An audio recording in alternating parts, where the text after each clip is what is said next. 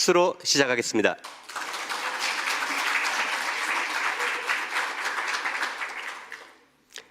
뜻깊은 광복 80년을 맞아서 행사들이 많은데 어제 폭우 그리고 최근에 무더위를 뚫고 참석해 주신 여러분 대단히 고맙습니다. 오늘 진행을 맡은 저는 코리아 국제평화포럼 이사장 류경환입니다. 반갑습니다. 저희들이 지난 반년 가까이 이 행사를 준비해 왔습니다. 오늘 심포지엄은 다극화 포럼을 비롯해서 30여 개 시민사회단체 그리고 9개 국회의원실이 주최 주관하고 있습니다. 먼저 본 심포지엄에 앞서 축사 말씀 몇 분 청해 듣겠습니다. 먼저 이홍정 자주통일평화연대 상임 대표장 모시겠습니다.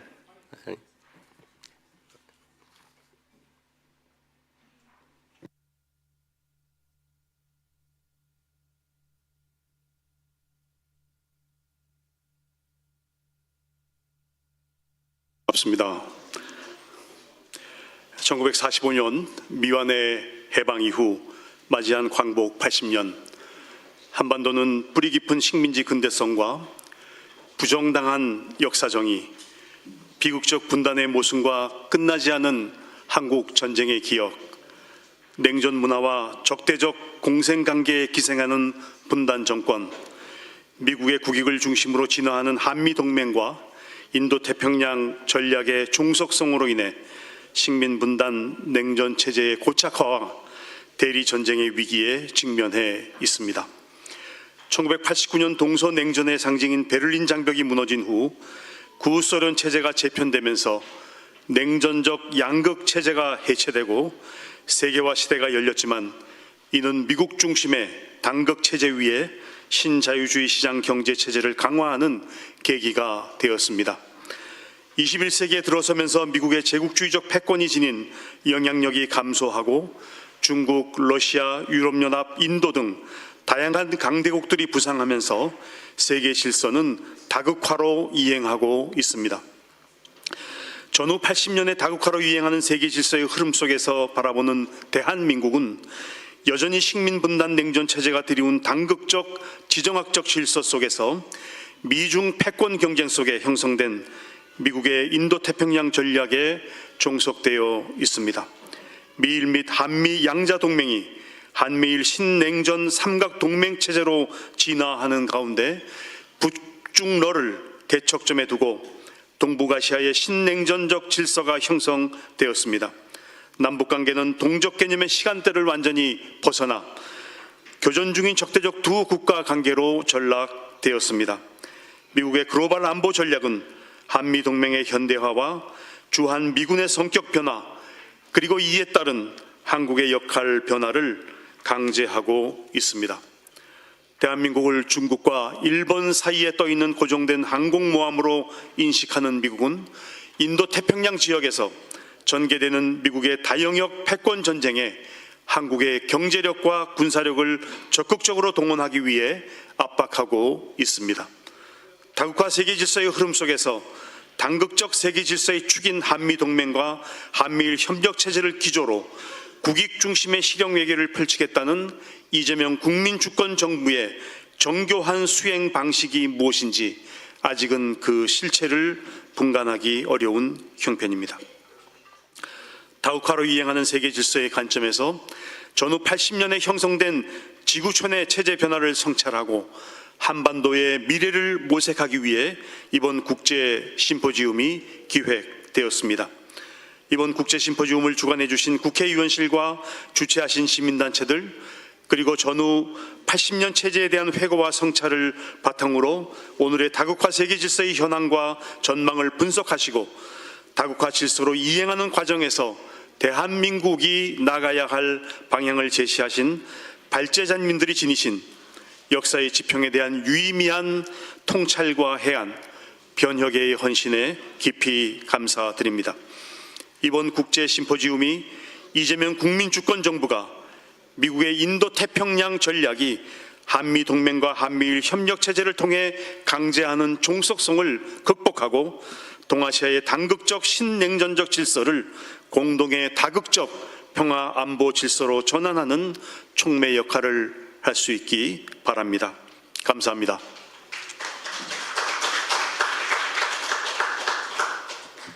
예, 이홍정 의장님 고맙습니다. 다음은 더불어민주당에서 몇 분 의원님 말씀 듣겠습니다. 김영호 의원님. 예.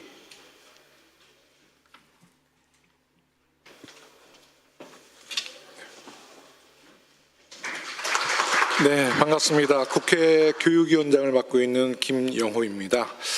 오늘 80년 세계 그리고 한국 국제 심포지엄에 큰 관심을 가지고 참석해 주신 여러분께 진심으로 감사드립니다.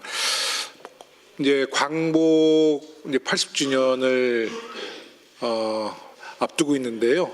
항상 이런 주제를 앞두고 있을 때 항상 가슴도 벅차오르고 가슴도 좀 먹먹해지고 좀 답답한 마음도 드는 것은 뭐 저뿐만 아니라 여기 오신 모든 분들이 같은 심정일 것 같습니다. 대한민국이 5,000년 역사 속에서 영광의 역사도 있었지만 우리가 순환의 역사를 통해서 정말 많은 우리 선조들이 피와 땀으로 5,000년 역사를 잘 지탱해 오신 이런 날, 또 광복절을 다시 한번 기억하면서 오늘 축사의 말씀을 좀 드리려 합니다. 올해는 2차 세계대전이 끝난 지 80년, 그리고 우리 민족이 일제로부터 해방된 지 80년 되는 뜻깊은 해이기도 합니다. 그동안 세계는 냉전과 분단, 전쟁과 평화를 거듭하며 오늘에 이르게 됐습니다. 하지만 여전히 세계에는 여러 갈등과 전쟁이 이어지고 있습니다. 최근에 많은 우리 국민들이 걱정하고 있는 인도와 파키스탄의 갈등, 또 이란과 이스라엘 등의 곳곳에서 지금 전개되고 있는 전쟁과 갈등 문제, 또 경제나 안보의 불균형도 사라지지 않고 있죠. 이런 국제 정세 속에서 한반도의 평화적 통일은 단순히 우리의 문제가 아니라 전 세계의 안정과 번영에 와도 연결되어 있다고 생각합니다. 그래서 우리는 지난 80년의 역사를 돌아보면서 앞으로 내다보는 긴 안목과 치밀한 계획을 세워야 합니다. 바로 오늘이 이 심포지엄을 통해서 그 시작이 될 것이라고 저는 생각합니다. 저 역시도 국회에서 외교 안보에 대한 관심을 많이 갖고 있습니다. 22대 국회 개원과 함께 한반도 중심 평화 네트워크라는 국회의원 연구단체를 발족해서 여러 국가 지도자들 또 주한 대사들을 만나면서 국제 정세에 대한 많은 정보를 공유하고 있습니다. 이제 오늘 이 자리도 매우 중요한 만큼 오늘 좋은 의견과 제안들이 실질적인 정책과 국제 협력으로 이어질 수 있도록 기대하면서 저 역시도 오늘 심포지엄에 대한 결과에 대해서 주목하면서 함께 응원하고 지지하도록 하겠습니다. 고맙습니다. 예, 김영호 의원님 고맙습니다. 다음 순서는 더불어민주당 박희승 의원 축사 말씀 듣겠습니다.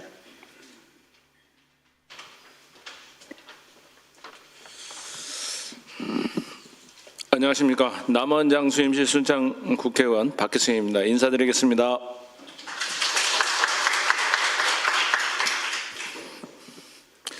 제가 최근에 법제사법위원회에 있다가 갑자기 국방위원회로 사보임이 돼서 지금 현재는 국방위원회 소속입니다.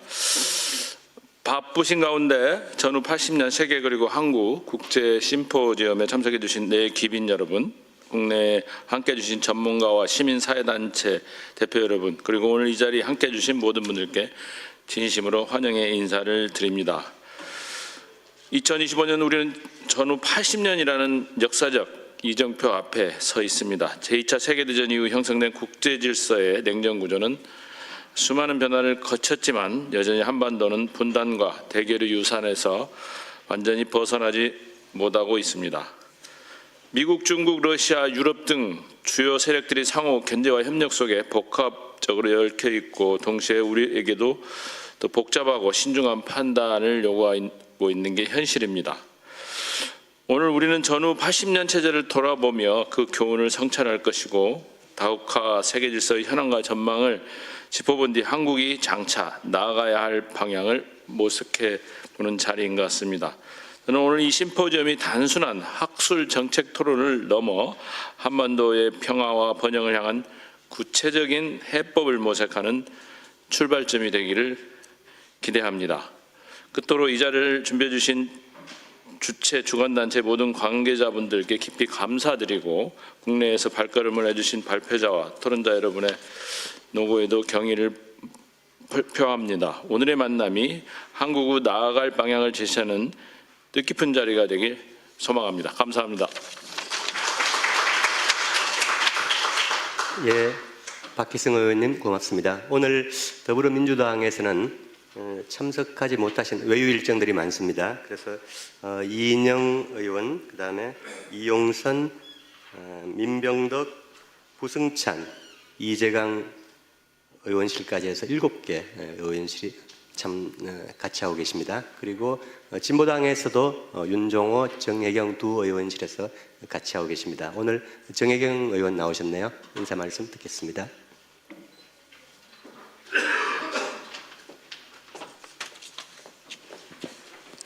예, 진보당 비정규직 노동자 국회의원입니다. 정혜경입니다.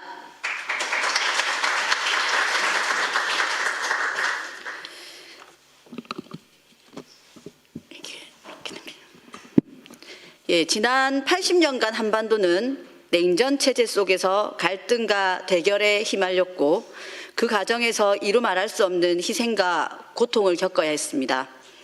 강복절은 이 상처를 딛고 새로운 빛, 새로운 미래를 우리의 힘으로 열겠다는 다짐의 날이기도 합니다. 강복절 80주년을 앞둔 오늘 의미 있는 심포지엄을 준비해 주신 분들께 진심으로 감사드립니다. 이번 국제심포지엄은 전후 80년 체제라는 세계사적 궤적을 돌아보고 다극화라는 새로운 흐름 속에서 한국의 미래를 고민하는 자리입니다. 트럼프의 막무가내 일방주의, 그에 맞서는 각국의 생존 전략들로 인해 세계 질서 다극화가 더욱 가속화되고 있습니다. 강대국 간의 전략 경쟁이 치열한 가운데 각국의 국익을 위한 셈법과 행보가 다변화되고 있고 기존의 동맹과 협력 구도도 흔들리고 있습니다. 한국 역시 빠르게 변화하고 있는 세계 질서 한복판에 놓여 있습니다. 지금이야말로 과거의 외교의 틀과 인식에서 벗어나 주도적인 외교 전략을 세워야 할 때입니다. 한국은 지금 미국의 중국, 러시아 견제 전략에 휘말리며 외교적 선택의 폭을 점점 좁아지고 있습니다.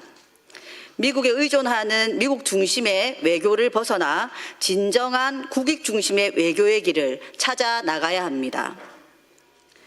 불평등한 한미동맹의 균열을 내는 것을 두려워할 때가 아니라 새로운 한미관계를 수립할 기회와 계기로 삼아야 합니다. 더 나아가 다극화 세계 질서 속에서 한반도의 동아시아 평화, 세계의 평화를 위한 책무가 우리에게 있음을 자각해야 합니다. 오늘 이 자리가 한국이 나아가야 할 길을 찾는 데 큰 도움이 될 것이라고 생각합니다. 여러분의 통찰과 비판, 제언을 새겨 듣고 국회의원의 역할과 책무를 깊이 고민하도록 하겠습니다. 감사합니다. 예, 정혜경 의원님 고맙습니다. 오늘 많은 분들이 오셨는데요. 시간 관계상 내빈 소개는 생략하도록 하겠습니다. 이제 본 심포지엄 시작하겠습니다. 오늘 6시까지 예정된 긴 시간 좌장은 이혜영 한신대 국제관계학부 교수님께서 맡아주시겠습니다. 저희 다극화 포럼 이사장이시기도 합니다. 오늘 귀중한 발표를 해주실 1, 2세션의 참석자분들 같이 모시겠습니다. 앞으로 나와주시죠. 큰 박수로 환영해 주십시오. 라디카 드사이 캐나다 마니토바 대학교 국제정치경제학 교수님, 루벤 카자리안 러시아 과학 아카데미 동방학연구소 연구원, 그리고 스위스에서 오신 피터 퀘니히 세계은행과 WHO 전 수석 이코노미스트이십니다. 세 분 앞으로 모시겠습니다. 자리 잡으시는 중에 한 가지 양해 말씀 드리겠습니다. 행사 준비 기간에 이란하고 이스라엘의 12일 전쟁이 갑자기 터졌죠. 그리고 또 여러 가지 신병과 여러 사정이 겹치면서 이란의 마란디 교수님, 그리고 세네갈의 이브라히마 지루 선생, 그리고 미국의 정기열 교수님, 엔서 전국연합의 브라이언 베커 대표가 직접 방한하지 못하고 이번에 영상과 줌으로 참가하게 되었습니다. 발표는 자료집으로 참고하시면 되겠습니다. 이제 본 심포지엄을 좌장 이현 교수님께 넘기겠습니다. 예, 여러분 반갑습니다. 사회를 맡은 이현 교수입니다.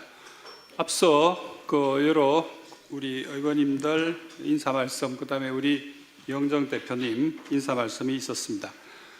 되풀이할 필요는 없다고 봅니다. 전후 80년, 해방 80년, 이제 한반도 정세가 기로에 섰다. 그리고 특히 한미 정상회담을 앞두고 있습니다. 이제 이 정상회담이 또 하나의 변곡점이 될지 귀추가 주목되는 이 순간에 해외 국내외 여러 전명한 논자들 그리고 필자들을 모시고 오늘 이 자리를 갖게 되었습니다. 준비는 꽤 오랫동안 했는데 혹시 미비한 점이 보이더라도 너그러이 살펴봐 주시고, 일단 우리 사회자께서도 진행자께서도 말씀하셨다시피 여러분들을 우리가 사실은 모시려고, 더 많은 분들 모시려고 했는데 아까 여러 가지 내외 사정으로 인해서 오시지 못한 분들도 적잖이 있고, 그분들의 말씀은 우리가 줌으로 혹은 녹화 영상으로 듣게 되시겠습니다. 그러면 시간 관계상 지금이 1시 반 정도이기 때문에 예정보다 한 15분 정도 현재 지체되어 있네요. 그렇기 때문에 일단 좀 속도감 있게 우리 발표를 진행하도록 하겠습니다. 여기 우선 이 자료집을 보시면은 1세션, 2세션, 그 다음에 휴식이 있고 3세션 이렇게 3개의 세션으로 분류가 되어 있습니다. 그 다음에 1세션과 2세션에 1세션에 3분의 발표, 2세션에 4분 그렇게 배치되어 있고 3세션에는 우리 국내 필자, 논자들 중심으로 3분의 발표가 예정되어 있습니다. 그럼 우선 여기 준비된 순서대로 자료집의 순서대로 진행을 하도록 하겠습니다. 우선 제 오른쪽에 더사이 교수님 계시고, 더 오른쪽에 패트 퀘니 수석 애널리스트 계시고, 우리 카짜리안 박사가 제 왼쪽에 계십니다. 우선 그러면은 더사이 교수님부터 청해서 이야기를 들어보도록 하겠습니다. Please.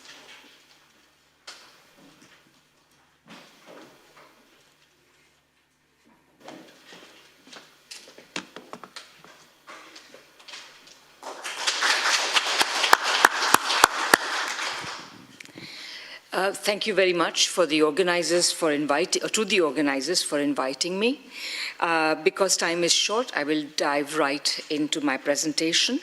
My title is The Post-War System and Its Frozen Conflicts, a Geopolitical Economy Perspective. In the early 1990s, as the Berlin Wall fell and the Soviet Union disintegrated, Erich Hobsbawm famously dubbed the 20th century the short 20th century. The contest between capitalism and communism that defined it had lasted only from the First World War, which incubated the Bolshevik Revolution, and the fall of the Berlin Wall. However, the verdict has not worn very well. Less than 2 decades later, a new confrontation between capitalism and socialism has come to dominate world affairs. Hobsbawm's verdict in retrospect appears to have been a creature of the hubristic end of history zeitgeist of that historical moment.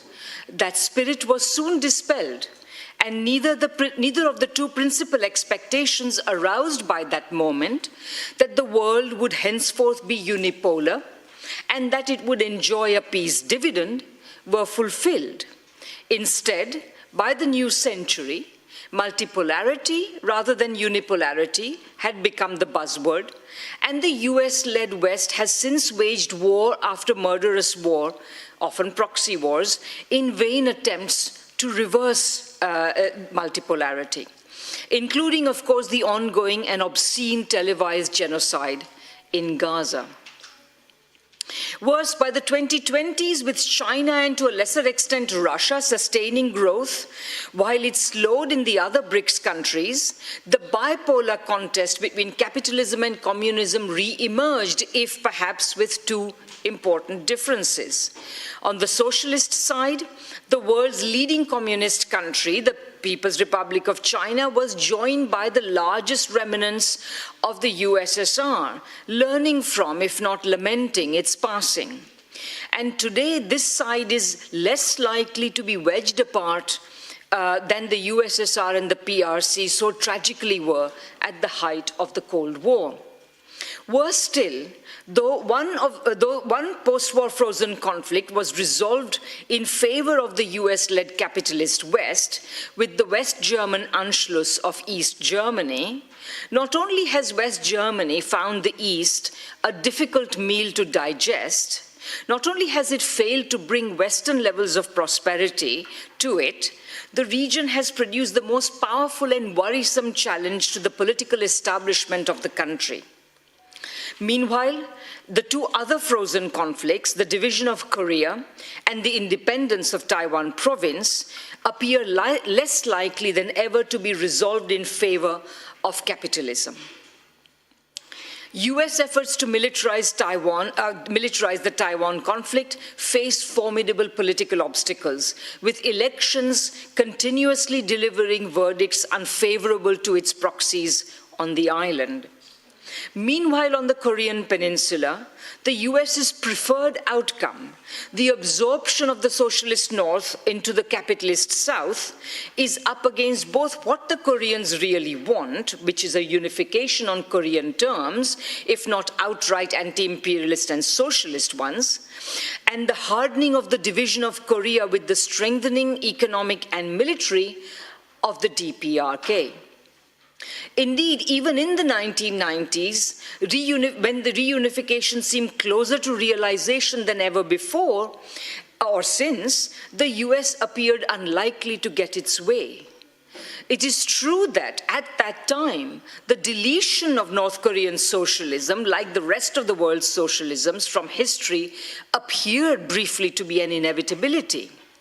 The US seemed to be on a roll with its globalization project of opening up the second or communist world and the third or developing world to its capital and corporations. The North was writhing under the effects of the loss of Soviet support and floods that had devastated its harvests, bringing its economic system to its nadir. At this time, moreover, the North still faced formidable developmental obstacles, and China had just established diplomatic relations with South Korea. However, while these developments may have shaken the North's socialist resolve, they had not destroyed it. Meanwhile, the South's vassalage was about to mete out more hard lessons. The Republic had turned to democracy after decades of repressive industrialization, making it the cat's paw of US anti-communism in Asia. It appeared poised to become a poster child of the globalist propaganda about the capitalism-democracy bond. However, it was a weak and middle-class-led democratization and was soon severely tested.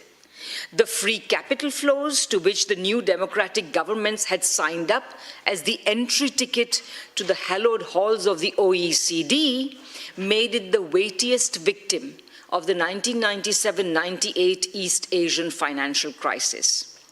As the US and Western capital bought up choice corporations built with so much blood, sweat, and tears at bargain basement prices, South Koreans noted in enforced sobriety how their vassalage, rather than disappearing, had intensified.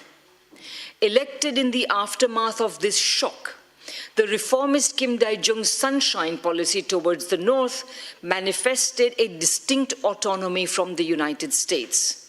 Its goals were confined to peaceful coexistence, and reunification, whenever it came, was to be on Korean terms.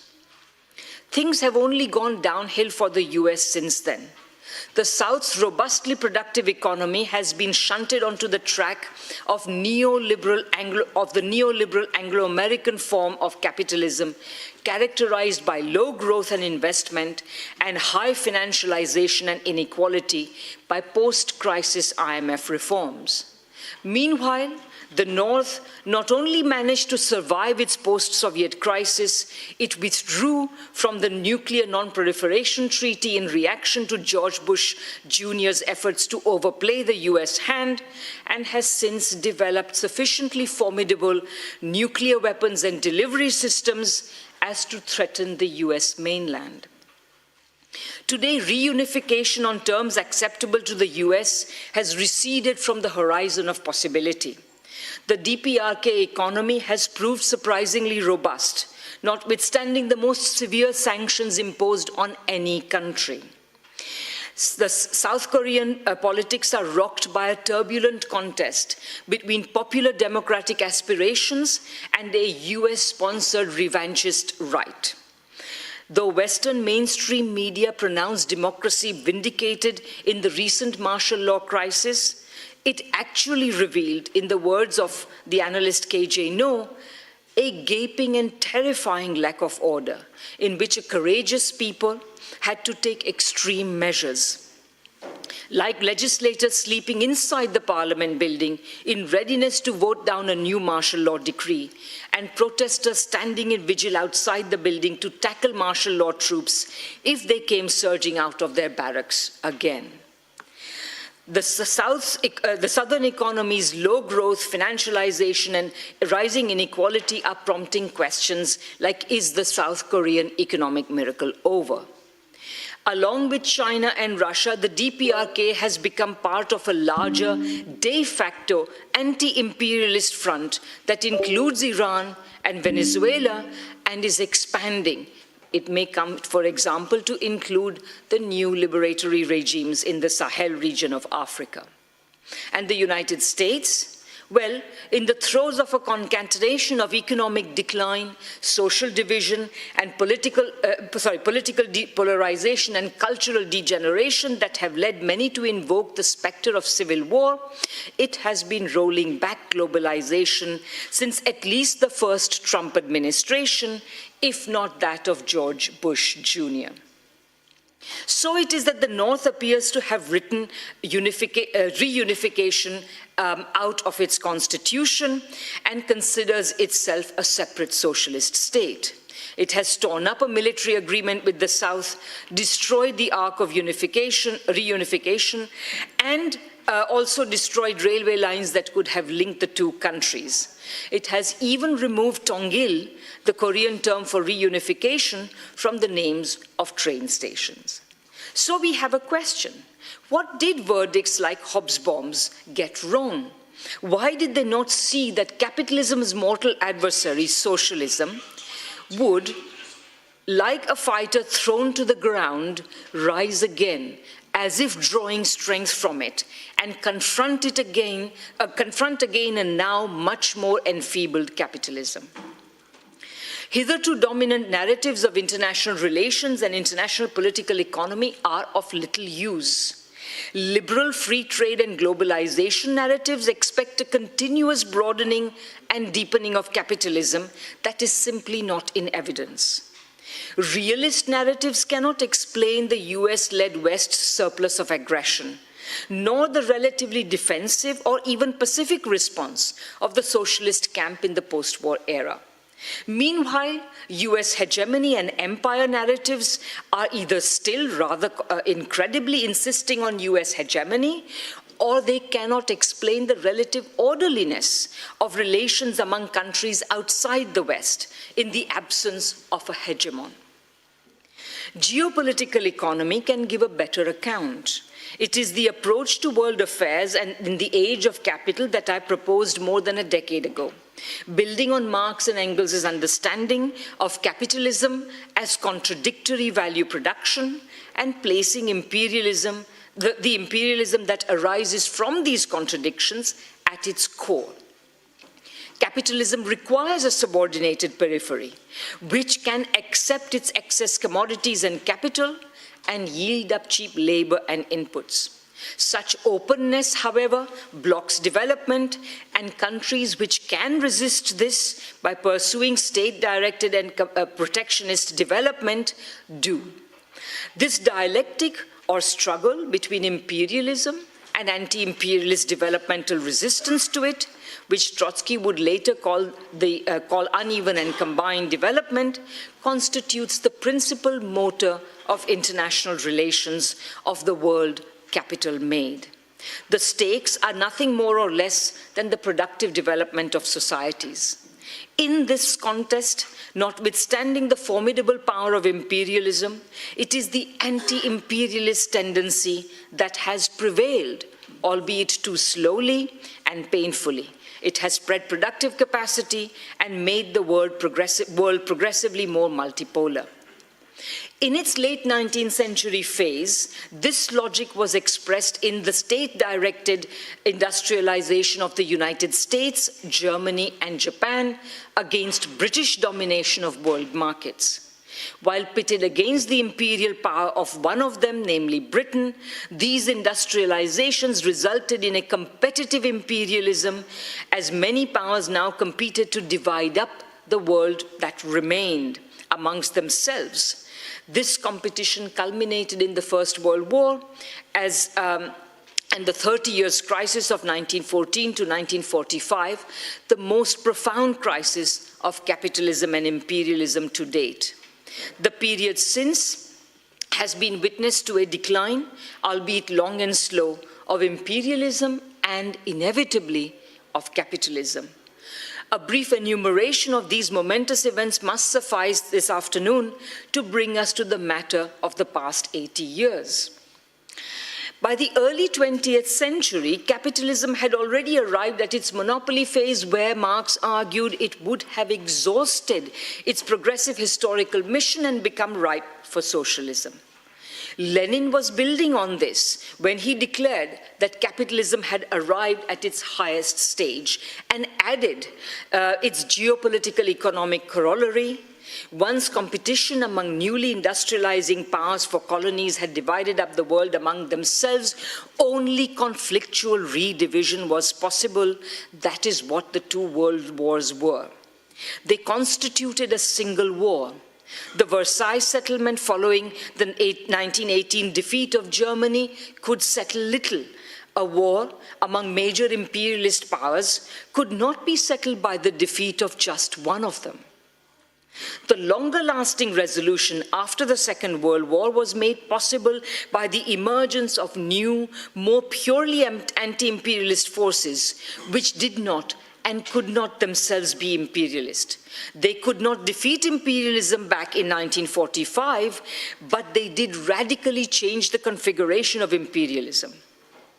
If it could have had its way, Britain would have settled for a regional world order in which imperial powers, initially excluding Germany and Japan, would retreat into their empires, avoiding destructive war on the model of the relatively pacific and cooperative scramble for Africa, while intensifying their exploitation of their colonies.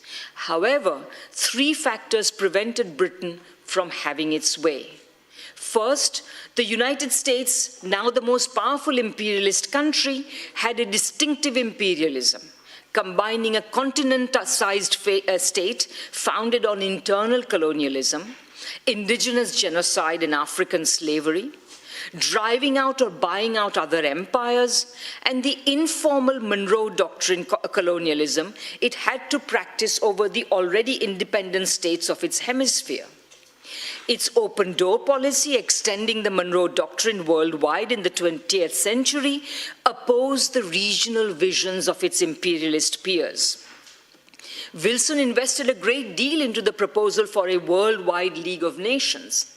It had failed as much because of its legalism as because the United States was simply not yet powerful enough to impose US order on the rest of the world. It would never be.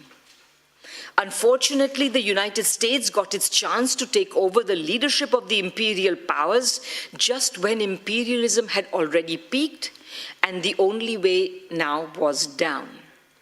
Secondly, with capitalism past its peak, and the imperial option no longer available to new developers, socialism now took center stage. The 30 Years' crisis was not only bookended by the two greatest socialist revolutions, but ended with the socialist world stretching from Prague to Pyongyang. Henceforth, it would be the only effective way to development. Barring South Korea and Taiwan, which developed as vassals to the United States, no substantial development has been possible since 1914, except under socialist auspices. Finally, witness to the defeat of the imperial powers hitherto regarded as invincible, forced to contribute to the imperial war efforts and demanding a quid pro quo, and having suffered the myriad ills of colonialism, national liberation movements raised the costs of colonialism sufficiently high so as to make post-war decolonization inevitable. It also helped that by the time formal and informal colonies had become so impoverished, inter-imperial competition for markets so acute, and imperial control so weakened as to be unable to prevent at least limited colonial industrialization, and colonies therefore became worth very little as markets and investment outlets. So amid the 30 Years' crisis, the legitimacy of capitalism plummeted to historic lows, and leading intellectuals, I'm thinking particularly of John Maynard Keynes and Karl Polanyi, for example, hoped for a decisive turn to some sort of socialism after the war. While this expectation was not entirely fulfilled, it was not entirely disappointed either. Not only did vast swathes of the world's territories and populations come to be ruled by communist parties committed to building socialism, not only did newly independent countries embark on distinctly left-leaning development projects, the homelands of capitalism had to reform capitalism in ways that, as Hobsbawm himself put it, would previously have been dismissed as socialist. The result was that much as the United States wished to oppose the regionalization of the world economy, the needs of its war-ravaged imperialist peers, the existence of socialist countries, and the emergence of developing countries enforced such a regionalization. Rather than a world economy open to itself, it had to settle for presiding over one fractured by socialism, nationalism, and welfarist capitalisms. This fracturing supported state-directed development and powered the robust post-war golden age of growth. So now we come to the past 80 years. It has recently become fashionable to deride the post-war order and the United Nations. The United Nations, we are told, is just a warmed-up League of Nations stained with the League's imperialism. It only forsook its legalism for a pragmatic compromise with great power politics, symbolized by the provision for 5 permanent members of the Security Council and their vetoes. However, geopolitical economy yields a different understanding. While the League was an instrument for the management of inter-imperial relations, the horizontal or inter-capitalist axis of the geopolitical economy of capital, the United Nations has been shaped by its vertical axis, the struggle between the imperial system and its opponents that had become the dominant one after the Second World War, much to the chagrin of the imperialist powers.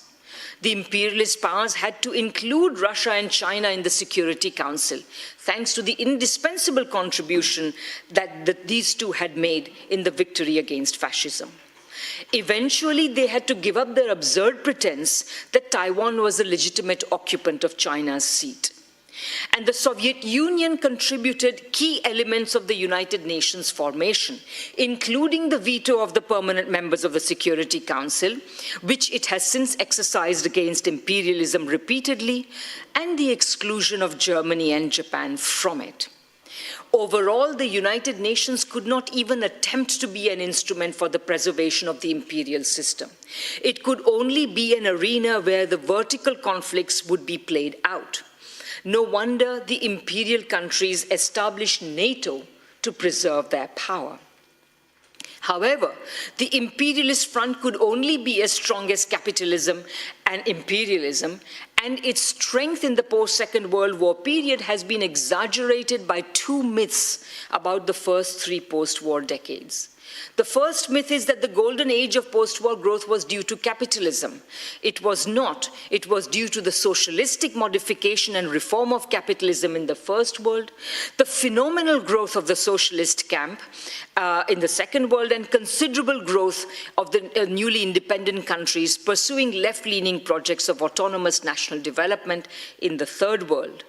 That, after almost 5 decades of neoliberalism, which progressively unshackled capitalism from socialistic regulation, obligation, and taxation, a senile monopoly capitalism has only low growth and investment and high inequality and financialization to show for itself underlines this point. Secondly, contrary to the assumption that the United States was hegemonic in these decades, it failed to create a world economy open to its capital and corporations, the needs and demands of its fellow imperialist powers. The existence of the communist bloc and the political assertion of the Third World prevented it. Militarily, the US lost major wars in Korea and Vietnam and had to give up the arms race and pursue détente with the Soviet Union.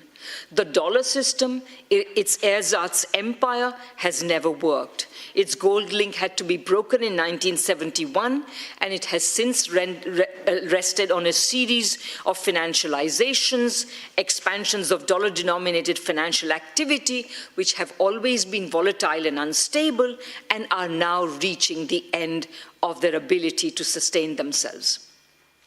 Since the Golden Age, the political economy of the neoliberal decades has cast the neoliberal societies, led by the US and UK, into irreversible decline. Economic weakness has inevitably translated into military weakness.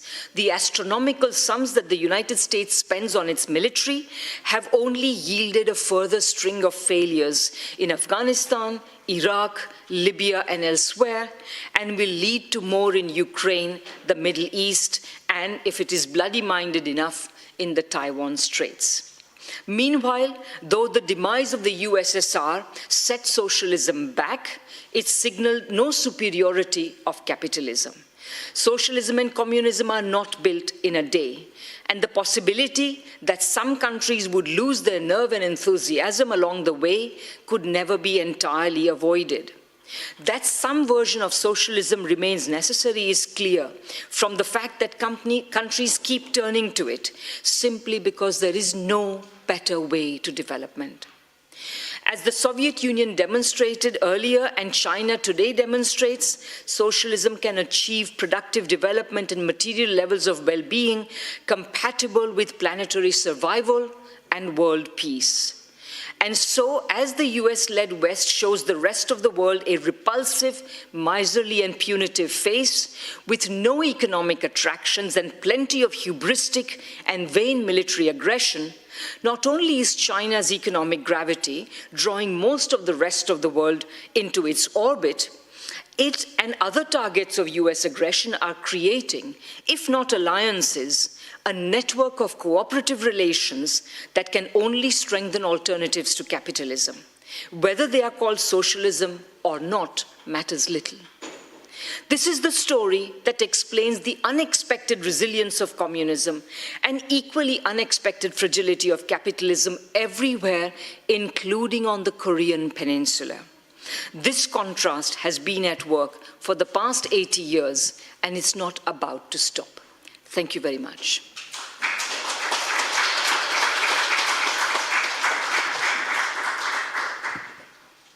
네, 땡큐. 네, 감사합니다. 우리 드사이 교수님, 지정치경제학이라고 여러분 익숙지 않은 분들도 있을 텐데 아무튼 굉장히 재미난 관점에서 말씀을 해주셨습니다. 일단 베크 영상으로 지금 브라이언 베크 미국 앤서 전 대표신 어디 영상이 어디로 준비됐나요?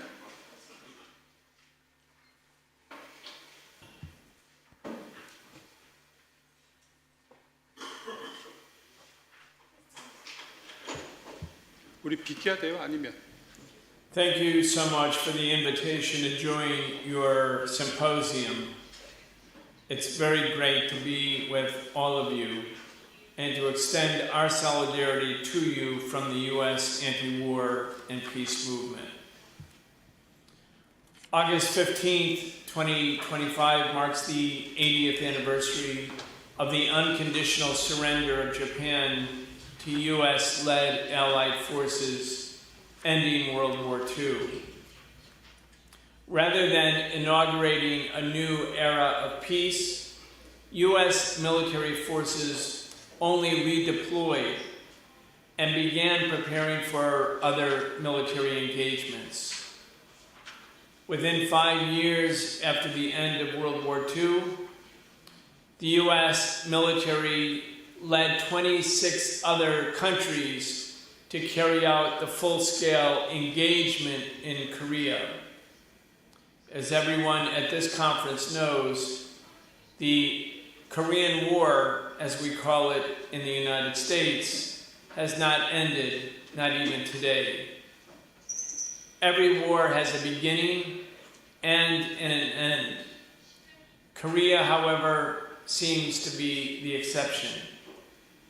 The Korean War began in June 1950, but it has never ended. Even today, the U.S. government refuses to sign a peace treaty formally and legally ending the war that began so long ago. There are a series of complex and at times contradictory reasons for U.S. policy towards Korea. But today we can say without hesitation that the United States seeks to maintain an active conflict, or at least the threat of an active conflict, on the Korean Peninsula, and for a very particular set of reasons. The first reason is, of course, that the United States seeks to maintain domination over the southern half of the Korean Peninsula. And to that end, it requires a pretext to maintain tens of thousands of U.S. military forces inside of South Korea. Military forces that function as an occupying force, and a military force that gives the United States primary control over South Korea, making the concept of sovereignty and independence in the southern half of Korea something of a fiction.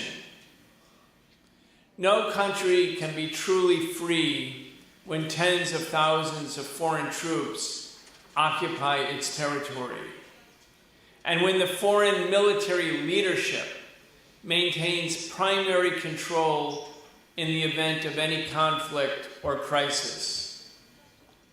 The United States maintains that kind of occupying force, it pretends it does so to protect and defend the Korean people. The second reason for the U.S. military preparation for war and maintaining an active conflict in the Korean Peninsula is to cynically use the notion of conflict in Korea as a pretext to position vast quantities of U.S. Air Force and naval assets into the Pacific region. When President Obama announced the U.S. pivot to Asia in 2011, it was somewhat vague in terms of what he actually meant. But by 2020, 9 years later, we could see that the United States had pledged to and was repositioning more than 60% of its U.S. air and naval assets into the Pacific region. In the case of this second motivation for maintaining an active conflict or the threat of active conflict, this goal has little to do with Korea and everything to do with U.S. preparation for a major war with the People's Republic of China. When we call this policy cynical, we really mean it. The U.S. is pretending, as I said, to care about the fate of the Korean people, but it really sees Korea today as nothing more than a pawn on a geostrategic chessboard. In 2018, the Pentagon formally restructured its military doctrine and strategy in its quadrennial report. The new doctrine replaces the so-called war on terrorism as the Pentagon's primary focus. The new doctrine states that major power conflict will be and is today a strategic priority and focus of the Pentagon, which includes all of its contingency planning, all of its deployments of naval, land, and air forces, and also for Pentagon budgeting.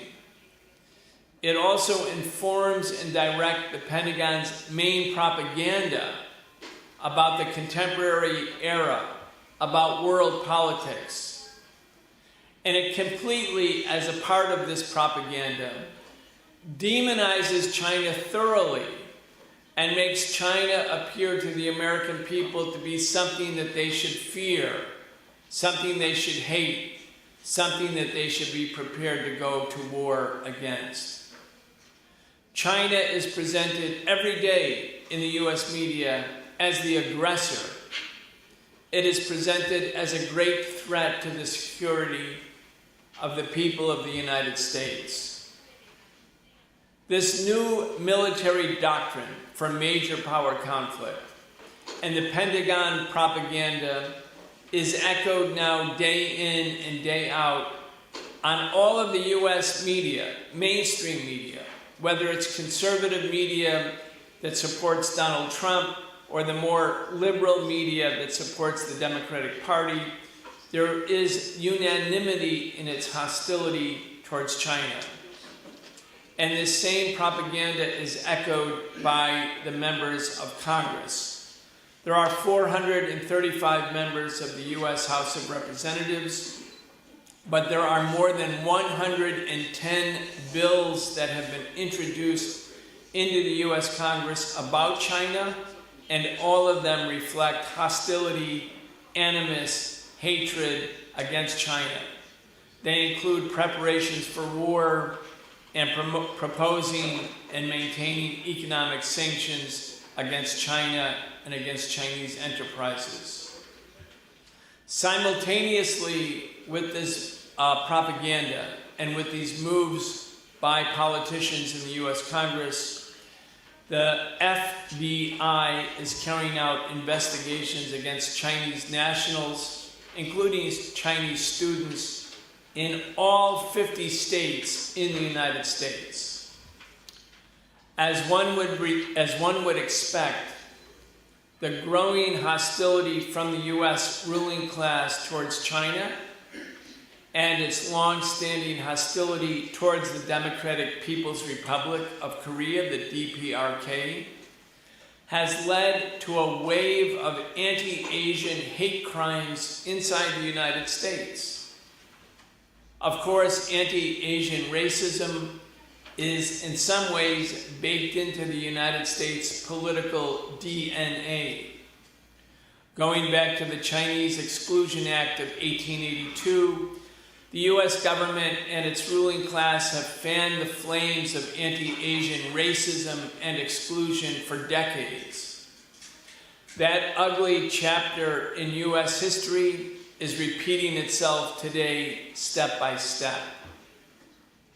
For those of us in the U.S. anti-war movement and for those of us who have been in solidarity with the Korean people during the past decades, we consider it to be a special responsibility to build an even more powerful anti-war movement inside the United States that demands today that the United States military forces leave South Korea, that the United States government sign a peace treaty with the DPRK, that the United States bring the Korean War to an end at last, and to stand in solidarity as we do as part of a global movement that has emerged that also on an international level shows its support for the nonstop, enduring struggle of the people in South Korea to win democracy, to win self-determination,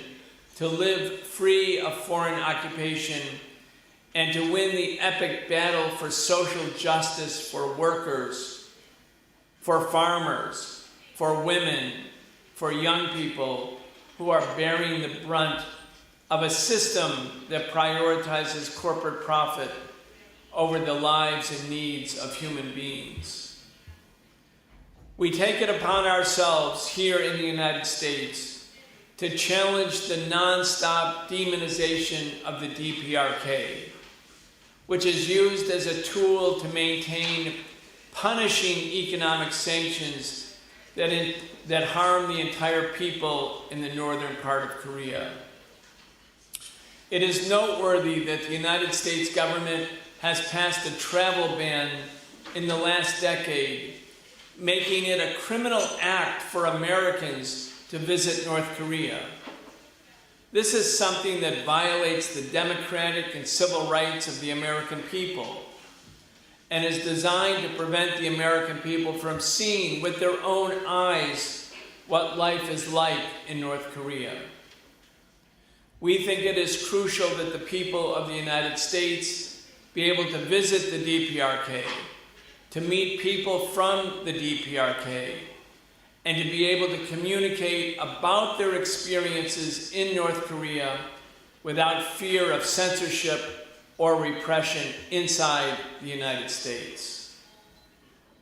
Since the end of World War II 80 years ago, the United States has used military invasions, occupations, and economic sanctions against the DPRK, against Cuba, against Venezuela, against China, and against all of the countries that have sought to take a different path, an independent path, so that they can be true masters of their own destiny. We stand in solidarity with your conference. We demand that the United States leave South Korea and that it sign a peace treaty right now with North Korea. We say to all of you that we hope for the great success of your conference.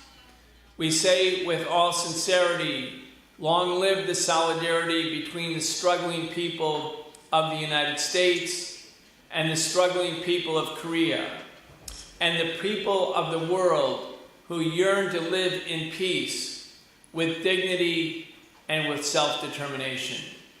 Thank you so much. We wish you the very best in your deliberations.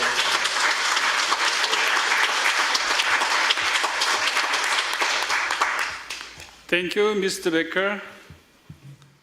여기 ANSWER라고 하는 단체는 그 Act Now to Stop War and Racism의 약자입니다. 미국의 주요 도시의 지부를 가지고 있는 매우 영향력이 있는 반전 평화운동 단체라고 보시면 됩니다. 예, 그 사이에 두 분 의원이 오셨는데 잠깐 요 1세션을 하나 더 마무리하고 잠깐 소개 말씀드리는 게 맞을 것 같습니다.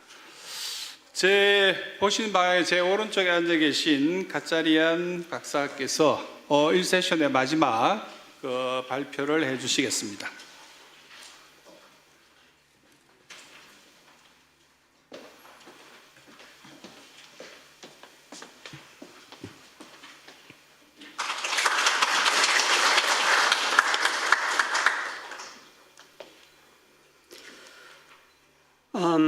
First of all, let me thank the organizers of this conference for this possibility to stand on this stage and deliver my thought and share them with you. And secondly, of course, let me congratulate all of you and all of us with the forthcoming date of huge importance of this date for Koreans on both sides of peninsula and for a lot of nations around the world, the Liberation Day of Korea. So this year marks not only the anniversary, the 80th anniversary of the Soviet Union's Great Patriotic War, which ended in the defeat of Nazi Germany, the Second World War, which ended in the defeat of Japanese militarism. These victories also mark the way to the liberation of Korea, which also marks the 80th anniversary. However, the moment Korea gained independence actually marked the beginning of a new dramatic era for the history of Korea, the era of division. This division that emerged in the middle of the last century during the post-war rebuilding of the world was consolidated after Korean War. It was maintained during the Cold War, survived its end and remains to this date, being a constant source of tension on the peninsula and in the region of Northeast Asia. This division still largely determines many phenomena in the domestic political life of two Korean states. Traditionally, we distinguish both external and internal factors among the reasons for the division of Korea. The confrontation between two global socio-political systems represented by the United States and the USSR, as well as their allies and satellites, is considered as the external factor. The internal factor includes the political struggle between various ideological trends within Korean society, mainly between left and right-wing forces. In a sense, both factors stemmed from the fact that at the beginning of the 20th century, a new, fundamentally different model of social, political, and economic development emerged, and by the middle of the century it had become significantly stronger, which challenged the capitalist system of the advanced Western countries. The number of adherents of this model of development for the future of Korea had steadily increased, and according to some reports, a significant proportion of countries' population expressed support for this system or sympathized with the communist idea by the time of the liberation of Korea. Although neither Moscow nor Washington had any clear intentions to divide Korea at the beginning of the post-war period, the rapid strengthening of the Soviet Union's position in the world, caused by its significant achievements in state building and victory in World War II, created the threat of spread of socialist ideology on a global level. The need to deter the spread of this ideology led to the transformation of allied relations between the two powers into an antagonistic confrontation almost immediately after the end of the hostilities. The decision of the future of the independent Korea coincided with the beginning of a cooling of relations between the Soviet Union and the United States of America. Despite the fact that Winston Churchill's Fulton speech delivered in March 1946 is generally considered the starting point of the Cold War, it should be noted that problems in Soviet-American relations arose much earlier. In the first months of the joint occupation of Korean Peninsula preceding the Moscow Conference in December 1949, the Soviet and American military administration were forced to quickly solve many tasks of restoring normal life in the territories that they controlled. It is well known that from the very beginning of their presence on the Korean territory, the Soviet and American military authorities acted differently and sometimes completely opposite ways. In the absence of a single coordinated plan of action between the parties, both the Soviet and American occupation administrations were forced to rely on political forces that demonstrated loyalty to them. This contributed to the consolidation of opposing domestic political forces in the two parts of the peninsula, and as Soviet-American relations worsened, it became a stable trend. Without going into detailed analysis of subsequent developments, it is necessary to emphasize the strengthening effect that the external influence of the opposing sides had on the ideologically polarized Korean society. The process of Korea's division is a complex and multifaceted phenomenon covering a rather small period of time. The Korean political actors involved in this process have undergone a complex evolutionary path in which their actions contributed to the deepening of antagonism between the two parts of the Korean peninsula, which ultimately led to the formation of two independent states. So this short historical period was characterized by a lack of willingness to reach consensus, a desire for dialogue with the opposite side, and compromises to work out a mutually acceptable solution. In most cases, the political forces of Korea followed the either-or principle, which led to sharp conflicts when rejecting certain ideas and programs. Individual initiative to put forward compromise proposal, as a rule, faced resistance from both right-wing and left-wing participants, which was interpreted as betrayal. So let me highlight at least these three key factors that played a decisive role in the division of Korea. First, increased bloc polarization characterized by the formation of stable geopolitical alliances and opposing coalitions. Second, the Korean Peninsula as the epicenter of such confrontation where the interests of world's leading powers collide in an acute form. And third, a high level of domestic political polarization manifested in growing fracturing in public opinion and political alliance on key issues on domestic and foreign policy. If we fast forward to today and review the current domestic and foreign policy situation of the Republic of Korea, we will see something very similar in a number of ways. Today, the world is obviously moving towards a new stage of global confrontation. The situation is characterized by high dynamics of events taking place in various regions of the planet. It should be noted that the current development trends are clearly negative. The loss of the unipolar world system leads to the formation of new centers of influence around which groups of states are forming, united by common interests and significant trade and economic ties. These processes are also reflected in the situation around the Korean Peninsula. This sub-region, which has a strategic importance due to its geopolitical location, is becoming one of the arenas of intense confrontation between key world powers. The antagonistic nature of the interaction between the main actors here is becoming more pronounced, which inevitably excludes the possibility of maintaining neutrality in the future.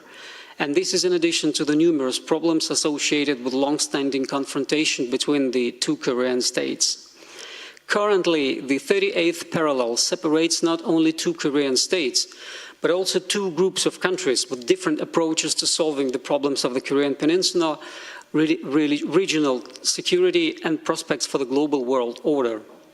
In recent years, there had been a significant deterioration in political and diplomatic interaction between states, which is accompanied by extremely low efficiency of the mechanisms of international organizations in resolving escalating conflicts. The triangles familiar from the Cold War era are emerging more and more clearly around the Korean Peninsula: the United States, Japan, South Korea, and China, Russia, and the DPRK. And it should be noted that these groups of countries currently do not form an appropriate military political structures. But this situation is not static and obviously continues to evolve further. The foreign policy relations of the Republic of Korea with key states in the region also demonstrate a gradual transformation within the logic of the bloc confrontation. In the decade of 2000 and 2010, Seoul's policy was relatively balanced in relations with China, United States, Russia, and Japan. Relations with China began to deteriorate in 2017 and with Russia in 2022. At the same time, the strengthening of the US-South Korea-Japan military political alliance reinforces this imbalance.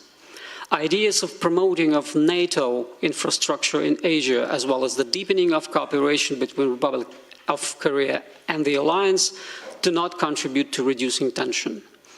The Republic of Korea has already been subjected to a complex pressure from the North Atlantic Treaty Organization, the United States of America, and a number of European countries, which strongly recommends Seoul to take a more principled position on the issue of Russian-Ukrainian conflict. As for the domestic political situation in the Republic of Korea, there is also a tendency towards social polarization, as demonstrated by a recent political crisis. The main political actor, the right or conservatives, was rooted in the very process of the formation of the Republic of Korea in 1948, when two opposing states emerged on either side of the 38th parallel, each of which claimed the status of the only legitimate state entity on the entire territory of the peninsula. After the end of the Korean War, hostility towards the North and anti-communism finally became the central element of the political platform of South Korea's ruling circles.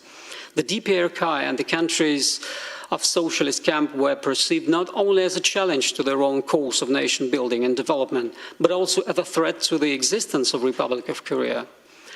Despite ongoing fractional struggles, scandals, splits, and unifications, the South Korean ruling class remained fundamentally unchanged. However, already during the presidency of Syngman Rhee, or Lee Syngman, and the subsequent years, alternative concepts gradually emerged in South Korean society aimed at solving the problem of the division of the unified state and finding possible ways to overcome it. The opposition political forces of the Republic of Korea, reacting to the tough and irreconcilable line of the ruling elite, rejected the confrontational rhetoric regarding the DPRK. As an alternative, they proposed the concept of dialogue as a fundamental instrument for finding peaceful ways to reunify the country. This approach represented a counter-discourse aimed at de-escalating tensions and stimulating constructive interaction between the two parts of the Korean Peninsula. The implementation of the Sunshine Policy strategy and the effective overcoming of consequences of the Asian financial crisis contributed to the broad support and the direction of the state development alternative to the previously dominant approaches. Thus, two dominant trends can be distinguished in the political spectrum of the Republic of Korea today: conservative and democratic. Conservatives, representing the right wing of political discourse, focus on strategic partnership with the United States of America, ensuring national security and promotion the principle of globalization in market economy. In the context of inter-Korean relations, they take a tough stance towards the DPRK, which is due to their commitment to the principles of left-wing deterrence and strengthening the country's defense capability. Democrats or center-leftists advocate the expansion of social programs and active state participation in social protection of the population. In inter-Korean relations, they prefer dialogue and diplomatic methods of conflict resolution. Democrats traditionally emphasize the need to form a more independent, balanced and autonomous foreign policy, which reflects their desire to diversify international relations and reduce dependence on the United States. In the context of worsening international and domestic political situation, there is a tendency towards the transformation of legitimate forms of political struggle towards authoritarian and more aggressive methods. Signs of a new divide in South Korean society are manifested in the deepening contradictions between various social and political groups, which could lead to destabilization of the political system. South Korean society is facing the need to implement a comprehensive de-escalation policy, reduce the level of confrontation sentiments, strengthen inter-societal ties, and create conditions for constructive dialogue between various political and social groups. The internal political crisis in South Korea in the winter of 24 and 25, caused by President Yoon Suk-yeol's attempt to impose martial law in the country, reveal these well-known diseases of the Korean society stemming from the period of the formation of the division on the peninsula and the emergence of two Korean states. At that time, in addition to external factors, the divide was based on the ideological prerequisites for choosing fundamentally different ways of further social economic development. Today, the echoes of the same differences are manifested in the artificial polarization of public opinion regarding the direction of domestic political development, as well as issues of building relations with neighbor countries, which in the future can seriously destabilize the social balance in the country. The division of unified Korea in the second half of the 1940s largely occurred due to the irreconcilability among the opposing political groups of the Koreans themselves. But even today, the ability of society to resolve internal contradictions independently and peacefully is the foundation of a stable future. In general, this time South Korea has coped with the task of restoring democracy in December 24, but alarming trends persist. So the purpose of my report is not to directly compare the events that took place 80 years ago with modern realities. It is more important to identify mechanisms and patterns of social historical development, taking into account specific features. To a large extent, both in the past and in the present, Korean society faces similar problems and challenges. It is obvious that the current situation is largely due to the unresolved problems of the past. So summing up, I would like to highlight three aspects that require close attention. First, the Republic of Korea faces the need to ensure continued sustainable economic growth.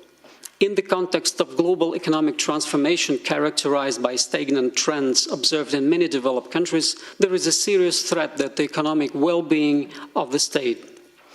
Secondly, there is an increasing polarization of opinion in South Korean society regarding the direction of further development and the role of the Republic of Korea in the region of Northeastern Asia and the international arena. In the context of the deglobalization process and increasing geopolitical tensions, it is difficult to reach a public consensus on strategically important issues. Third, the North Korea issue remains relevant and has a significant impact on the overall situation in the region, as well as on the domestic political agenda in the Republic of Korea. Much will depend on how relations with Pyongyang are built, both in the domestic, political and economic perspective for South Korea. The existing division of the Korean Peninsula requires for development of new mechanisms for normalizing interaction between the two countries. It is of serious concern that the factors mentioned above, which played a decisive role in the division of Korea in mid-40s of last century, are now being traced again both inside and outside Korea. And this situation is not static. The dynamics of its development is quite significant and tends to further aggravate. These challenges require careful consideration. Thank you very much.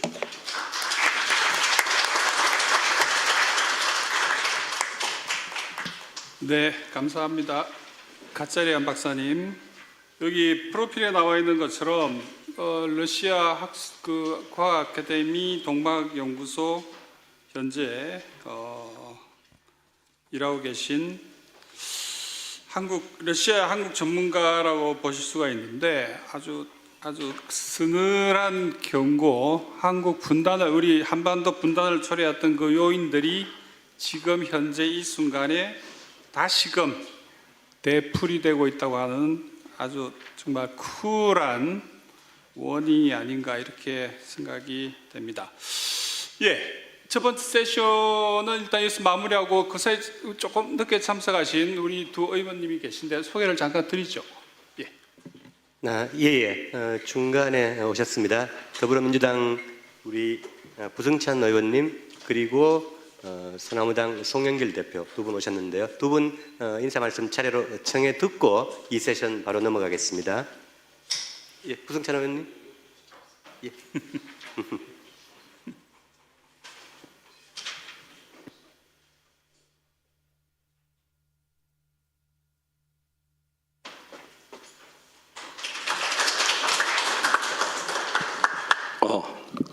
예, 안녕하십니까. 더불어민주당 국방위원회 간사를 맡고 있는 부승찬입니다. 아무래도 상임위가 국방이다 보니까 과연 구조와 평화에 대해서 얼마나 좋은 얘기를 할지 모르겠습니다만은 의미 있는 심포지엄이 아닌가 싶습니다. 지난해에도 참석을 했는데 그때는 규모가 좀 적었던 걸로 기억하는데 오늘 또 국제적인 또 명성 있는 학자분들이 참석해 주셔서 세계 평화 그리고 한반도 평화에 상당한 재언을 할 것으로 알고 있습니다. 단순히 재언에 그치지 않고 그리고 실질적인 정책으로 이어지기를 바라고요. 몇 말씀 드리면 사실은 참 1648년 베스트팔란 조약에 따라서 주권국가 개념이 확립이 되고 그리고 매 전쟁, 나폴레옹 전쟁 이후의 구조부터 유럽 협조 체제부터 시작을 해서 빈 체제 그리고 샌프란시스코 강화 조약 체제 구조가 어찌 보면 국제 평화를 결정했다고 해도 과언이 아닙니다. 그동안은 이제 구조라는 개념의 힘의 논리에 의해서 세계 평화가 유지되고 그 평화가 실질적인 평화라기보다는 정지된 전쟁, 멈춰선 전쟁으로 설명이 되기도 하는데요. 지금은 또 새로운 구조를 맞이하고 있습니다. 여러분들 아시겠지만 다극화라는 기존에 경험하지 못했던 그동안은 강대국에 의해서 유지되었던 그런 구조가 다른 형태를 띠고 있습니다.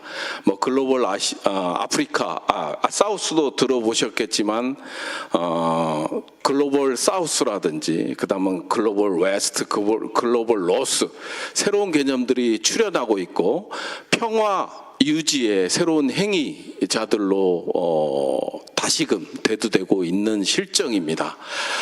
과거에 어떤 프랑스, 유럽 열강이라든지 그 다음에 미소 경쟁이라든지 그리고 미국의 일극 체제에서 또 다시금 이제 다극화 체제로 진입하고 있는 그런 실정입니다. 그런 과정 속에서 한반도 평화는 어떻게 지켜야 되는지 그런 점에서 이번 국제 포럼은 상당히 의미 있다고 생각하고요. 많이들 배워가시고 그리고 한반도 평화에 여기 계신 모든 분들이 기여해 주시기를 바라겠습니다. 다시 한번 국제 심포지엄 개최를 진심으로 축하드립니다. 감사합니다.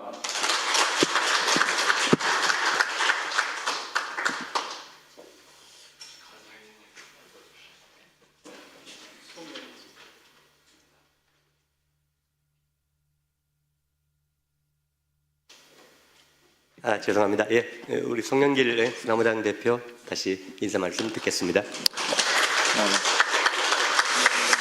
감사합니다. 다우카 포럼에서 이렇게 귀한 세미나를 하게 돼서 저희 소나무당도 참여를 했습니다. 주최로. 올해가 분단 80주년.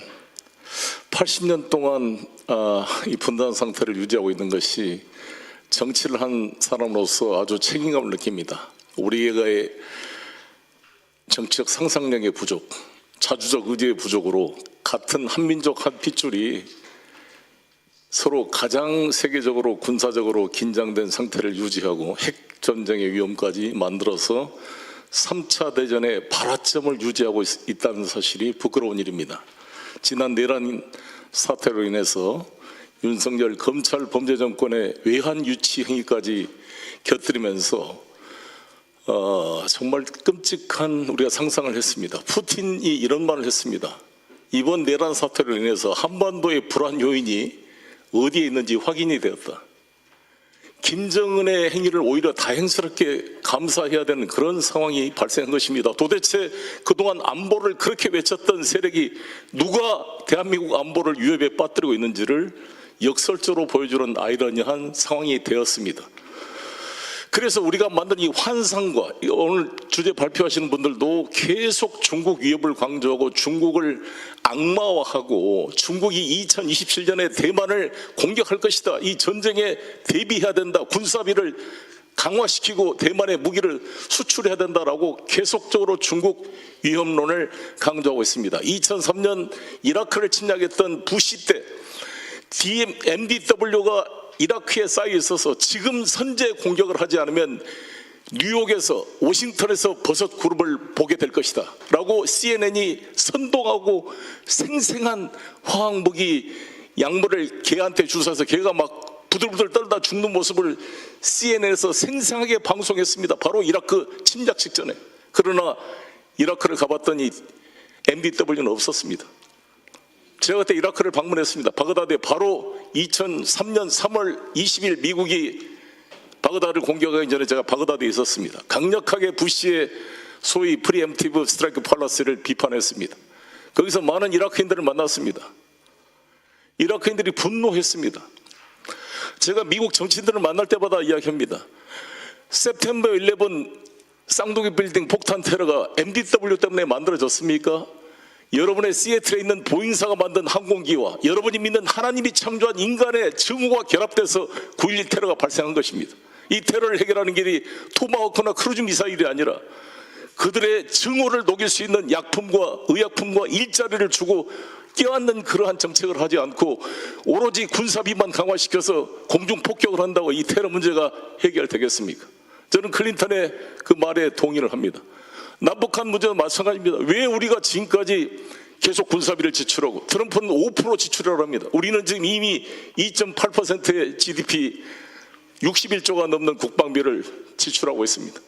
미국 자기들도 지금 지출한 게 3.4%밖에 안 되는데 5%를 지출해서 이미 2조 7천억 달러라는 엄청난 돈을 살인 무기를 생산하고 유지하는 데 쓰고 있습니다. 수많은 아이들이 굶주려 가고 있고 기후위기로 인류 문명 전체가 위기에 빠진 이 시점에 2조 7천억 달러를 군사비에다 쏟아붓고 있는 이런 인류가 과연 지구라는 생명의 별을 유지할 그런 영적인 존재가 될 수 있는 것인가, 아니면 암적인 존재인가? 인류 문명의 생존의 기로에 있는 이 시점에 계속 군사비 지출을 강조하고 상대방을, 같은 인류를 악마화시켜서 전쟁의 위기를 조장하고 있는 이 세력과 맞서 싸워야 될 시점이다, 저는 이렇게 생각합니다. 오늘 이제 알래스카에서 트럼프와 푸틴이 만난다 그러는데, 저는 우리 이혜영 다국파 포럼 대표께서 이 포럼을 통해서 정말 우크라이나 전쟁 문제도 새롭게 조명시켜주고 다양한 시각에서 이걸 조망하는 것에 대해서 매우 감사를 드리고, 이러한 노력을 통해 우리 대한민국 국민과 우리 대한민국 언론 지성이 정말 이런 단극화된 사고가 아니라 복합적 사고로 봤으면 좋겠습니다. 이재명 정부가 출범했습니다. 저는 이재명 정부한테 부딪히는 과제가 뭐냐, 모든 보수 언론이 윤석열을 비판하면서도 윤석열의 성과를 2023년 캠프 데이비드에서 한미일 군사협력 강화를 최대의 성과라고 박수를 치고 지금도 찬양을 하고 있습니다. 이 보수 언론들이 보면. 과연 그럼 이재명 정부가 등장하자마자 한미일 공군 훈련이 벌어졌습니다. 그 윤석열이 만들어 놓은 한미일 군사협력을 강화시켜 나갈 것인지 아니면 원상으로 돌아올 것인지에 대한 과제가 지금 이재명 정부에게 있다고 봅니다.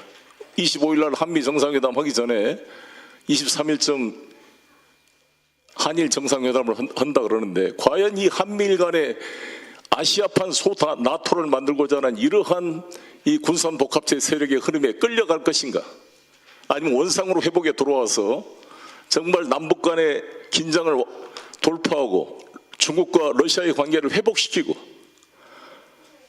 뭔가 이 트럼프 시대의 새로운 변화와 맞서갈 것인가? 저는 바이든이 만들어 놓은 이 시스템을 해체시키고 트럼프의 어떤 긍정적인 요소를 끌어내서 저는 이재명 대통령과 트럼프 사이에 뭔가 케미가 만들어져서 뭐 변화를 만들어주기를 간절히 기원하고 있습니다. 그래서 제가 감옥에 있으면서 트럼프의 오른팔을 할 수 있는 D&I 털시 게버드 책을 제가 번역을 했습니다. 9월 달에 출판이 됩니다. 꼭 한번 봐주시고, 털시 게버드가 왜 트럼프를 지지했는지, 왜 바이든과 민주당 정부가 소위 군산복합체 이익을 대변하는 이 전쟁 광들인지를 맹렬하게 비판해 놓은 책입니다. 저는 이 책을 통해 트럼프의 여러 가지 문제점이 있음에도 불구하고 트럼프의 긍정적 계기를 잡아내서 정말 북미 간에 싱가포르 하노이에서 실패했던 것을 복원할 수 있는 기회를 찾기를 간절히 바라고 있습니다. 이번에 존 볼턴이라는 친구가 알래스카 푸틴 트럼프 회담을 비아냥거렸습니다. 이미 푸틴한테 진 것이다. 트럼프가 화냈습니다. 이 존 볼턴 한물 간 놈이 떠들고 있다 그랬는데, 이 존 볼턴 책을 제가 감옥에서 읽어보면서 이놈의 자식이 얼마나 나쁜 짓을 했는지 다시 한번 정말 이놈 이 하노이 회담을 망친 이 존 볼턴을 아마 트럼프도 지금도 후회하고 있을 것입니다. 그래서 저는 트럼프가 문제도 많지만 분단 역사의 최초로 미국 대통령으로 북한과 정상회담을 한 시도는 높게 평가하고 뭔가 변화를 시도하려는 자세를 긍정적인 요소로 끌어내야 된다고 봅니다. 그게 이재명 정부의 과제라고 생각이 들고, 저도 그러한 트럼프 시대의 이 한반도의 냉전 구조를 해체하는 계기가 만들어지기를 간절히 바라는 마음입니다. 오늘 감사합니다.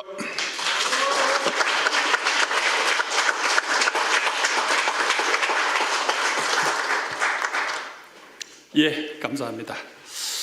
그럼 이어서 조금 힘드실지 모르겠는데 가끔 뭐 왔다 갔다 하시면서 좀 피로를 푸시고 시간 관계상 어쩔 수 없이 두 번째 세션을 이어가고 이 다음에 잠깐 브레이크 타임을 갖도록 하겠습니다. 예, 송영길 대표 말씀하신 것처럼 아직까지 정권 교체가 되었음에도 불구하고 윤석열 없는 윤석열 체제가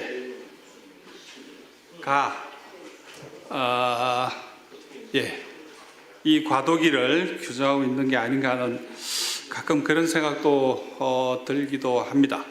해서 또 두 번째 세션을 통해서 우리가 가지고 있는 여러 가지 질문과 의문들 한번 해소하기로 하겠습니다. 두 번째 세션은 패트 퀘니, 그 다음에 마란디 교수 준비됐습니까? 예. 그 다음에 지루, 그 다음에 정기열 교수, 이렇게 이 순서대로 진행하도록 하겠습니다.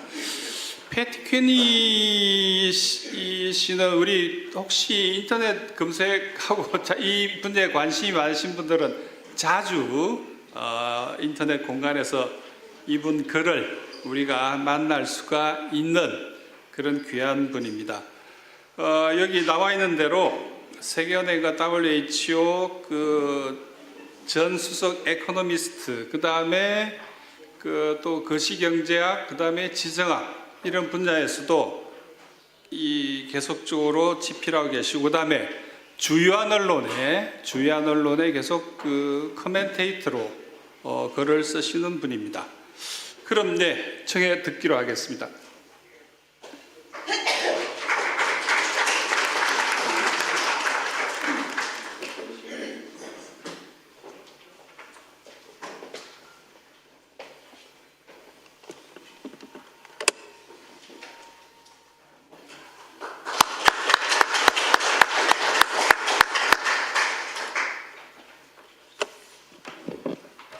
First of all, let me thank you very much for having invited me to this very important symposium.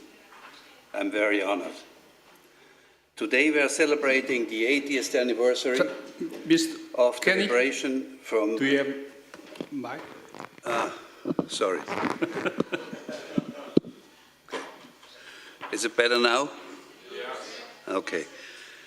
Today we are celebrating the 80th anniversary of the liberation from 35 years of Japanese colonial rule over Korea, which ended on 15th of August 1945 with Japan's capitulation after World War II.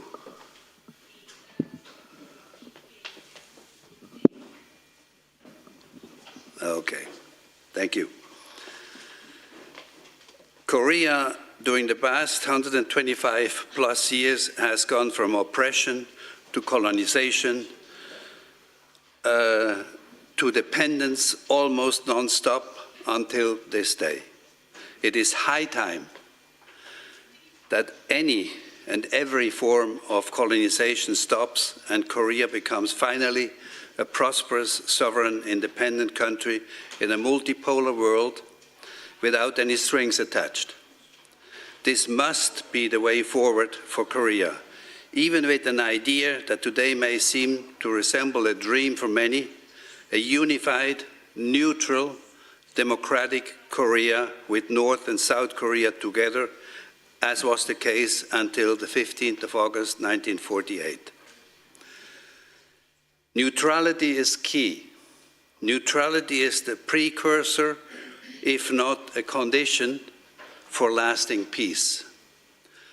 After World War II, the superpowers of the United States and the then Soviet Union divided the country into South and North, into the Republic of Korea, south of the 38th parallel, controlled by the United States, and north of the 38th parallel, into the Democratic People's Republic of Korea, DPRK, on 9 September 1948, under control of then Soviet Union. A brief historic background shows that Korea's history is some 5,000 years old, much of it in parallel with China's historic past. To put today's South Korea in context, we must understand her history of oppression before this arbitrary division of what once upon a time used to be a sovereign Korean country. Japan was considered the Eastern power in the latter parts of the 19th and the early parts of the 20th century. During the Second Sino-Japanese War and World War II, Japan also controlled from 1931 to 1945 parts of China, Manchuria, Northeast Asia, encompassing the northern part of present-day China, and parts of Russia, Russia's Far East, as well as parts of mainland China. This domination also ended with Japan's surrender in 1945 after World War II. In the latter part of the 19th and early part of the 20th century, Japan was steadily increasing her influence over Korea, especially after her victory in the Russo-Chinese War, which lasted from 1904 to 1905. This brought about a gradual erosion over Korean sovereignty. As a result of the Taft-Katsura Agreement in 1905, Japan forced Korea to sign a so-called protectorate treaty, which placed Korea under Japanese control. Just in case, as a reminder, William Howard Taft, the US Secretary of War, and Prime Minister Taro Katsura of Japan engaged in discussions that resulted in a secret understanding. The Taft-Katsura Agreement, also known as the Taft-Katsura Memorandum, was a 1905 discussion between the United States and Japan regarding their respective interests in East Asia, particularly regarding Korea and the Philippines. While not a treaty, it acknowledged Japan's sovereignty over Korea and the United States' control over the Philippines. Essentially, the agreement recognized Japan's dominance in Korea, which would later be formally annexed in 1910 in exchange for the US retaining control of the Philippines. I must say to this, treaties are not legally binding, but very often respected. Japan did not technically invade Korea in 1910. However, Japan annexed Korea through the Japan-Korea Annexation Treaty signed on August 22, 1910. This treaty came about through pressure and manipulation. Japanese officials threatened the Korean emperor and manipulated pro-Japanese Korean officials to sign the treaty. The treaty was proclaimed in 1910. It was opened to the public on August 29, 1910, establishing formally Japanese rule over Korea. Japan had exerting increasing political and military control over Korea in the years leading up to the annexation, effectively ending Korean independence and sovereignty. The treaty stipulated the complete and permanent cession to His Majesty the Emperor of Japan of all rights of sovereignty over the whole of Korea. When the Japanese Empire collapsed after World War II, Korea did not just become independent, as it should have. It should have been independent. Instead, Korea was divided by the two main remaining superpowers after World War II, the United States and the Soviet Union.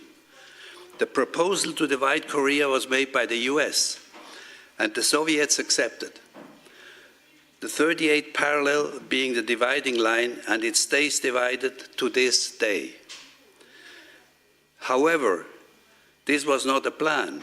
Before the end of World War II, the Allied leaders reached an understanding that the division was temporary, that eventually Korea would be placed under international trusteeship until Koreans would be deemed ready for self-rule,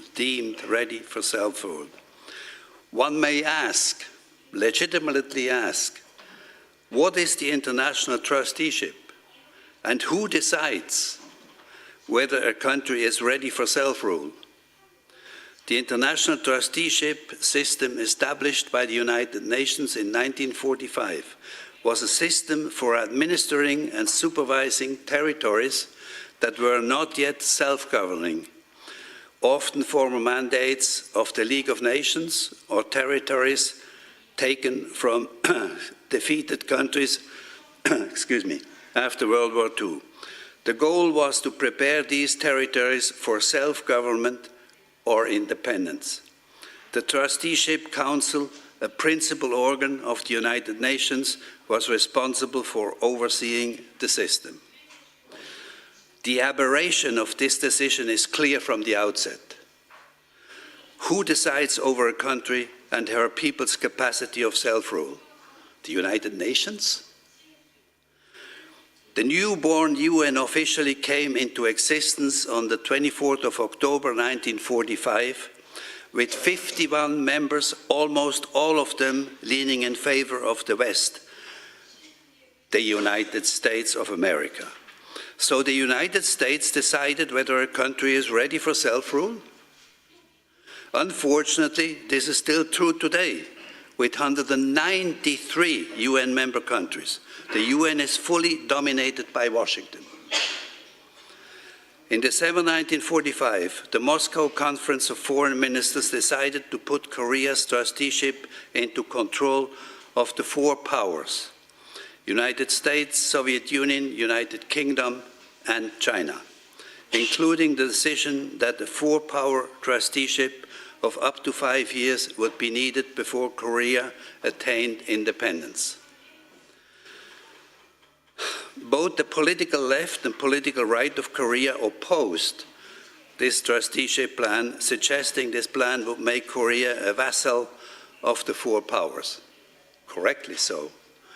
However, in early January 1946, Korea's Communist Party reverted to the trusteeship as they felt having closer ties to the USSR, to the Soviet Union, and China than with the two Western trustee partners, the US and the UK. The shift of the left away from the anti-trusteeship movement led to intensified confrontation between the left and right, leading eventually to the Korean War in 1950. The Korean War was an armed conflict in the Korean Peninsula, confronting the North with the majority Communist Party supported by the Soviet Union and China, with the South was supported by the United States as well as the United Nations. again, an indication that the United Nations was not and is not today a neutral institution. Remember, like today, the UN, with the only 51 member countries then, was heavily dominated by the West. The US, as it is today, as I said just before, 193 member countries, all being pushed around by Washington. The US could and would not allow their easternmost ally, Korea, falling into the control of communist Russia and China. Washington thus engaged in one of the bloodiest and most murderous wars in recent history, the Korean War 1950-1953, in which about 4 million were killed, half of them civilians, about 30% of the then total Korean population of about 31 million people in 1950. Korea was totally devastated. At the proposal of Washington, Korea was divided into North and South at the 38th parallel. As of this day, there is only an armistice but no peace agreement between the two Koreas. A peace agreement is one of the absolute priorities to be achieved. Today, South Korea hosts one of the US's largest military bases, except for Okinawa perhaps, in the Pacific region, probably with an unidentified number of nuclear warheads on this territory. Why is this complex background important? Because only knowing what Korea went through in the last 125 years, one can understand the plight of Koreans, a country divided and still not free. Looking forward to a brighter future, one must know the past. Or as the saying goes, you have to know where you're coming from in order to know where you're going. Globalism, or unipolar versus multipolar, the West versus global South. It is equally important to understand the real objectives of globalization and how the global South and its concept of a multipolar world came about and is confronting globalization, and now Korea would benefit socially and economically from belonging to the global South, to a multipolar world. We must comprehend the crucial role that Ukraine plays in a globalist domination. In his book, The Grand Chessboard, written in 1997, the famous US geostrategist Brzezinski wrote that the West must control Ukraine to keep Russia in check. Brzezinski wrote, Ukraine, a new and important place on the Eurasian chessboard, is a geopolitical pivot because its very existence as an independent state contributes to Russia's transformation. Those are the words of Brzezinski at the time, and they are still valid today. He continues arguing that if Russia can be kept small or made weak, it will be possible to engage in confrontation with China to restore the unipolar world.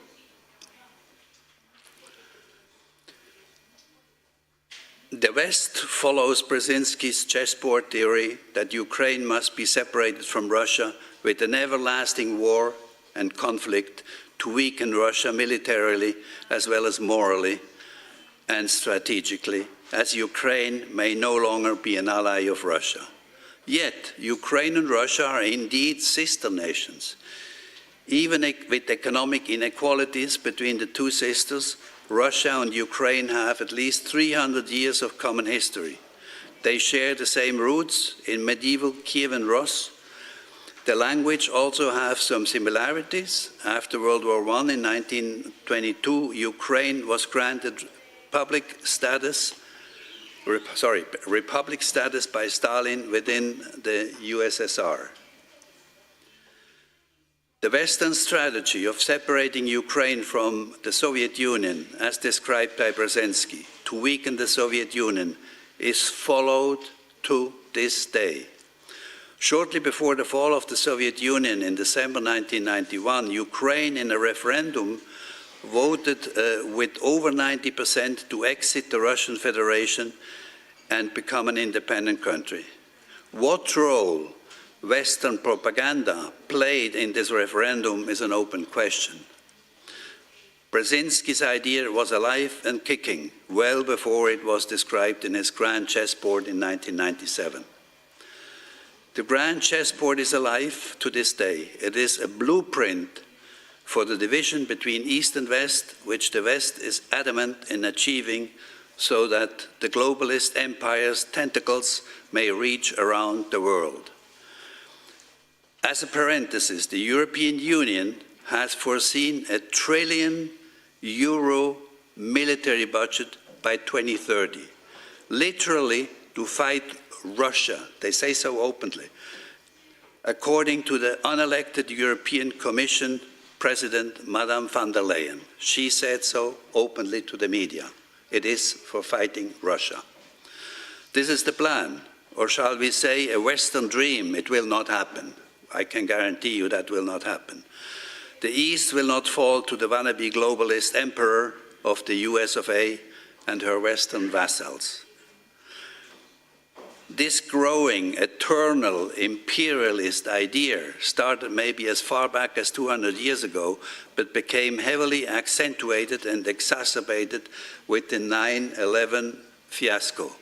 The US Western aggression towards world dominance incited China and Russia to create in 2006 the BRICS, which stands for Brazil, Russia, India, China, South Africa, which became the guiding principle for the emerging global South that we are talking about today. In 2024, during the BRICS summit in Kazan, Russia, in October 2024, again, 6 new countries were added to the BRICS: Egypt, Ethiopia, Indonesia, Iran, Saudi Arabia, and the United Arab Emirates. During the same conference, 13 new BRICS partners or associate members were admitted to the club. They included, among others, Belarus, Bolivia, Kazakhstan, Cuba, Malaysia, Thailand, Uganda, Uzbekistan, Nigeria, and some others.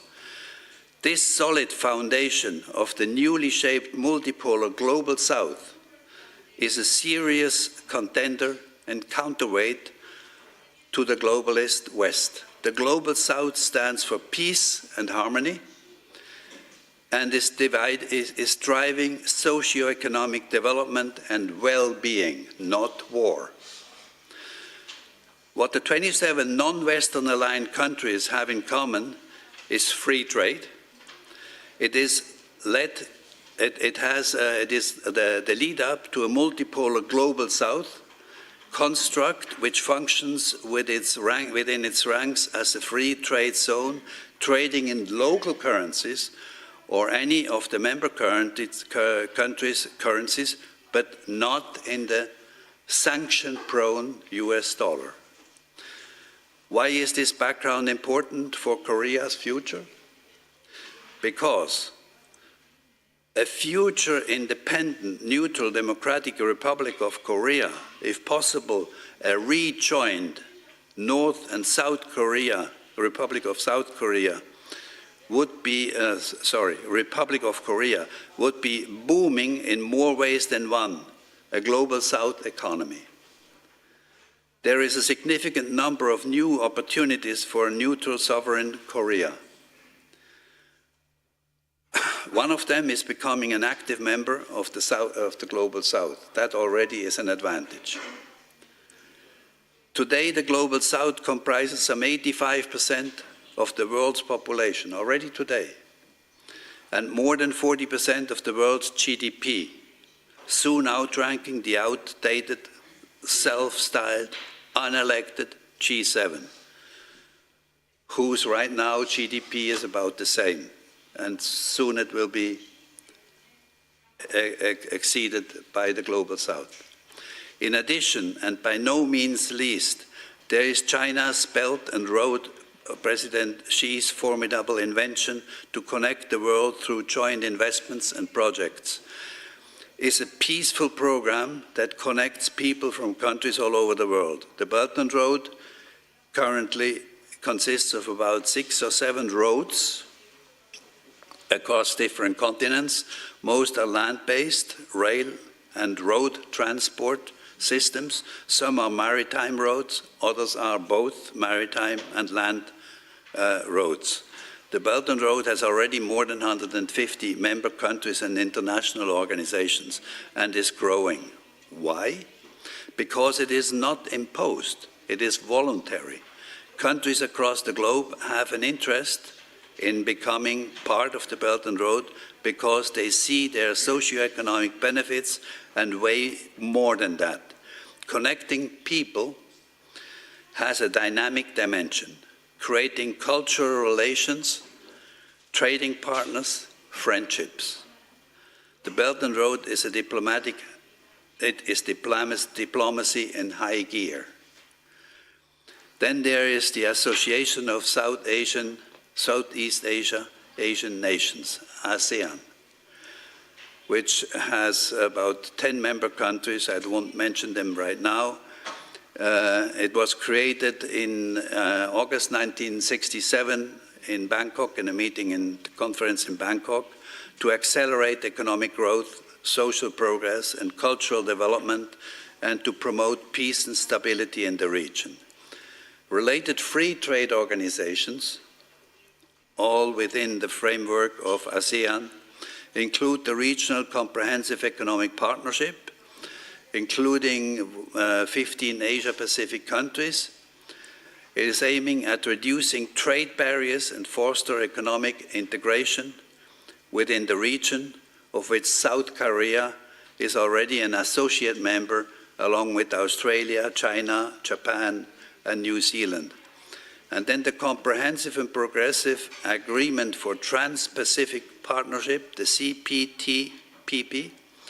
With these members, Australia, Brunei, Canada, Chile, Japan, Malaysia, Mexico, New Zealand, Peru, Singapore, and Vietnam.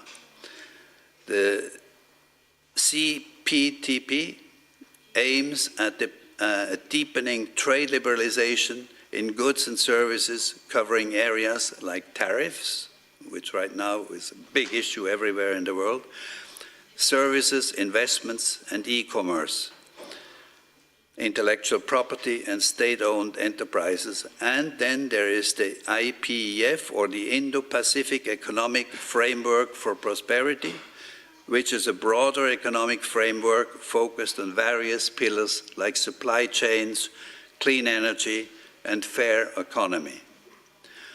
All of these agreements aim at promoting an equilibrium of economic stability and prosperity among the members, and none of them has war and conflict included in their charters.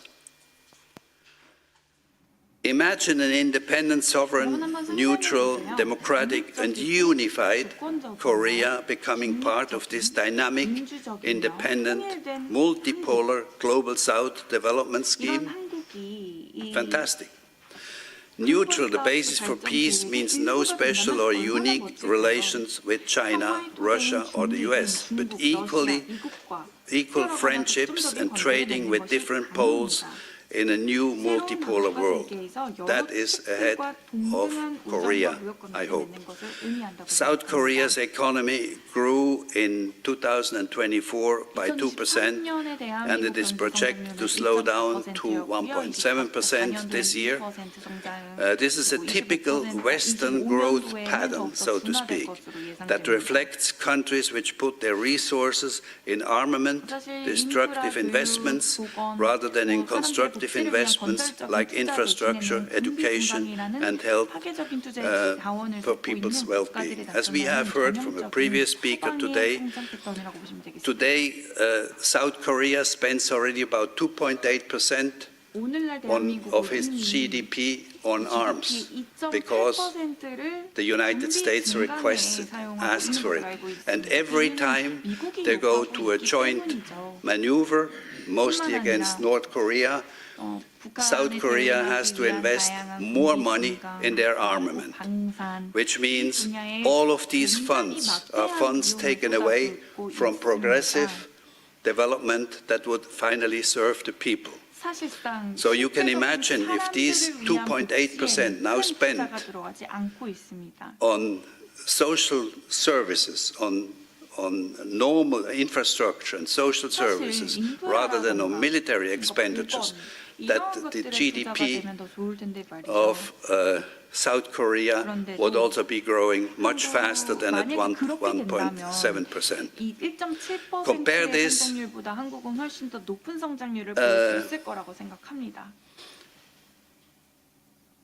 with 2024 economic expansions of neutral Asian democracies such as Vietnam, 7% growth, Malaysia, 5.1%, Indonesia, 5%, and the Philippines, 5.6%. These countries are not involved in wars and conflicts, nor are they tied to one of the superpowers, except for the Philippines, which is again strongly leaning towards the US since their new president has been pushed in, let's put it this way. But none of these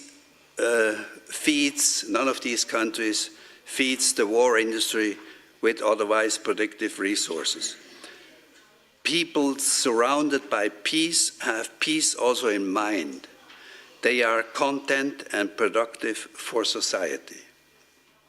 So the way forward, after more than 125 years of oppression, colonization, and neo-colonization under the US, Korea deserves a break and a new prosperous independent future.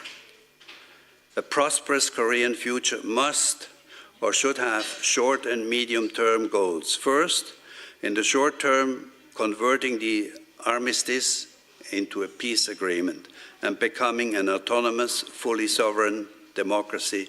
And second, unifying South and North Korea into a neutral, democratic Republic of Korea, because, again, neutrality is the basis or the A and O for lasting peace. The political and economic path of a prosperous, sovereign, unified, and neutral Korea is to become part of a multipolar world. The concepts of a single polarity or globalist world, or a dual polarity, as we still have today, a division between East and West, will never be peaceful. As described before in the Brzezinski's theory, a globalist world requires a form of an emperor who controls the world. That's actually part of Brzezinski's prediction in his great chessboard. Such strategies are currently underway, driven by the West under the leadership of Washington and London, with Australia, Canada, and New Zealand, the core countries of the Anglosphere or the British Commonwealth, as close allies. As has been visible for the past 7 decades, basically since the beginning of the Cold War with NATO as the growing military power, such a globalist world will never be in peace. Wars and conflicts are their brand mark, literally their lifeblood, because that's where the economy lays. Wars, destruction, and killing are also their economic growth model. It's a sad story that we are all looking to what NATO is doing and nobody really intervenes. It is estimated, just a figure, it is estimated that since the end of World War II, conflicts and wars initiated or driven by the US or NATO have killed between 30 and 40 million people since the end of World War II around the world, and caused uncountable trillions of dollars worth of infrastructure and livelihood destruction. Not to even mention the worldwide grief they have created. In today's Orwellian world, NATO and wars are sold to the public as instruments for peace. Can you imagine? Can you imagine? That's what the Western media tells you, that NATO is an instrument of peace. We make war to bring about peace. Very recently, President Trump has actually said that he is bombing Iran for the purpose of peace. This is not more than 4 or 5 weeks ago that he said that. These wars and self-induced conflicts are part of divide to conquer, an ongoing strategy dating back thousands of years, but new thinking, Eastern and Global South leaders are seeking peace arrangements rather than continue warfare for the benefit of a few, especially the Western war industry. The new forward Korea, I call it the forward Korea, should, in my humble opinion, not go the NATO way, never. The new thinking of cooperation, collaboration, the concept of togetherness may succeed in bringing peace, prosperity, and people-balanced economic growth. By far, most of the world's population wants lasting peace and not war. Just a word to Korea and technology. South Korea is one of the world's technologically most advanced countries. South Korea is the first country in the world planning to replace 10% of its workforce by robots. It is not said in what time span that should happen. South Korea's unemployment rate today is, in 2025, is a relatively low 2.6%. In any case, 10% robotization is a significant challenge, even with the currently relatively low unemployment rate. 10% robotization is a linear input, the results of which are unlikely remaining linear, but will evolve dynamically. In other words, you don't know what the results will be. So depending in how well robotization is planned over time, it could lead to an explosion of unemployment. Prudence, that's what I would advise. With digitization and robotization, prudence is of the order. Multipolarity may not be the final panacea for world peace and prosperity for all, but in our dynamic world, it is an expanding means in the right direction. A new sovereign, neutral and unified Korea may become part of the Belt and Road, of the Global South, of the different ASEAN international trade agreements, free of political and military associations with big powers. Peace and inter-country cooperation brings socio-economic development, people's well-being. It leads to sharing of common benefits. Wars instead destroy everything, physically, sociologically, spiritually.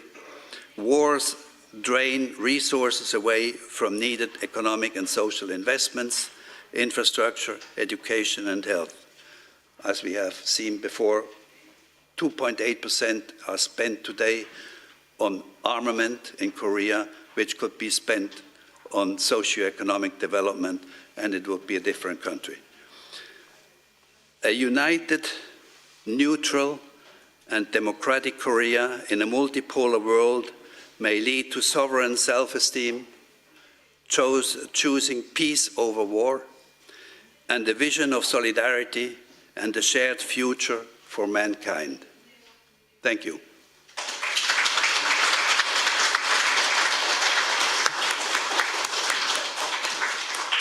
네, 감사합니다. 마란디 교수,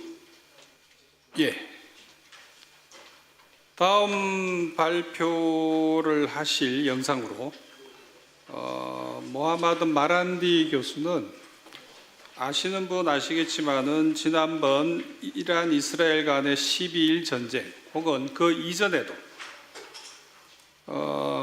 대서방 내지 대세계 일종의 그 스피커 역할, 민간 스피커 역할을 해왔던 사람입니다.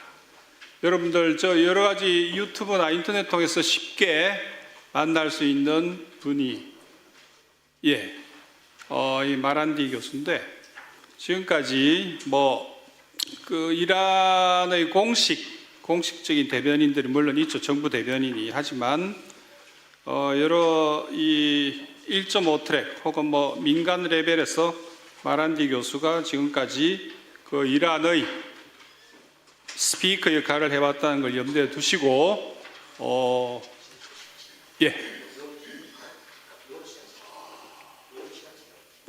그럼 시작해 주시죠. 마란디 교수님, 미스터 마란디, 프로페서 마란디. 네, 마란디 교수님. Are you there? Yes, I can hear you. Okay. I can hear you. Let's begin. 소리 들립니다. Please. 시작해 주시기 바랍니다. Thank you very much. 감사합니다. The world that we live in 저희가 현재 살고 있는 세상은 quite dystopian. 지금 굉장히 디스토피아적인 We wake up in the 모습을 morning 보여주고 있습니다. Images of 아침에 starving children, 일어나서 굶주리고 있는 어린이들을 and 생각하고 we're 있고, told 그리고 by Western media 또 서구의 미디어를 that 통해서 this is somehow acceptable. 이런 상황들은 수용 가능하다라는 식으로 We go to bed 보도하는 at 것을 night 듣고 있습니다.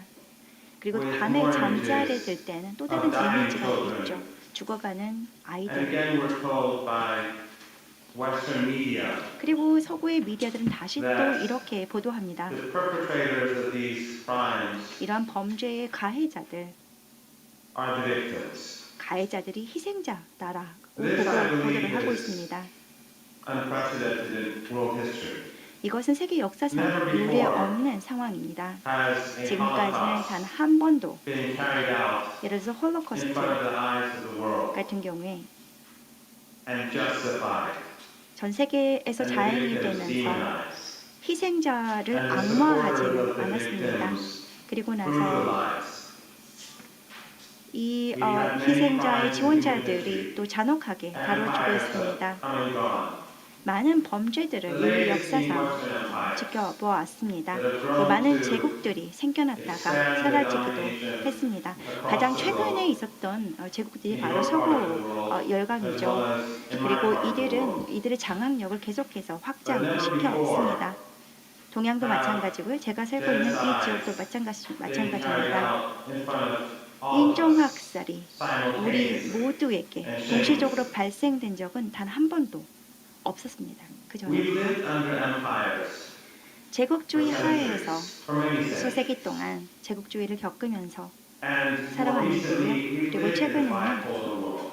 저희가 양극화된 Which was 세상에서 not ideal. 살아왔습니다. 양극화된 세상은 결코 이상적이지 The 않습니다. revolution in Iran 실제로 took 이란의 place when there were 혁명은 two poles, the 두 Eastern 가지 Bloc and the 측면에서 Western Bloc. 이루어졌는데요. 바로 And 그 both 동구권과 combined 서구권이 to 있습니다. undermine 이 두 Iran. 개가 함께 이란을 And both 약화시키고 work 있습니다. together 그리고 이 두 개권이 in 함께 many ways and instances and 여러 places 가지 방식, 여러 가지 사회, 여러 가지 장소에서 발생되고 있는데요. 그래서 이 두 개의 이 두 개의 그 점이 독립하지 못하도록 하고 있습니다. 다각화된 세상이 과연 이상적인 상황을 가져올 수 있을 것인가에 대해서 저는 회의적인 시각을 가지고 있습니다. 하지만 그럼에도 불구하고 저희가 현재의 상황은 받아들일 수 없는 상황일 뿐만 아니라 지속 불가능한 상황이기도 합니다. 저희가 2년 동안 대량 살상을 목격하고 있습니다. 매일 어린아이들이 기아로 사망하고 있습니다.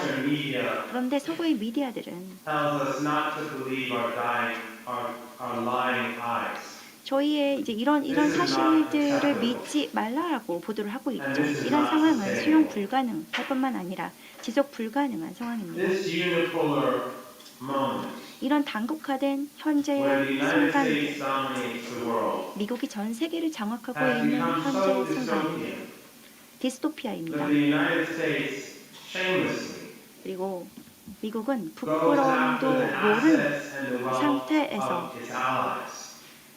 동맹국의 자산과 부를 뺏기 위한 그런 시도들을 하고 있습니다. 동맹국의 자산과 부를 이용해서 잔악행위를 전 세계적으로 벌이고 있습니다. 특히 서아시아 그리고 북아프리카에서 특히 이러한 잔악행위가 많이 벌어지고 있는데요. 미국의 속국이었던 그런 국가들, 예를 들어서 리비아, 이라크도 마찬가지고요. 아이시스, 그리고 알카이다를 이용해서 시리아를 파괴했고 알카이다를 이용해서 아프가니스탄을 파괴했습니다. 이런 극단주의를 사용해서 특히 페르시아 걸프에서의 대리전을 사용한 이런 펀딩이 적용이 되었는데요. 또 최근에는 유럽의 나치 그룹까지 확장되고 있습니다. 동유럽도 마찬가지고요. 그리고 또 전 세계적으로 파시스트 그룹도 마찬가지입니다. 이런 국가들이 속국인데 아직까지 어떠한 존중도 받지 못하고 있을 뿐만 아니라 평화롭게 살지도 못하고 있습니다. 트럼프 정권은 가장 가까운 동맹국들에게 많은 양보를 할 것을 요구하고 있습니다. 동맹국이라고 부르는 국가들이죠. 그리고 오늘날 동맹국들 역시 뚜렷한 솔루션이 없는 상황입니다. 스스로 존속하기 위한 솔루션도 없을 뿐만 아니라 국제사회 내에서도 더욱더 나은 상황을 마련해 나가지 못하는 상황입니다.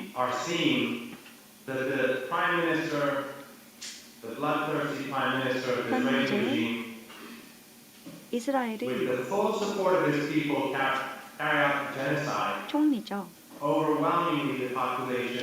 국민의 전적인 지원을 받아서 민족 잔악 행위를 진행하고 있습니다. 점령 팔레스타인 지역에서 인종 학살을 진행하고 있는데요. 하루 내내 24시간 내내 잔악 행위를 저지르고 있습니다. 하루에 12시간도 아니고 18시간도 아니고요. 22시간도 아니고 24시간 내내 인종 학살을 벌이고 있습니다. 그리고 어제는 공개적으로 이스라엘과 대화를 개시했습니다. 현재의 국경을 넘어서고 또 가자 지역을 넘어서고 또 웨스트뱅크 지역을 넘어서고 있는 이스라엘 정권에 관련해서 말이죠. 이것은 단순히 그 트럼프가 이끄는 미국에 관한 것만은 아닙니다. 그런데 여러분들 서구 미디어를 보면은 공개적으로 트럼프 정권에 반대를 표명하고 있지는 않습니다. 분노를 표출될 필요가 있습니다. 왜냐하면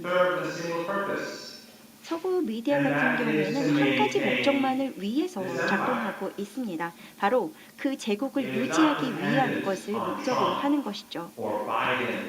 단순히 트럼프가 되었건 바이든이 되었건 오바마가 되었건 클린턴이 되었건 그것은 중요하지 않습니다.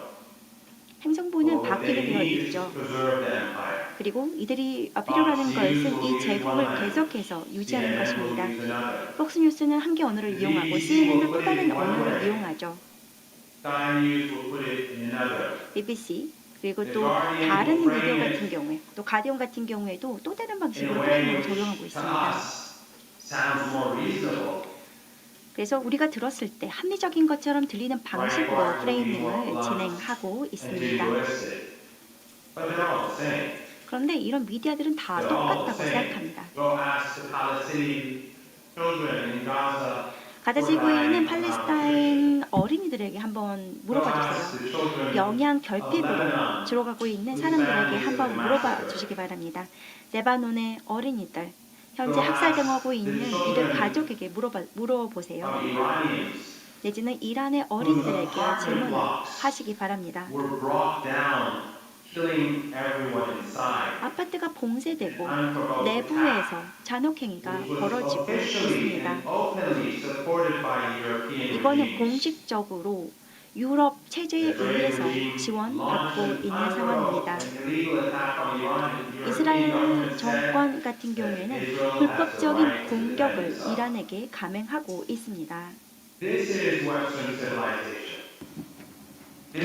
이것이 서방이 이야기하고 있는 서방 국가의 시민화입니다. 시민화의 진실입니다. 제가 어렸을 때 배웠을 때는 서방과 그리고 소련 국가는 사담 후세인을 지지하였었습니다. 이란을 공격했던 사담 후세인을 지지했었고, 그리고 당시에 저는 자원봉사를 통해서 이 국가들을 보호하기 위해 참여한 바가 있었습니다. 저는 화학무기의 피해자였습니다. 그 전쟁에서 저는 화학무기의 피해자가 되었고, 그 당시에 가스로 인해서 저는 피해를 입게 되었습니다. 그런데 이 화학 무기는 어디서 오는 걸까요? 이 무기들은 모두 유럽에서 왔습니다. 이 무기들 그리고 그들이 사용했던 모든 것들은 유럽의 공장에서 생산이 됐었고, 그리고 테크니션들 모두 유럽에서 왔던 사람들입니다. 뿐만 아니라 이 모든 공급이 유럽에서 오고 있었고, 금전적인 지원은 당시에 이 아랍의 가문들로부터 오고 있었습니다. 저는 감사하게도 이 화학무기 공격으로부터 살아남았지만 이와 관련한 그 어떤 보도도 없었습니다. 당시 유엔 안보리는 이 당시에 사담 후세인을 비난하지도 않았었고, 그런데 이 전쟁 중에 서방 보도 그리고 기자들이 이 사진들을 찍어 갔고, 그리고 이러한 일들을 알았음에도 불구하고 서방의 많은 미디어들은 침묵하였습니다. 그리고 또 당시에 미국의 대사는 이라크와 그리고 사담 후세인 이와 관련한 것들에 대한 그 어떤 언급도 하지 않았습니다. 쿠웨이트를 침략하기 전 어떻게 이 미국이 이 침략을 계속해서 더욱더 가능케 했는지를 한번 생각해 보시길 바랍니다. 정말 사담 후세인은 이렇게 화학 무기를 사용하여서 정말 6,500명 이상의 민간인들을 학살하였습니다. 그 당시에 이 학살 이후에 사람들은 침묵하기 시작했고, 미국과 서방은 어느 순간부터 이 화학 무기에 대해서 이야기를 하고 시작했지만, 그 당시에 이 사담 후세인에게 주어진 화학 무기가 서방 국가로부터 왔다라는 이야기는 절대 하지 않았습니다. 언젠가는 바그다드에 그들과 함께하는 사람들이 있었다라는 것을 아무도 밝히지는 않았습니다. 그들은 이라크를 공격했고, 왜냐면 알카이다가 사담 후세인과는 그 어떠한 관련도 없었기 때문에 알카이다를 공격하게 되었는데요. 그래서 여러분들이 이러한 모든 증거들을 살펴봤을 때 이 모든 정황들을 파악하기 위해서는 인터넷을 사용합니다. 구글이라던가 페이스북, 메타, 유튜브, 인스타그램, 이 트위터를 한번 찾아보면 증거들을 찾아볼 수 있지만, 사실 이 모든 것들도 사실 모든 제국주의에 의해서 막혔습니다. 모든 것들이 통제되기 시작했고, 유튜브 채널이 셧다운이 됐었고, 그리고 구글 또한 셧다운이 됐었습니다. 저는 이와 관련한 이야기들을 트위트를 하기도 했었고, 그리고 이와 관련한 이야기들에 대해서 사람들과 함께 공유를 하고자 했지만, 이러한 모든 것들이 모두 금지가 되었습니다. 그러니까 사실상 정말 많은 사람들이 피해를 입었음에도 불구하고 이 제국주의에 의해서 모든 이러한 악마와 같은 사실들이 다 숨겨졌다라는 것입니다. 사실 제가 말씀드리는 것이 여러분들 모두 다 익숙한 내용들일 것이라고 생각합니다. 이미 알고 계신 것들이기 때문에 제가 더 새로운 것들을 공유할 수 없음에 사과드리고 싶습니다. 하지만 우리는 현재 이렇게 다극화 세상을 바랄 뿐만입니다. 바랄 뿐입니다. 다극화 세상이 더욱더 나은 미래를 가져올까요? 이런 질문에 저는 답을 할 수가 없습니다. 현재 우리는 단국화 세상에서 살고 있습니다. 그리고 이 단국화 세상에서 우리가 얻을 수 있는 것은 많지 않습니다. 그리고 기대할 수 있는 것도 많이 없죠. 그러면 우리는 앞으로 더욱더 나아가기 위해서 어떠한 것을 해야 할까요? 이 동아시아를 위해서 그리고 서아시아를 위해서 제가 아까 말씀드렸지만 많은 국가들이 미국과 함께 긴밀한 관계를 유지하고 있습니다. 이러한 것들이 모두 장점만을 가지고 있을까요? 또는 단점도 가지고 있을까요? 계속해서 미국은 많은 것들을 바라고 있습니다. 사실 만약에 미국이 여러분의 친구라면 너무나도 좋겠지만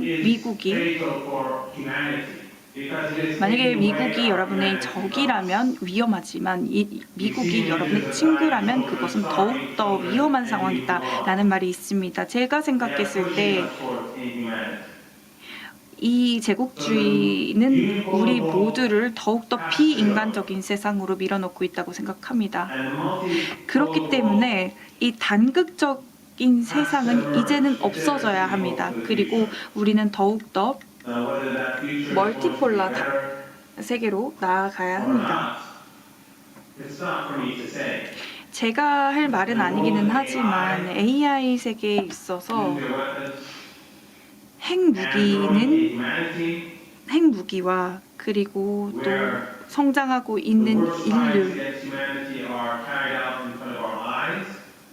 그리고 우리가 현재 경험하고 있는 이 인류가 경험하고 있는 역사상 가장 최악의 이 범죄들은 계속해서 더 상상할 수 없을 정도로 진화하고 있습니다.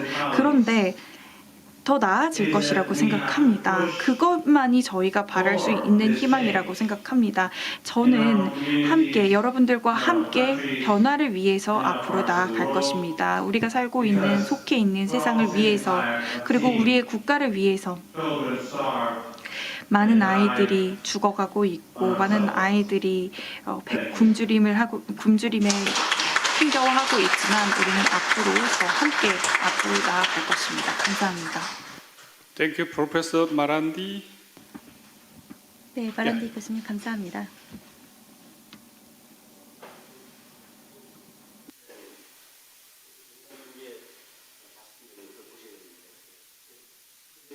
계속 세션 2개 하죠. 하고 쉬죠. 예.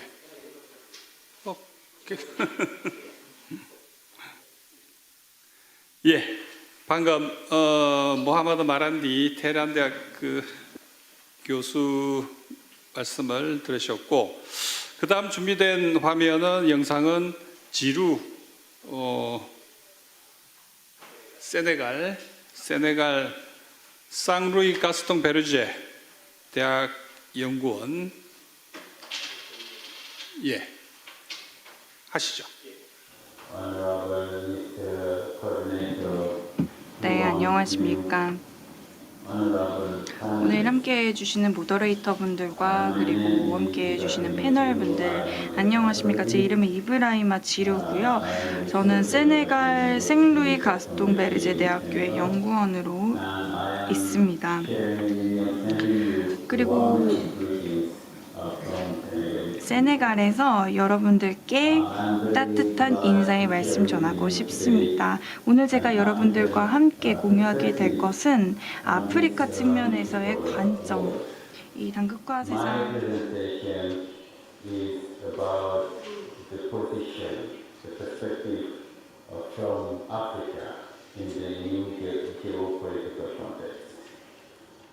As everyone knows, long after the Cold War, Africa was still considered by strong colonizers as their principles. African economy, diplomacy, and geopolitics were completely aligned with the orientation and interests of Western countries. Networks of equivalence were created and nurtured on the continent to ensure the dominance of the Western narrative and to crush all forms of political or ideological dissent. And as you know, African intellectuals and political leaders who dared to propose a different narrative were at best demonized, imprisoned, if they were lucky, or more often than not, assassinated. Since 1963, the list has been tragically long between Sylvanus Olympio, Thomas Isidore Sankara in 1987, and Colonel Muammar Gaddafi in 2011. Nearly 25 African leaders were assassinated. The world remembers Nelson Mandela's name more because he is precisely the one whom Western elites failed to assassinate. Alongside these assassinations, Westerners installed puppet regimes, often brutal towards their own people. The most pernicious system is known as France-Afrique, a system of predation on Africa's natural and intangible resources, African economic and geostrategic resources. This system instrumentalized so-called democracy to distinguish between good Africans, the submissive Africans, and bad Africans, the sovereignist one, and tries to legitimize its military interventions and the maintenance of its basis in the psychological trauma of African population. The consequences are still felt today at the global and strategic level. For example, France continues to be the spokesperson for Africa at the United Nations Security Council. Meanwhile, in the heart of Africa, the words of the founding fathers of African renewal continues with great resilience to shape a new type of African leader, loyal to their people, deeply rooted in their spirituality, and absolutely determined to assert their sovereignty. Unbeknownst to Western radar, and sometimes even using the coup d'etat favored by Western political elites, leaders emerged after the assassination of Colonel Muammar Gaddafi in 2011. Indeed, while Westerners thought they could use international terrorism to seize strategic resources in the Sahel, for instance, by destabilizing states like Burkina Faso, Mali, or Niger, the exasperation of the people suddenly turned against their famous protectors. Like an unprecedented volcano, popular uprisings destroyed every instrument of neocolonialism in their path.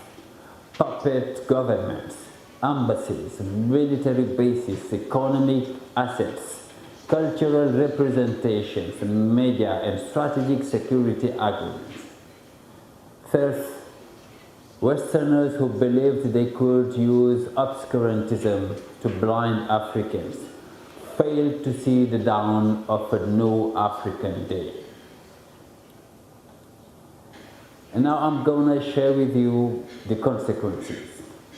I'm going to start with the diversification of partnerships and the end of Western monopoly in Africa. Since the 2000s, Africa has been undergoing a strategic recalibration, notably by diversifying its partnerships, rejecting Western dictates and narratives, and asserting an autonomous and different path. Let's start with the multi-economic partnership. A new reality, as you know, has opened up for Africa thanks to major geostrategic changes, including the rise of China with investment in infrastructure, mining, and the Belt and Road Initiative. The African return of Russia with strong military agreement, as it is the case in the Central African Republic and Mali, for instance, the Trump backlash, and the rise and growing role of the Gulf countries, namely in investment in agriculture, ports. Cooperation with China is transforming African cities with major infrastructure projects such as roads, ports, airports, railways, 5G technology, and a completely new approach to international relationship system. In most countries, China is overtaking the former colonial powers in trade. Attractiveness is shifting for Africa and Africans. Given the rapid and visible results achieved with China, it's becoming clear to African public opinion that pro-Western and exclusive Western relations come at a prohibitive cost. Africans are seizing the opportunity to shape their future with China and the BRICS countries. The Forum on China-Africa Cooperation, named as FOCAC, was launched ushering in a new era of multipolarity, particularly in the context of the COVID-19 pandemic, while the West was more focused on itself. The discovery of strategic natural resources such as hydrocarbon, zirconium, uranium, gold, and diamond is strengthening African countries' awareness of their international upheaval.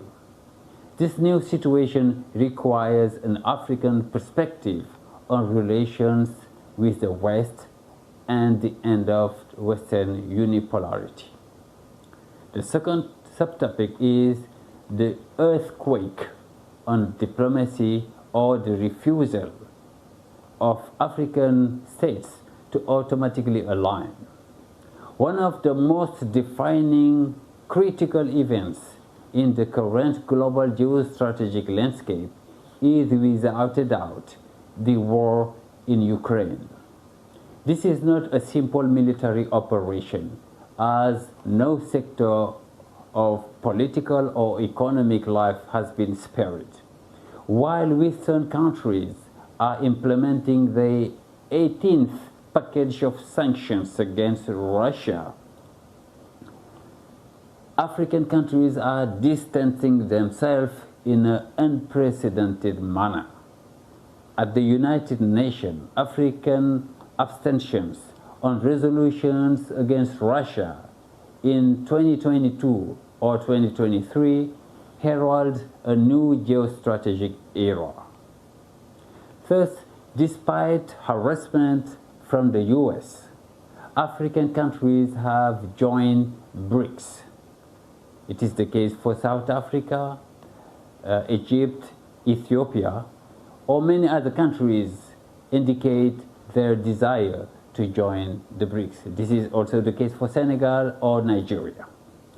At the United Nations General Assembly last year, Mali, Burkina Faso, Niger, Togo, and even Senegal delivered a message of breaking with the established order and univocally asserting the sovereignty of African people to choose their partners without Western states having a say in the matter. The representative from Mali or Burkina Faso to the United Nations regularly point to the role of France and certain Western countries in the recruitment, financing, training, arming, logistics, intelligence, operational planning and implementation, communication, and even political and diplomatic support for terrorist groups in Sahel. For these very reasons, African people are saying Western armies go home. This is how Africa is progressively cutting the hand of Western imperialism in Africa. Everyone remembers those powerful images of the people of Central African Republic or Mali or Burkina Faso or even Niger chasing away Western armies from their soil with only stones. The failure of European and UN armies to restore security in the Sahel is seen by the people as a betrayal and a proof of their collusion with jihadist and terrorist groups in the region. The Malian authorities refused to allow European military groups invited by France to set up in Mali. And with Russia's help, those authorities are putting an end to the West's neo-colonial projects in the Sahel. In Niger, you remember the American and French armies were forced to leave their military bases in the face of the determination of the people and the National Army. In June 2025, two traditional allies of France, namely Senegal and Chad, confirmed the departure of French armies from their soil. The shockwave disrupts the plans to reconquer Africa using traditional methods. Western armies are seen in their true smallness at the time when Africa is becoming aware of its greatness. Added to this picture are the performance of Russian equipment. And despite Western demonization, Afro-Russian relations are growing steadily. Furthermore, the Sahel is self-organizing through the Confederation of the Sahel States, named as IOS. Meanwhile, pro-Western political groups are imploding. This is the case notably with the Economic Community of West African States, ECOWAS, with the departure of Mali, Niger, and Burkina Faso. Africans favor African institutions to resolve African problems. The emergence of the global South or the global majority is promoting South-South security alternative to Africa with the emergence of new players such as Turkey or maybe Iran. Emergence of an African narrative. It is our next topic. It is important to get to know Africa better. For centuries, the world order functioned as if Africans had no history or no future prospects, as if they had no contribution to science or history and its evolution. The die seemed to be cast. Africans were condemned to endure the Western narrative, even when it was fundamentally racist against Africans. African are fully aware of the fact that the world is much bigger than just the Western world. Africans have reconnected with their glorious past and have come to fully realize that it was their ancestors who built the pyramids and not Europeans or Arabs. Western contempt for other peoples is leading to a fatal strategic error, and Africa has resolutely turned away from the Western narrative. African resources and the new multipolar world. Africa's resources are, above all, its young population. Africa has a population of nearly 1.4 billion people, of which nearly 60% are under the age of 35. For the time being, demographics present a challenge, but the resilience of African states is progressively transforming this into a strategic opportunity. According to projection, Africa will have nearly 2 billion people by 2050. In the depth of this demographic ocean, young people are actively engaged in new technologies, robotics, and now artificial intelligence. Universities are multiplying, and education systems are undergoing a complete overhaul, freeing themselves from the historical shackles of colonization.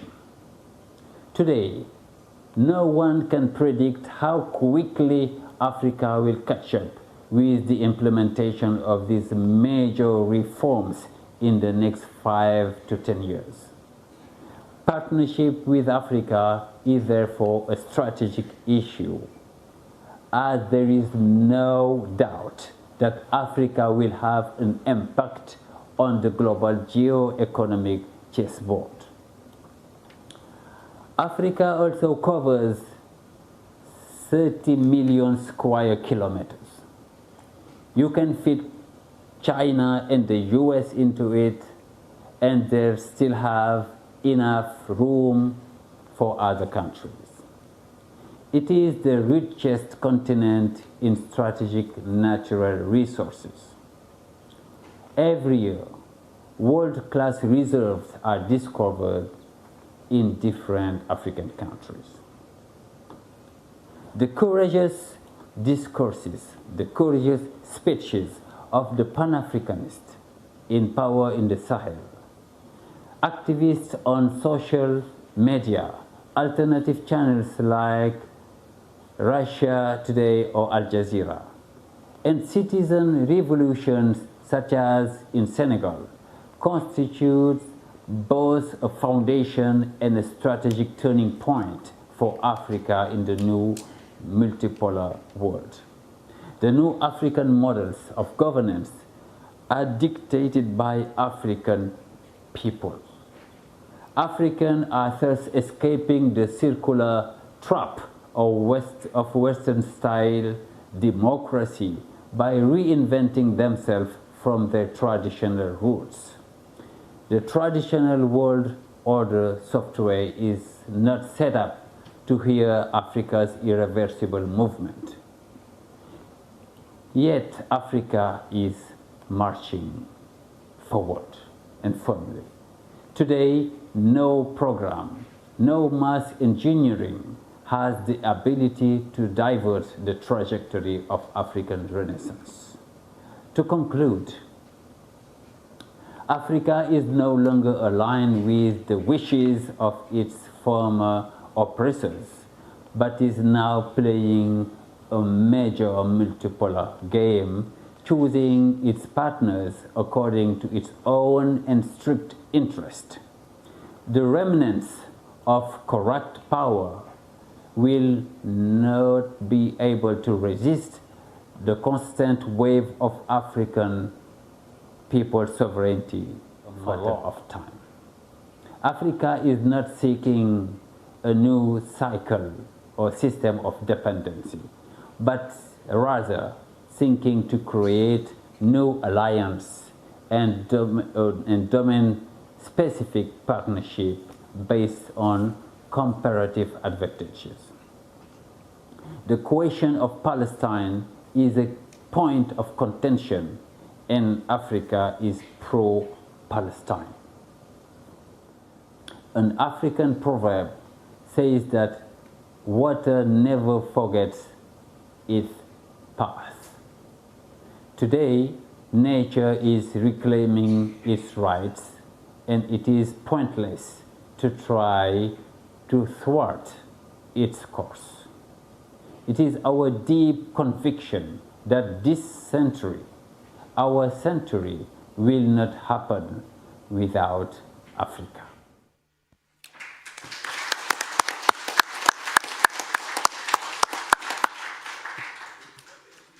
예, 감사합니다. 19세기 말에 아프리카 전체 인구가 1억이 약간 넘었어요. 근데 이제 2050년이 되면 아프리카 인구가, 그것도 젊은 인구가 20억이 될 예정인데, 그때 한국 인구는 갈수록 줄어들고 있을 겁니다. 예, 그다음 그 이 세션 마지막 순서로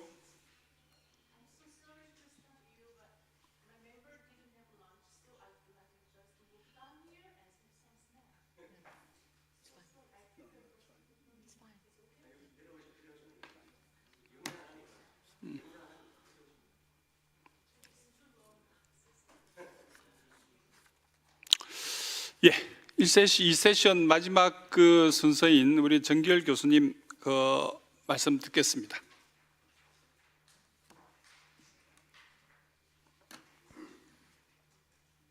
안녕하십니까. 멀리 미국에서 인사드립니다. 정기열입니다. Warm greetings from the west coast of the United States. First, let me congratulate the symposium organizers for bringing together such a broad group of participants from around the world, including 10 members of Korea's National Assembly. Second, thank you for inviting me to join this historic gathering marking the 80th anniversary of the August 15 national liberation. Third, what I present today is a 4-page English summary of my original 9-page Korean paper. The title of my paper is Reinterpretation of 80th Anniversary of the August 15 National Liberation from a Multipolar World Perspective. Now let's begin. First, two very different August 15 liberations. 80 years ago, the August 15 national liberation was experienced in two starkly different ways across the Korean peninsula. In the north, it was genuinely celebrated as a moment of emancipation by a formerly enslaved population, a profoundly joyous and heartfelt national liberation. In the South, however, the experience was entirely different, indeed in many ways the opposite. Why? Why was this so? In the North, Korean anti-Japanese liberation fighters, alongside the Soviet army, defeated the Japanese Kwantung Army, with Soviet forces entering Pyongyang as a liberation army on August 24, 1945. During this brief 3-year period, they assisted Koreans in establishing a democratic and independent nation. By the end of 1948, the Soviets had withdrawn and never to return. In the South, however, by contrast, on September 8, 1945, the United States arrived not as liberators, but as an occupation army.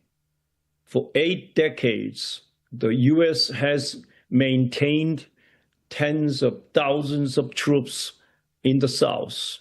As many have argued, Washington never intended to leave Korea from the very outset of its occupation.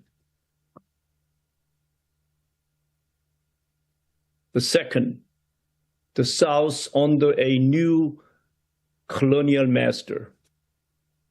In the North, liberation fighters became national leaders, winning popular support through people-centered socialist policies like the 1946 land reform.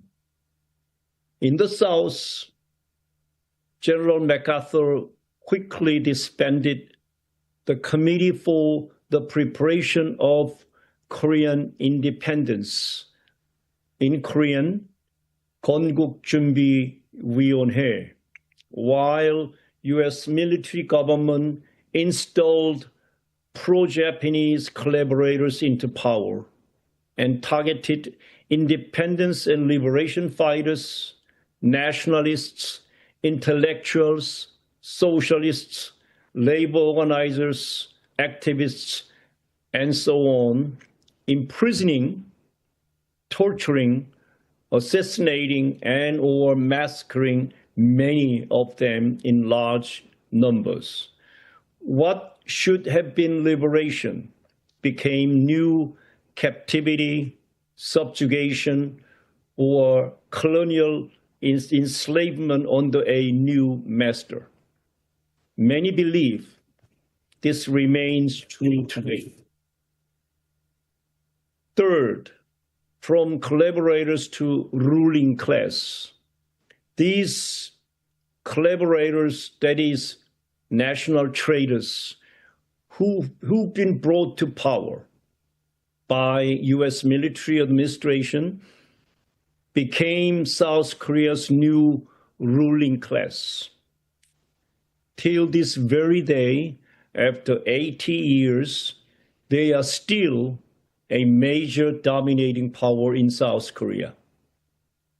Since the U.S. arrival, South Korea's sovereignty, national sovereignty, has been, quote, severely compromised, unquote, militarily, diplomatically, and inter-Korean affairs. Fourth, 8 decades of divergence.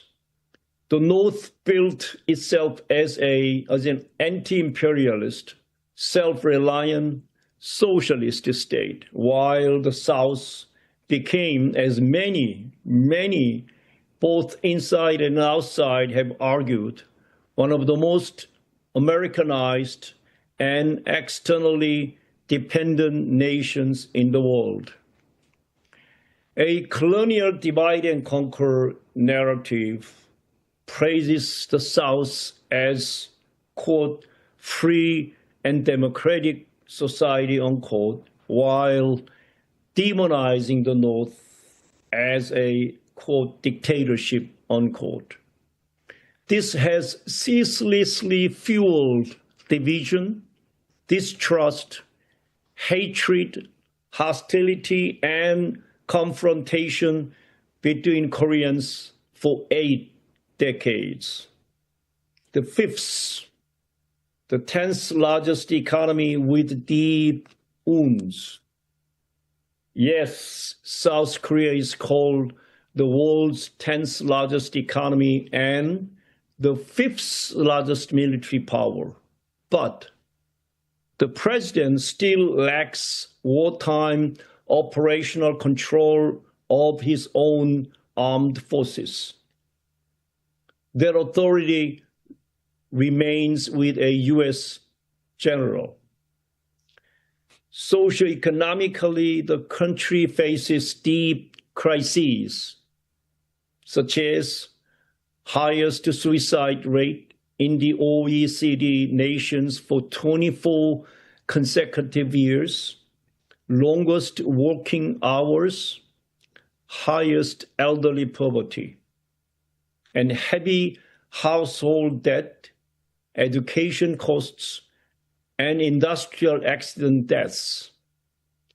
These statistics reflect deep systematic issues, many of which critics argue are rooted in South Korea's enduring subordinate relationship with the United States.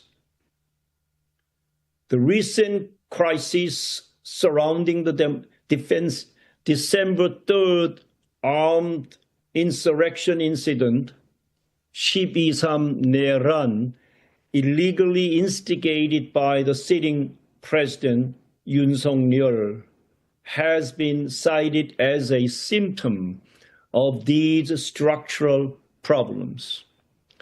Until these domestic and geopolitical issues are fully addressed, South Korea's challenges are unlikely to be resolved, regardless of its global rankings.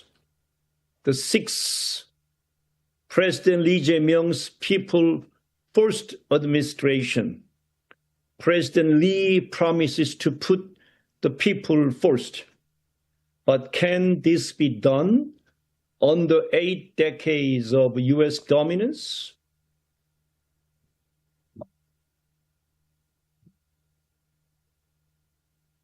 Domestically, President Lee may achieve progress in various areas, though resistance from Washington, entrenched elites, and other stakeholders will be significant.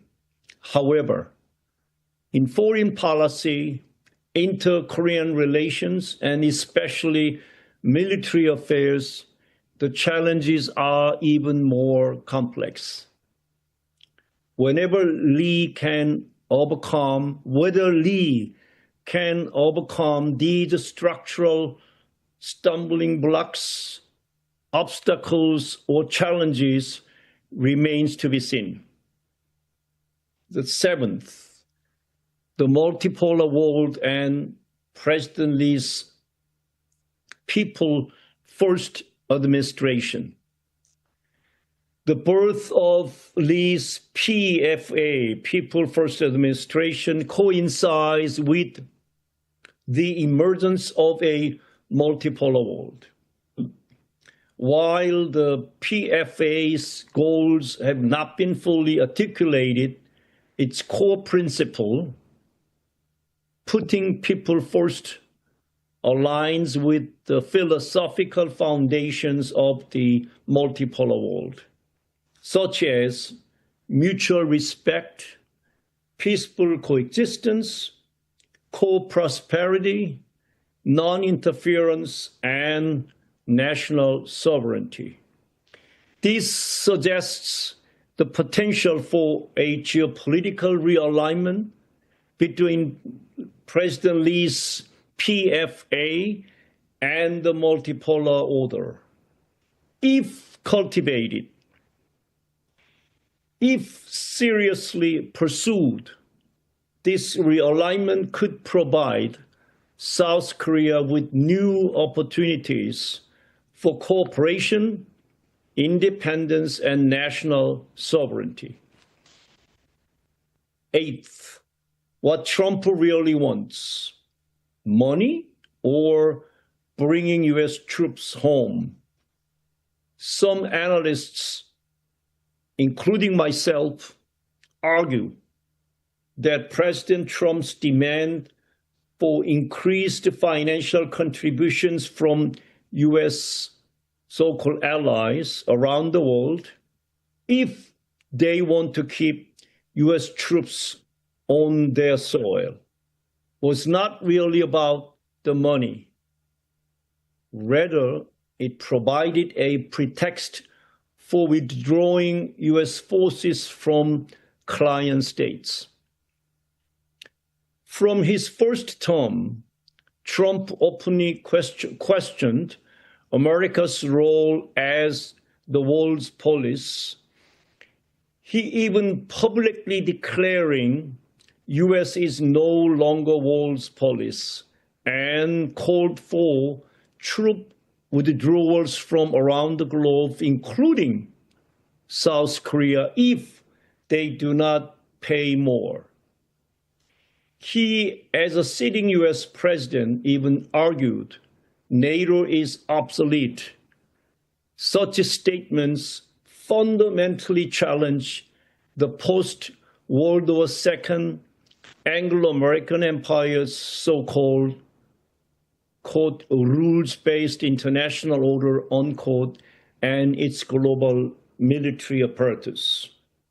Ninth, understanding Trump's madman strategy and President Lee's PFA, People First Administration.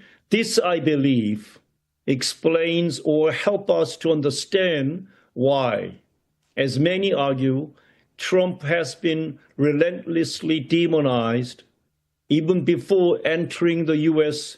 presidential race in 2016.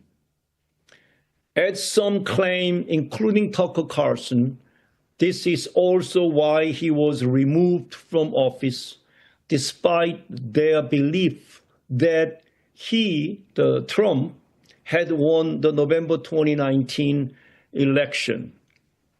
For nearly a decade, Trump has faced unrelenting campaign of cultural, journalistic, judicial or legal, moral and political attacks, or simply put it, a relentless character assassination. Political and legal assassinations against Trump have never stopped throughout his career in American politics. 10th and the last, if President Lee, regardless of how the world views Trump, can seize this rare opportunity to negotiate U.S. troop withdrawal for the sake of the entire Korean population, it would be historic, truly historic. Indeed, it would be nothing less than a Copernican revolution in South Korea's domestic politics, national identity, and geopolitical orientation. Such a bold decision could redefine Korea's future and alter the balance of power in Northeast Asia and perhaps the world. I leave this urgent but very controversial and complex issue to all symposium participants for debate, deliberation, and hopefully, possibly, constructive policy recommendations for President Lee's People First Administration. Not all will agree with the arguments I have presented, and some may strongly oppose them, yet I deeply respect those differing views. In closing, I highlight that understanding Trump's so-called madman strategy, as Russia Today, RT has termed it, is essential for interpreting today's geopolitics, from trade wars and tariffs to the proxy war in Ukraine, genocidal violence, manufactured famine, and other grave humanitarian crises unfolding in Gaza, the Middle East, and beyond. Thank you for your attention. 네, 감사합니다. 일단 이로써 두 번째 세션이 마무리되었습니다. 지금 현재 시간이 4시 19분인데 약 한 15분 정도 우리가 늦게 시작했으니 얼추 크게 시간은 제대로 지금 가고 있는 셈인데 한 15분 정도 휴식을 가지고 4시 35분 정도에 마지막 세션을 계속하기로 하겠습니다. 예, 잠깐 휴식을 취하도록 하겠습니다.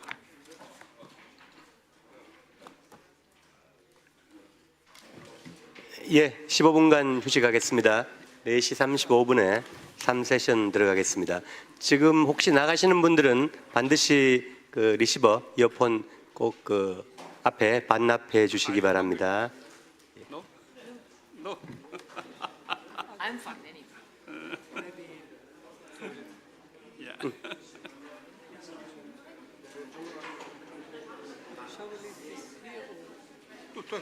No, no, here, there. Now, do you want us to remain here or shall we go and sit there? Yeah. Hello. You missed my speech? You know him, yeah. Yes, he published the Korean translation Yeah, of my book. I have heard about it. Yes.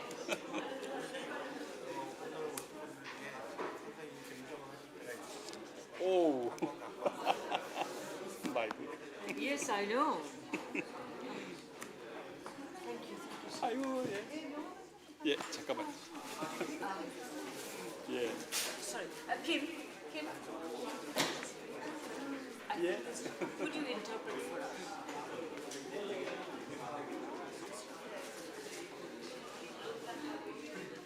I don't have I'm sorry.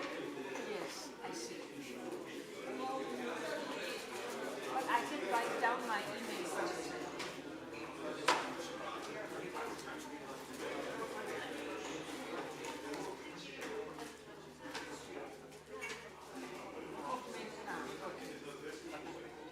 I will write him an email.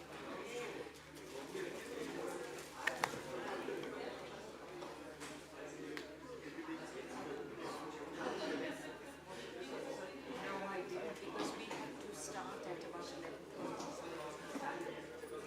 I inquired about it. I asked them whether we could go and so on. But there was the other issue that we probably should have booked the ticket earlier because it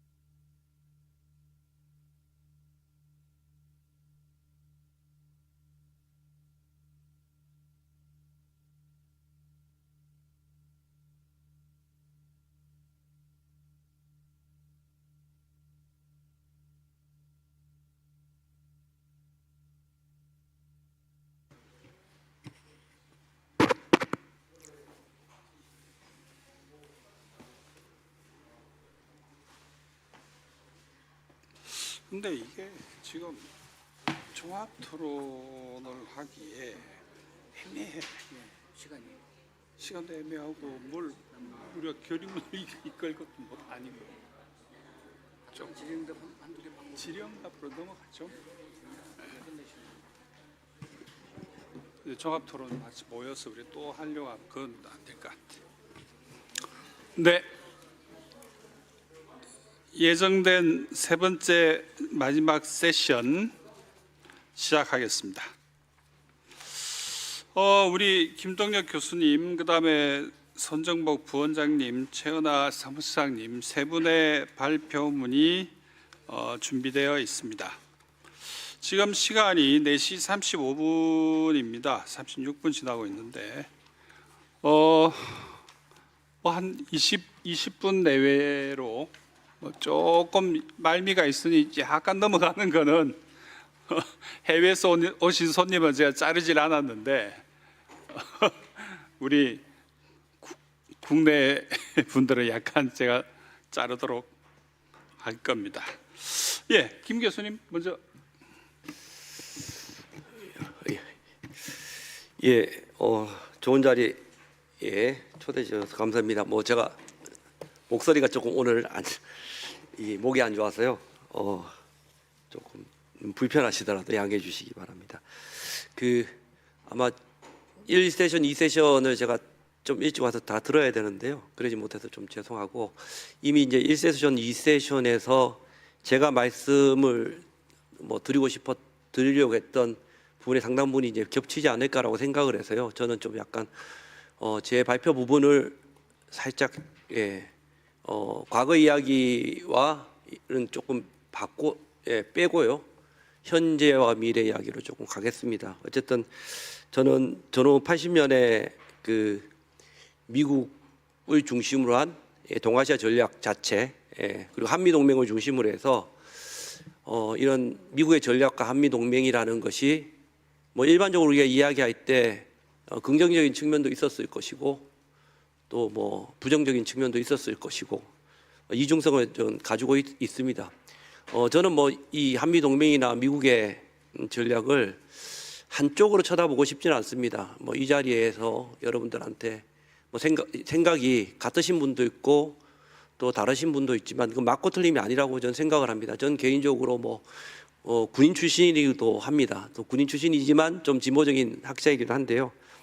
군인 출신이기 때문에 어느 한쪽을 두둔하는 건 아닙니다만은 한미 동맹 또 미국이라는 거에 극단적인 측면에서 부정하고 싶지는 않습니다. 긍정적인 측면도 있었고요. 그런 측면에서 한미 동맹, 미국의 전략을 긍정적인 측면도 분명히 있었지만 그 측면으로 오늘 이야기하려는 것은 아니고요.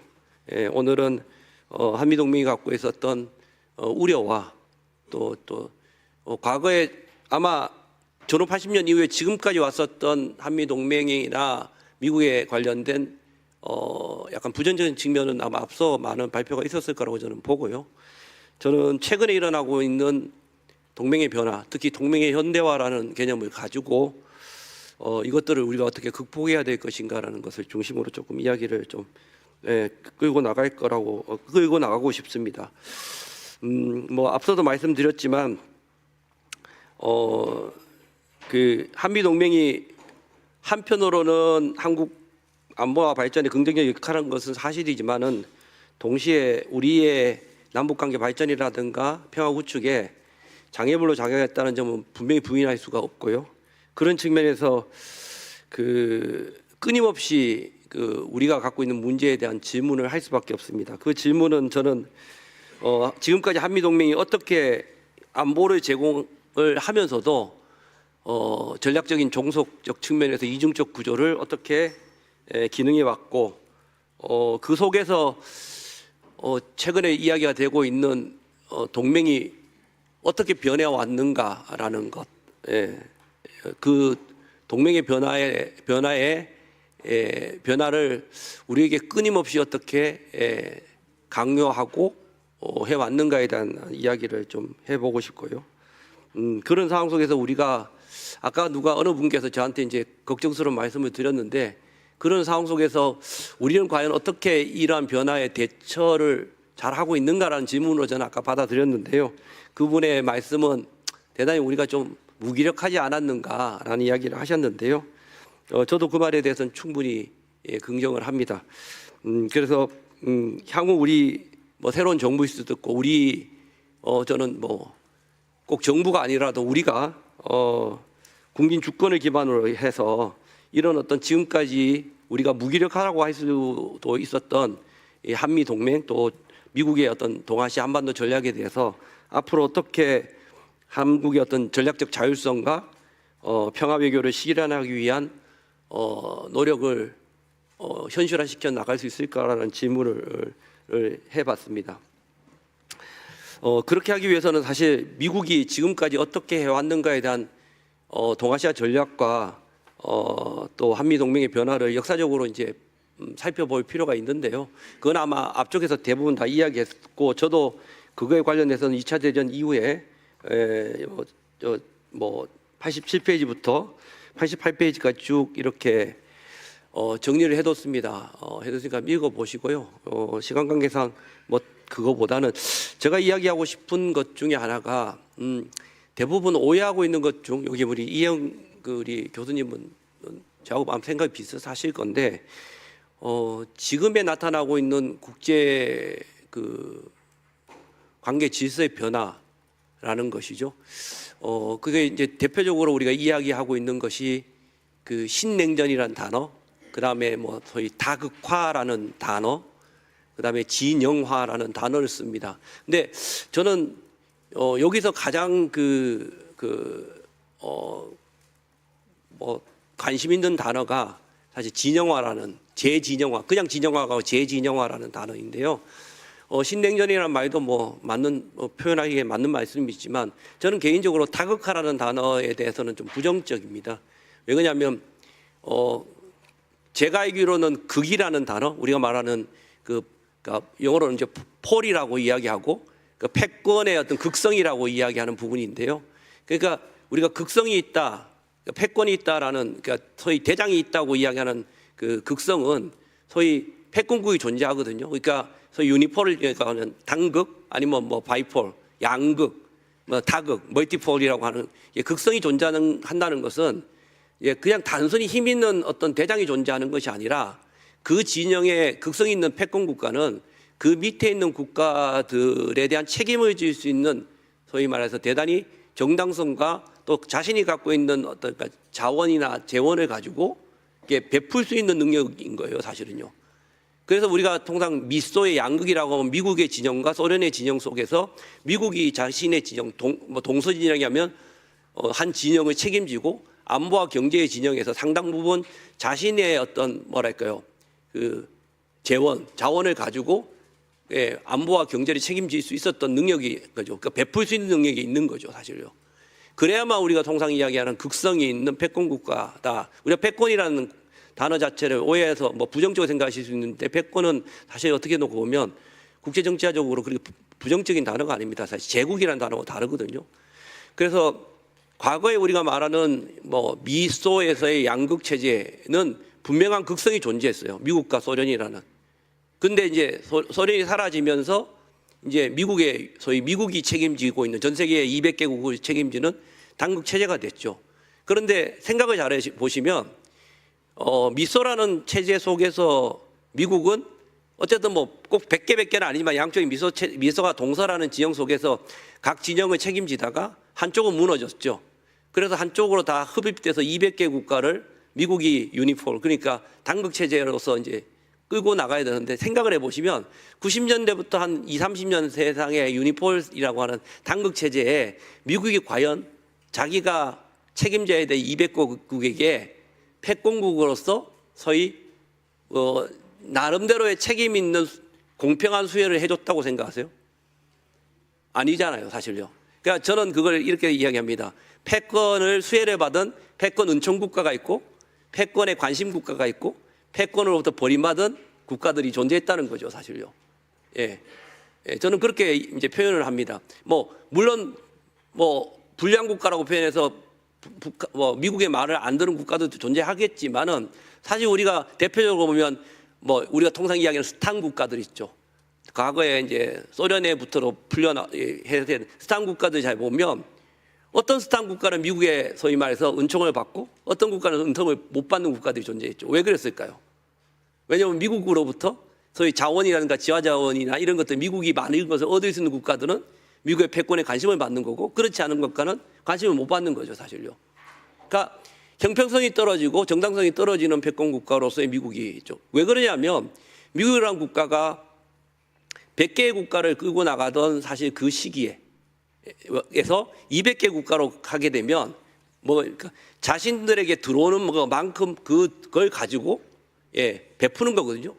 사실 어쩌면 냉전 시대 미국은 중동이라든가 달러 본위와 그다음에 오일머니 이런 걸 통해서 받아들이고 그걸 갖고 사실 다시 베푼다고 표현할까요?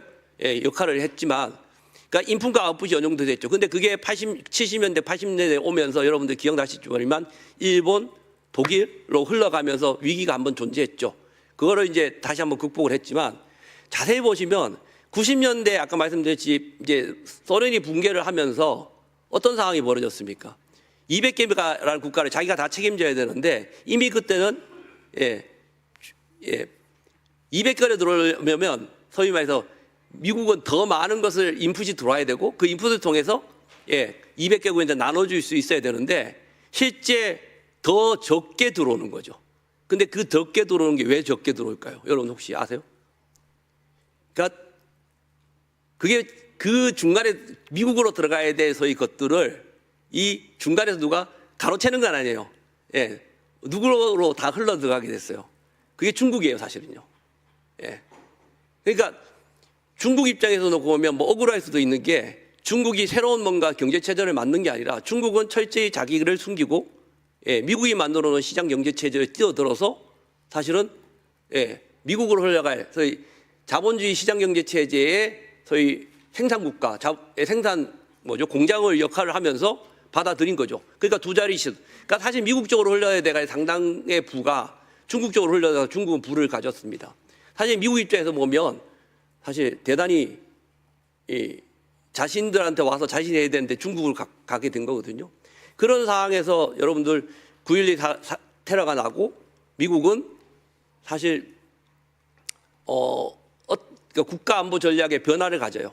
어떤 변화를 가지냐면 더 이상 나를 도전할 국가는 없다. 강대국 간의 전쟁은 없다고 해서 소위 NSS라는 국가안보 전략에서 강대국가의 대결이 아니라 이제 소위 말하는 테러와의 전쟁 이런 식으로 이제 바꾸게 되죠. 그래서 미국은 국가안보 전략뿐만 아니라 국방 전략 이런 것들도 소위 소규모 전쟁 이런 쪽으로 바꿔 나가는 이제 터닝이 있었는데요. 이제 제가 말씀드리는 거는 그 속에서 이제 중국은 계속 발전하고 있고 그런 시간을 계속 가면서 미국은 결국은 이제 자기가 이제 200개의 국가를 다 끌고 갈 수 있는 능력이 되지 않아요. 그렇게 된다고 생각하면 어떻게 해야 되겠어요? 그리고 이제 중국이 러시아도 부활하려고 하고 중국이 다시 강대국으로 올라오게. 그래서 생긴 게 이제 2017년에 NSS 소위 말해서 국가안보 전략을 바꿨습니다. 드디어 한 30여 년, 20여 년 만에 이제 강대국 간의 다시 전쟁, 소위 말해서 강대국 간의 대결을 인정하기 시작했고 그 2017년에 현재의 소위 말해 도전 세력은 러시아로, 그다음 미래의 소위 도전 세력을 중국으로 규정을 하면서 이제 사실 강대국 간에 다시 그래서 새롭게 이제 국방 전략도 강대국 전쟁에 맞춰 바꾸게 되는 거죠. 그런데 이게 과거에 미국이 갖고 있었던 강대국 간 이것은 자기가 소위 말해 책임지는 거였는데 2017년부터 시작됐던 이것에는 소위 말해서 소위 통합을 하는 거죠. 그러니까 자기가 하는 게 아니라 소위 뭐를 들었습니까? 이념과 가치라는, 그러니까 소위 러시아와 중국이 민주주의 시장 경제에 대한 도전 세력을 보고 이념과 가치라는 깃대를 들고 내 밑에 모여라고 하고 그 사람들을 모은 대표적인 케이스가 우리가 꼭 그렇진 않지만 그게 글로벌 노스라는 개념이죠. 글로벌 노스로 모인 거죠. 그게 사실 나라로 보면 한 60, 70개 국가가 모인 거예요. 사실은. 예, 모인 거예요. 예. 예, 그 나라들을 모여놓고 거기에 여러분들 아시지만 뭐 소위 말해서 피보트 에이시아, 뭐다 리발란싱, 인도 태평양 쿼드 이렇게 쭉 이름만 바뀌었다 뿐이지 지금 마가로 이어지는 이거는 사실 우리가 뭐 통일정책 정부가 나오면서 계속 이름 바꾸잖아요. 네이밍을 하고 있지 않습니까? 사실 내용 우리나라도 마찬가지지만 대통령 바뀌고 정부 바뀌어서 통일정책이다 뭐 이름 바꾸고 있지만 사실 내용은 하나도 바뀌지 않고 껍데기만 바꾸는 똑같습니다. 사실 여러분들 뭐 트럼프가 되든 오바마가 되든 앞에 오바마부터 트럼프가 되고 바이든이 되고 또 다시 트럼프에 대해서 대단히 많이 바뀔 것 같지만 사실 바뀌지 않아요. 그 안에 기본적인 내용은 이제는 그냥 미국 우선이고 이거거든요. 그냥 이름만 바뀌었다 뿐이지. 조금 더 뭐 과격화했을 뿐이에요. 그러니까 미국은 사실 이런 상황 속에서 이렇게 바뀐 상황에서 제가 말씀드리고 싶은 거는 결국은 이게 트럼프 때가 아니라 이미 오바마부터 시작해서 지금까지 쭉 이어지는 것은 결국은 자신의 힘으로서 전체 국가들을 다 끌고 가지 없다고 생각한다면 저는 근데 무슨 말을 하고 싶으냐? 지금의 다극화라고, 지금의 지금 소위 진영화라고 이야기하는 나는 이 편가르기, 새로운 다극화라고 이야기하는 편가르기가 러시아가 전쟁을 일으켜서 만든 것이냐? 그렇지 않다고 생각해요. 우크라이나 전쟁 나고 그 전에 있었던 뭐 크림반도 전쟁이 났기 때문에 이 세상이 신냉전으로 바뀌었고 뭐 진영화가 됐다, 편가르기가 됐다. 그 다음에 중국이 막 돈을 많이 벌고 중국이 발전하고 중국이 미중 간에 소위 갈등이 생기고 소위 전략 대결이 생기기 때문에 이게 생겼다? 저는 그렇게 생각하지 않아요. 물론 그런 이유도 있겠지만 근본적으로 이게 진영화로 나눠지고 이제 과거와 같이 미소와는 또 다르지만 물론 다릅니다. 그때와 같이 약간 제로섬은 아니에요. 분명히 제로섬의 게임은 아닌 논제로섬의 어떤 진영화이긴 하지만 어쨌든 뭐 굳이 미국의 친한 미국과 그렇지 않은 한 진영의 진영을 나눌 수밖에 없었던 거는 이 러시아의 전쟁이나 중국의 뭐 도전이 아니라 저는 미국의 필요성이라고 봐요. 이해를 되시는지 모르지만 미국 스스로가 200개 국가를 다 끌고 갈 능력이 안 된 거죠. 예, 안 되는 거예요. 그러면 자기 말 잘 듣는 60개국만 끌고 가는 게 훨씬 더 편한 거죠. 예, 그러니까 이념과 가치의 깃대를 들고, 예, 과거에 소위 말해서 미소의 진영에서 미국은 자기의 진영만 끌고 가고 소련 진영에서 그래서 소련의 진영이 무너졌듯이 지금도 200개를 다 끌고 갈 수가 없어요. 그렇게 놓고 간다면 자신들의 말 잘 듣는 진영만 데리고 끌고 가는 게 훨씬 더 좋은 거죠. 그래서 저는 미국이 사실 지금의 소위 말하는 편가르기의 근본적인 것은 미국이 다시 자신의 소위 패권이라고 하죠. 이것을 연장하기 위한 대단히 고차원적인 세계 전략이라고 생각해요. 그래서 그런데 과거하고 또 다른 점이 뭐냐면 과거에 미소 때는 미국과 소련의 대결 구조 속에서 그 밑에 있는 국가들에게 책임을 전가하거나 물론 같이 한 건 있었지만 대부분 많은 것들의 비용이나 역할 이런 것들을 미국이 주도했다면 지금은 아니죠. 인도 태평양도 마찬가지고 많은 것들을 보면 미국은 자신이 패권을 유지하기 위해 패권이라고 표현하지만 어떤 유지하기 위해서 동맹국가 우방국들에게 소위 말하는 뭐 나쁘게 말하면 삥뜯기라고 이야기할 수도 있고요. 그들에게 비용과 역할을 분담을 해서 결국은 좋게 말하면 함께 살자라는 의미로 드릴 수 있지만 실제 함께 사는 게 아니라 자신들의 그 패권의 연장을 위해서 우방국들에게 뭐랄까요? 비용과 역할을 주고 실제적으로 자신들. 그래서 이제 그렇게 해서 나타나는 것들이 그러니까 왜 제가 이 말씀을 드리면 아까 말씀드렸듯이 저는 그래서 다극화다, 뭐 극이라는 단어를 안 쓰는 게 그건 아까 말씀드렸듯이 분명하게 대장이 존재하지만 그 대장이 책임 있는 대장이어야 돼요. 그런데 지금은 책임 있는 대장이 아니죠. 뭐 굳이 놓고 보자면 아까 말씀드린 미국을 중심으로 한 글로벌 노스를 중심으로 한 이 진영이 있고 반대에 뭐 글로벌 사우스와 브릭스와 뭐 상하이 코퍼레이션이나 상하이 협력기구 뭐 이런 대충이 한 120-130개 지역으로 나눠진다면 이건 저는 이 지역이 이 두 개의 진영이 극성이 있나요? 아까 말씀드린 극성이 저는 없다고 봐요. 그러니까 이쪽 소위 말 글로벌 노스라는 지역에 미국이 대장 짓을 하고 있지만 책임있는 대장이 아니죠. 소위 말해서 나머지 동맹국이나 이런 우방국들에게 오히려 뭐 나름의 빈셔틀을 하고 그들에게 뭔가를 하는 이런 거라 하면 책임있는 패권국이 아니면 극성이 없는 거예요. 마찬가지 이쪽의 지역은 중국이나 러시아가 소위 말해서 대장국가, 그러니까 국력이나 이런 걸 봐서 상위에 있지만 이 지역에 뭔가 대장짓을 하는 역할을 하지는 않군요. 오히려 이쪽보다 이쪽 지역은 훨씬 더 각 국가들이 어떤 거냐면 전략적 자율성을 갖고 있어요. 북한이 이쪽 지역에서 뭐 지금 북러 관계도 있고 북중 관계도 있고 하고 있지만 여러분들 보기에 북한이 러시아의 밑에 무슨 바짓가랭이에 붙들고 중국의 바짓가랭이에 붙들고 있다고 생각하는 저는 안 해요. 대단히 자율성을 갖고 있거든요. 그러니까 이쪽에 있는 국가들은 국가의 크기나 권력의 큰 차이가 남에도 불구하고 대단히 국가 간의 관계에 대해서 양자적 관계에서 이런 데서 자율성을 갖고 있는 거죠. 그런데 재밌는 건 뭐냐면요. 이쪽 국가는 사실 대장이 대장짓을 하면서 아래쪽에 뭔가 수혜를 베풀어지지 않고 이제 그 자신을 위해서 소위 말해서 너희들이 비용도 제출하고 하라고 함에도 불구하고 뭐가 존재하느냐. 소위 개선, 하이라키가 존재하죠. 서열이 존재하는 거예요. 뭐 대놓고 이야기하면 대장이 진짜 대장인 미국이 존재하고 중간 보스라는 뭐 EU 국가나 일본이 존재하고 죄송한 이야기지만 소위 행동대원, 총알바지인 대한민국이 존재하고 이런 희한한 구조가 돼 있는 거예요. 그러니까 이쪽은 개선이 존재하고 이 개선이 존재한다는 것은 소위 밑으로 갈수록 뭐가 없느냐?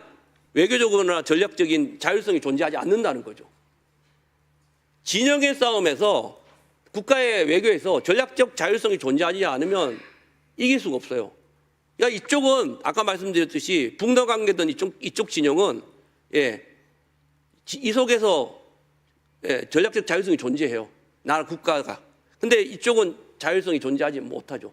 대표적인 예를 그냥 들어보면 과거에 공급망이나 이런 걸 할 때 최근에 지난 정부에서 보면 미국이 중국하고 공급망을 새로 만들면서 중국에게 투자하지 말라고 하잖아요. 삼성도 막 빠지고 그러면서 이제 우리가 엄청나게 힘이 들었죠. 그런데 재밌는 건 뭐냐면 그렇게 삼성이 중국에서 빠진 공간을 누가 메꿨습니까? 미국의 기업이 들어가서 메꾸잖아요. 이익을 챙기잖아요. 그리고 그 챙긴 공간에 조금 더 남는 공간을 일본과 호주의 기업들이 들어가서 뺑이죠. 그러니까 대장은 못하게 시켜놓고 자기가 들어가서 빼먹고 중간 보스도 눈치 싹 보고 있다가 싹 들어가서 빼먹고 죄송하지만 멍청한 행동대원은 가서 다 털리고 나오고 아무것도 못하고 있고 그게 우리의 지금 모습이었던 거예요. 사실요. 물론 뭐 이게 부정적으로 이렇게만 이야기할 게 아니죠. 그러면 만약에 미국 그렇게 해서 거역했을 때 생기는 또 손해는 더 클 수 있다는 것에 대해서는 분명히 또 생각의 부분이 있어요. 어찌됐든 그런 부분에서 저는 그 지금의 동맹의 현대화라는 것을 많은 사람들이 너무 군사적인 측면으로만 이야기한 측면이 있어요. 최근에 이제 동맹 현대화라는 것을 이야기할 때 많은 분들이 동맹 현대화라고 딱 이야기하면 마치 전략적 유연성이라는 개념과 일치시키는 경우가 있습니다. 전략적 유연성이라는 것은 주한미군, 그러니까 주둔군이 밖으로 나가서 이게 우리나라, 그러니까 예를 들면 주한미군 같은 경우에는 여기에 존재하는 이유가 소위 한반도의 위기, 한반도를 관리 위해서 위한 것인데 이미 전략적 유연성이라는 건 2006년에 벌써 있었죠.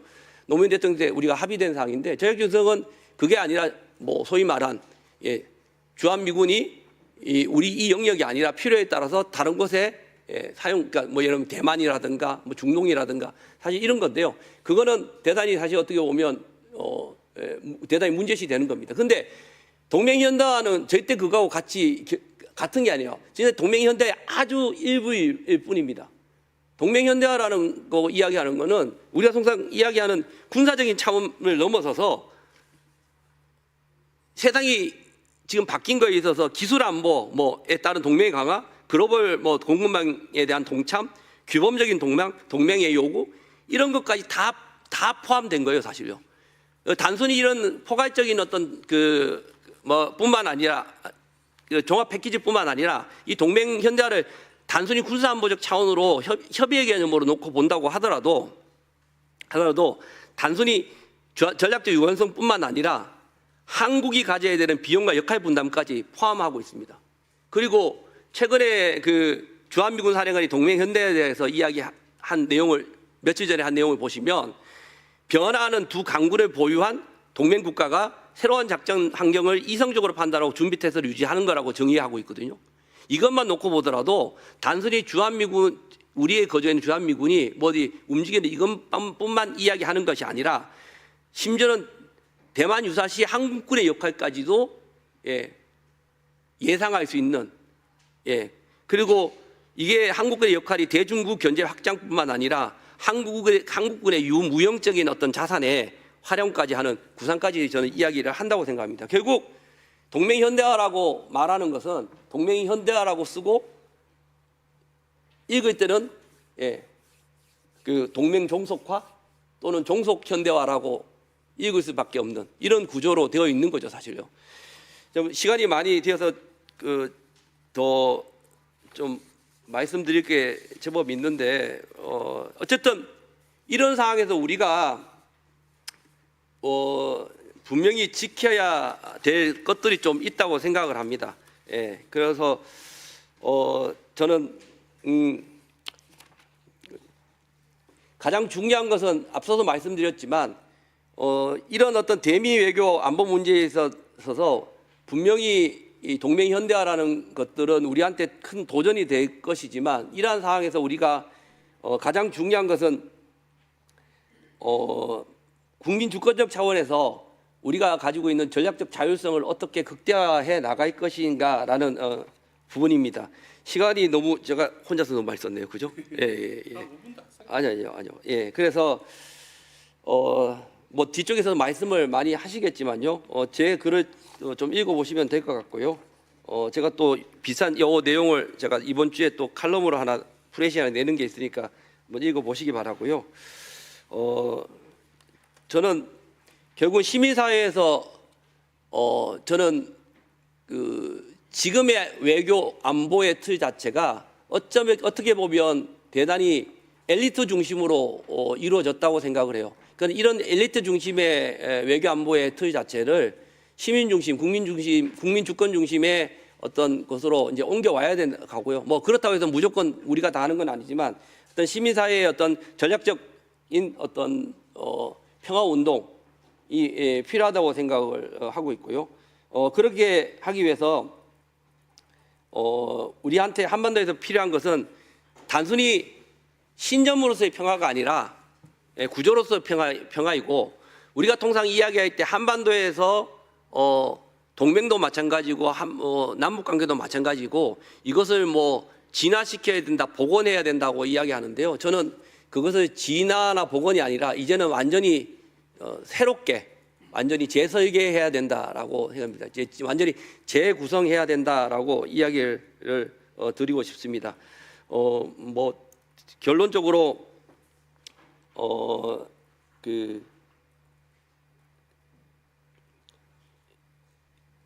지금 우리 기성세대가 제가 마지막 문장을 쓰고 싶었던 건데요. 기성세대가 동맹이라는 이름으로 외면해 왔던 질문에 대해서 이제서야 좀 우리가 답을 해야 될 때가 아닌가라고 생각하는데요. 그래서 과연 한미 동맹이 한반도 평화를 위한 것인가 아니면 미국의 이익을 위한 것인가에 대한 질문은 이 단지 어떤 외교적인 어떤 정책의 선택지가 아니라 한반도의 과거와 현재 그리고 미래를 관통하는 전략적이고 도덕적인 과제라는 측면에서 우리가 이제 이 질문에 대해서 바로 이제 국민의 이름으로 또 헌법의 가치로 또 무엇보다 가장 중요한 것은 지금 세대가 아니라 다음 세대를 위한 책임으로 명확한 답을 우리가 해야 되지 않을까라고 생각을 합니다. 발언을 마치겠습니다.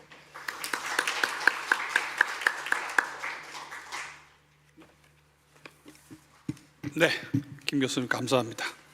다음 우리 손 부원장님. 안녕하세요. 손정목입니다. 반갑습니다. 제가 맡은 게 이재명 국민주권정부의 대외정책 평가와 과제인데요. 사실 얼마 안 됐기 때문에 평가할 게 많지는 않습니다만 어쨌든 지금까지 해본 관세 협상도 있고 해서 평가를 좀 해보면서 진짜 중요한 과제에 대해서 몇 말씀을 좀 드려보겠습니다. 제가 이게 또 20분 내로 끝내려고 하니까 자신이 없어서 조금 써왔어요. 좀 읽더라도 이해해 주시기 바랍니다. 어쨌든 국민주권정부라는 말을 쓴 것 자체가 아마 역사상 처음이죠. 주권정부라는 말을 정부의 이름으로 올린 것은 아마 이번이 처음인 것 같습니다. 80년 만에. 그만큼 국민이 진짜 국민 주권을 열렬히 요구하고 있다, 또 열망하고 있다, 이런 뜻이라고 생각이 들고요. 아울러서 이 주권 국가들을 기반으로 하는 다극화 세계 질서의 시대적 추세를 반영한 것이다, 이렇게도 봅니다. 그래서 이건 세계적인 추세를 반영한 것이자 우리 국내의 국민들의 요구를 반영한 그런 의미로서의 주권정부, 국민주권정부가 우리가 볼 수 있지 않을까 생각이 들어서 상당히 저는 긍정적이고 좋다, 이렇게 봅니다. 근데 실제로 근데 문제는 이재명 정부가 이것을 실제로 정말 제대로 실현할 수 있겠느냐, 그럴 능력과 의지가 있느냐라는 문제가 현실에서 우리한테 가장 큰 과제겠죠. 실제로 지난 한국 현대사 80년을 돌이켜보면 한국이 지난 80년은 미국에 의해서 이 군사주권이 장악된 조건 하에서 미국의 동북아 전략에 따른 내정 간섭과 경제 문화적 침탈이 일상화된 시기였습니다. 그래서 그 결과 이 친미 친일 세력이 한국 사회의 주류 최상층을 차지하고 그에 따른 숙미주의 공미주의가 지배 이데올로기가 돼서 미국 반대는 고사하고 미국 비판조차도 금기시되는, 또 이것을 얘기하면 더 친북으로 몰리는 이런 상황까지도 이어졌었죠.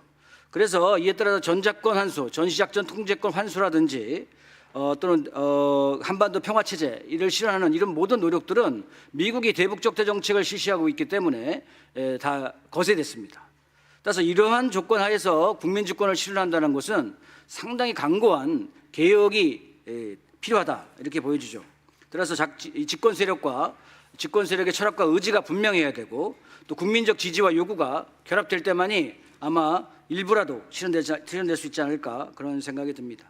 만약에 역대 정권들처럼 이게 선거할 때만 국민을 찾고 또 실제 그 이후에 있어서는 친미 친일 관료 세력들한테 둘러싸여 가지고 친미 정책을 일관하는 그런 식의 정책을 계속한다면 역대 정권의 실패를 반복할 것이다, 이렇게 봅니다.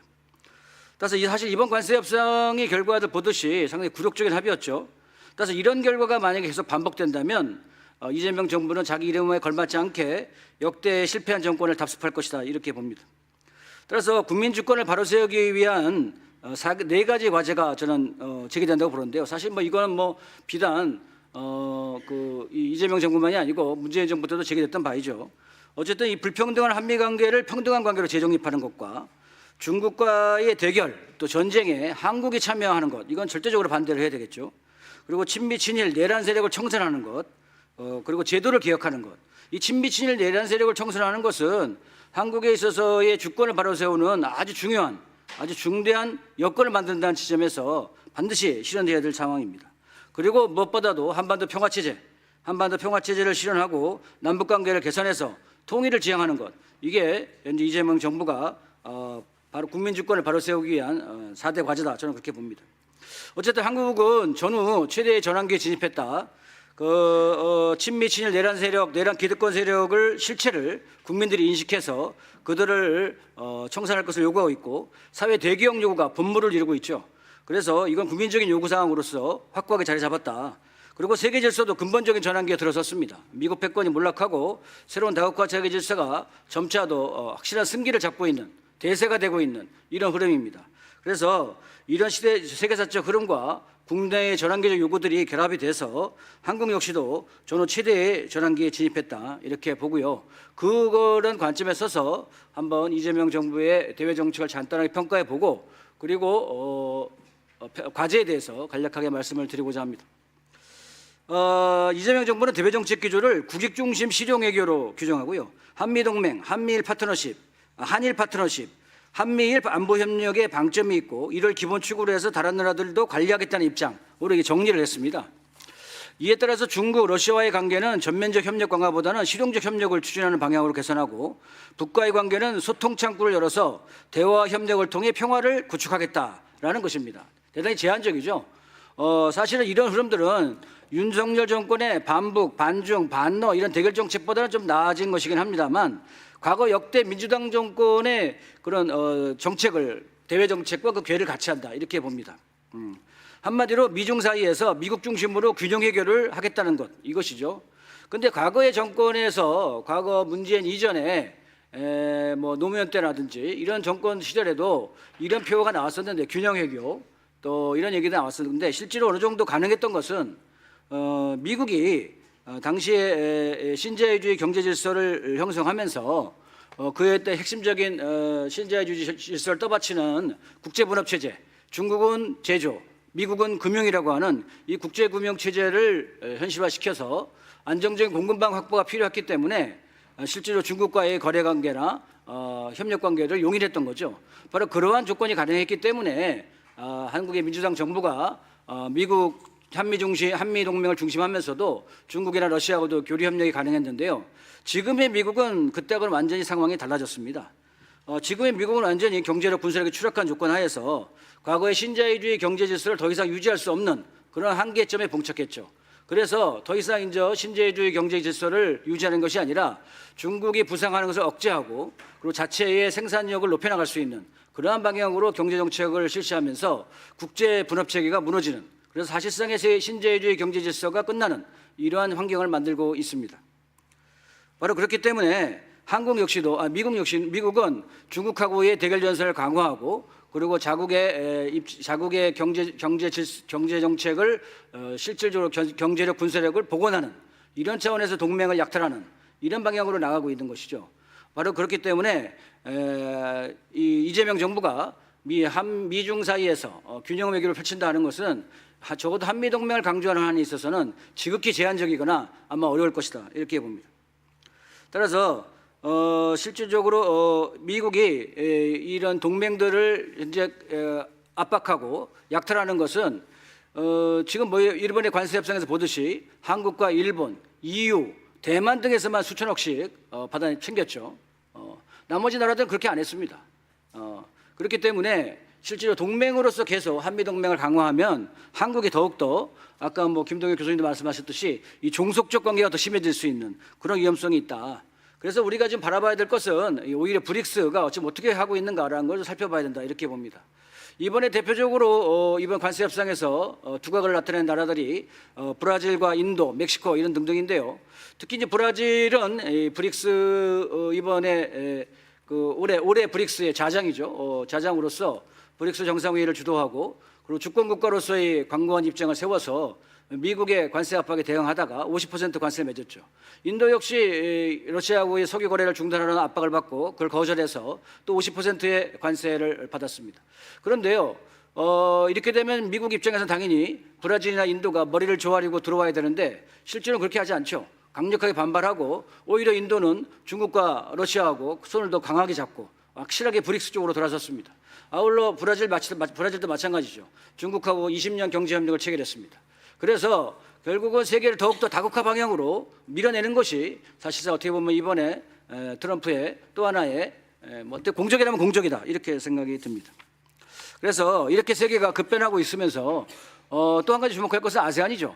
아세안에 인도네시아, 그다음에 태국, 말레이시아, 베트남 이런 나라들이 다 브릭스에 가입했습니다. 브릭스 본 정회원국이 됐고 또 브릭스 파트너국이 됐죠. 그래서 브릭스는 파트너국까지 합치면 세계 GDP의 45%를 차지하게 됐고요. 인구는 절반에 가까이 있고 아울러서 세계의 석유, 자원, 식량의 보고가 됐습니다. 그래서 세계의 모든 경제 축이 사실상 브릭스로 옮겨가고 있다. 또 다국화 질서로 옮겨가고 있다 이렇게 봐야 되겠죠. 따라서 이렇게 세계 지형이 변하고 있습니다. 세계 전략 지형이 바뀌고 있는 이런 조건 하에서 정부가 이재명 정부가 구태연하게 한미동맹을 운운하면서 계속 한미동맹과 한미일동맹만을 외친다면은 더욱더 미국의 강한 약탈 압박에 시달리게 될 것이고 그 과정에서 필연코 더 큰 국민 주권의 손상을 보게 될 거라고 봅니다. 따라서 저는 이번에 이제 과제를 좀 말씀드리고 싶은데요. 이 과제는 한마디로 외교 관계를 다변화하고 그리고 한반도 평화체제의 수립을 제1의 목표로 해야 된다 이렇게 봅니다. 이재명 정부의 제목이 한반도 평화체제 수립을 제1의 대외관계 목표로 하는 그 이유는 첫째는 상시적인 안보 위기, 전쟁 위기에서 결정적으로 벗어나서 국민 주권을 발전시킬 수가 있고, 둘째는 북방과 유라시아 경제 협력을 통해서 경제 발전이 가능하고, 셋째는 미국 중심 대외 관계에서 벗어나서 국익 중심 실용 외교를 제대로 펼칠 수 있기 때문입니다.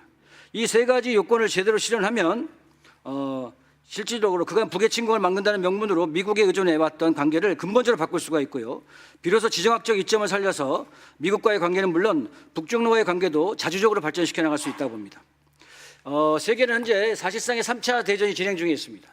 과거와 같은 세계대전 형태로 진행되지 않은 것은 핵전쟁을 우려하기 때문인데요. 어쨌든 각국의 지역전쟁 형태가 여전히 계속되고 있습니다.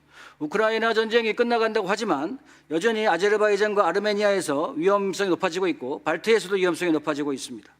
또 대만도 역시 여전히 위험성이 있고요. 한반도 역시 여전히 전쟁 위험이 있습니다. 따라서 이러한 전쟁 위험들을 해결하고 그리고 한반도에서 항구적인 평화를 실현하는 길은 한반도의 평화협정을 통한 평화체제를 실현하는 것이 우리한테서는 절실한 요구이고 과제입니다. 그리고 이재명 정부도 싸울 필요 없는 평화가 가장 절실한 안보라 이렇게 말했듯이, 이재명 정부의 제1의 대외정책 목표는 이런 전쟁을 방지하고 한반도의 평화를 실현해서 3차 세계대전의 위험으로부터 또 3차 세계대전을 사실상 저지할 수 있는 그런 여건을 만들어내는 것이 지금에 있어서 정부가 국민주권을 실현하고 국가주권을 실현해낼 수 있는 제1의 과제가 아닌가 싶습니다. 이런 과정에서 제기되고 있는 세 가지가 현재 전작권 전환, 그리고 주한미군의 감축, 그다음에 소위 한미동맹 현대화 이런 등등의 논의가 지금 진행되고 있는데요. 사실 이런 논의가 나오게 된 배경은 미국의 국방 전략의 변화와 연관되어 있다고 봅니다. 미국이 지난번에 밝힌 잠정적인 국방 전략 지침에 의하면 미국은 대만 방어와 그리고 본토 방어를 중심으로 하고, 그리고 자국 방어는 각각의 나라들이 알아서 해라, 이런 지침이죠. 이런 전략 지침입니다. 이거는요, 뭐 사람들이 이거를 별로 크게 어떻게 보면 뭐 당연한 변화다 이렇게만 어쩌면 보실 수도 있다고 생각이 드는데, 확실하게 수세적이고 방어적인 전략입니다. 이 수세적 방어적인 전략으로서 미국이 본토 방어를 핵심으로 하는 그러한 전략적 변화를 우리가 이번에 보여주었다 이렇게 보여주고요. 미국은 그런 차원에서 미국의 군대, 미국의 안보 지형을 재편성하는 이런 시도를 하고 있고, 그 일환으로서 제기된 게 이번에 전작권 전환, 그리고 주한미군 감축, 이런 또 한미동맹 현대화 등등의 논의다 이렇게 봅니다. 트럼프 정부는 확실하게 지금까지 지난 6개월간 보여줬을 때 핵강국들하고는 대화와 타협을 시도하고 있고, 그리고 실흥국들에 대해서는 약탈을 하고 있습니다. 이 페페 에스코바르는 이걸 치어와 약탈 전략이다 이렇게 표현했고, 우리 이해영 교수님은 동맹 궁피파 전략이다 이렇게 표현했는데요. 어쨌든 이런 동맹들에 대해서는 궁피파 전략을 취하면서도 핵강국들과는 관계 개선을 시도하고 있죠. 그래서 8월 15일 날 내일 러시아하고의 정상회담을 실현하고, 또 조만간에 10월 달에 에이펙에서 중국과도 정상회담, 시진핑 주석과도 정상회담을 한다 이렇게 현재 보도가 나오고 있습니다. 그것은 중국하고 사실상 싸울 듯이 하지만 군사적으로는 대치를 하고 있지만 정치 경제적으로는 화해를 모색하는 이런 단계다, 이런 모습이다 이렇게 보여지죠. 따라서 우리가 이런 연장에서 본다면 결국은 핵강국인 북과도 관계 개선을 도모할 수 있다 이렇게 봐야 될 것 같습니다. 이런 점에서 전작권 전환은 우리가 무조건 환수해야 되는 것이죠. 이거 얘기할 게 뭐 있겠습니까? 이걸 조선일보에서는 북중로에다가 군사주권을 갖다 바치는 거라는 둥, 돈이 21조가 든다는 둥 이런 얘기를 하는데요. 21조가 아니라 100조가 들더라도 이 군사주권은 무조건 되찾아 와야죠. 일각에서는 이게 과거에 한미 간의 합의, 이 전작권 전환과 관련된 합의에 와서 미래 전략사령부를 만들어가지고 거기서 한국군은 총사령관, 미국은 부사령관 이렇게 하면서 꼼수를 부려가지고 미국이 계속 작전권을 유지하려고 하는 의도도 있다 이렇게도 나오는데요. 사실 이게 지금 미국이 제안한 겁니다. 이번에 전작권 제안은 한국이 제안한 게 아니에요.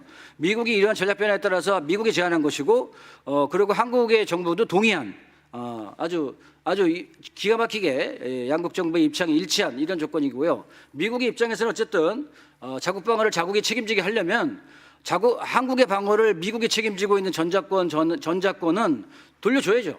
그래야 한국 방어를 한국이 책임지게 하지. 안 그렇습니까?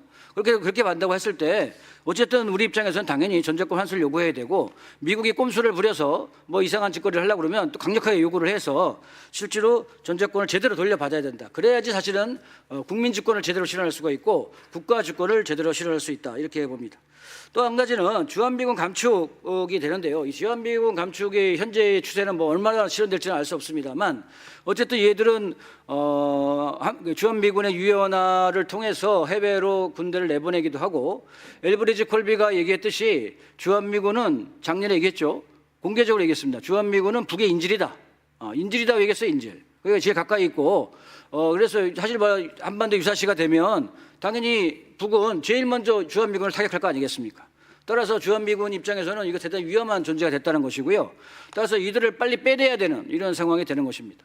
그래서 전제권을 빨리 돌려줘야 된다, 이라고 공개적으로 에브리지 콜비도 얘기했죠. 그래서 자국 방어를 자국이 책임지게 한다라는 이 구도는 사실은 주한미군에 대한 감축을 합리화하고 또 그걸 하기 위한 조건으로서 전제권 전환을 진행하고 있다, 이렇게도 보여집니다. 그리고 그 과정에서 이제 한미동맹 현대화를 우리가 아주 살펴봐야 될 텐데요.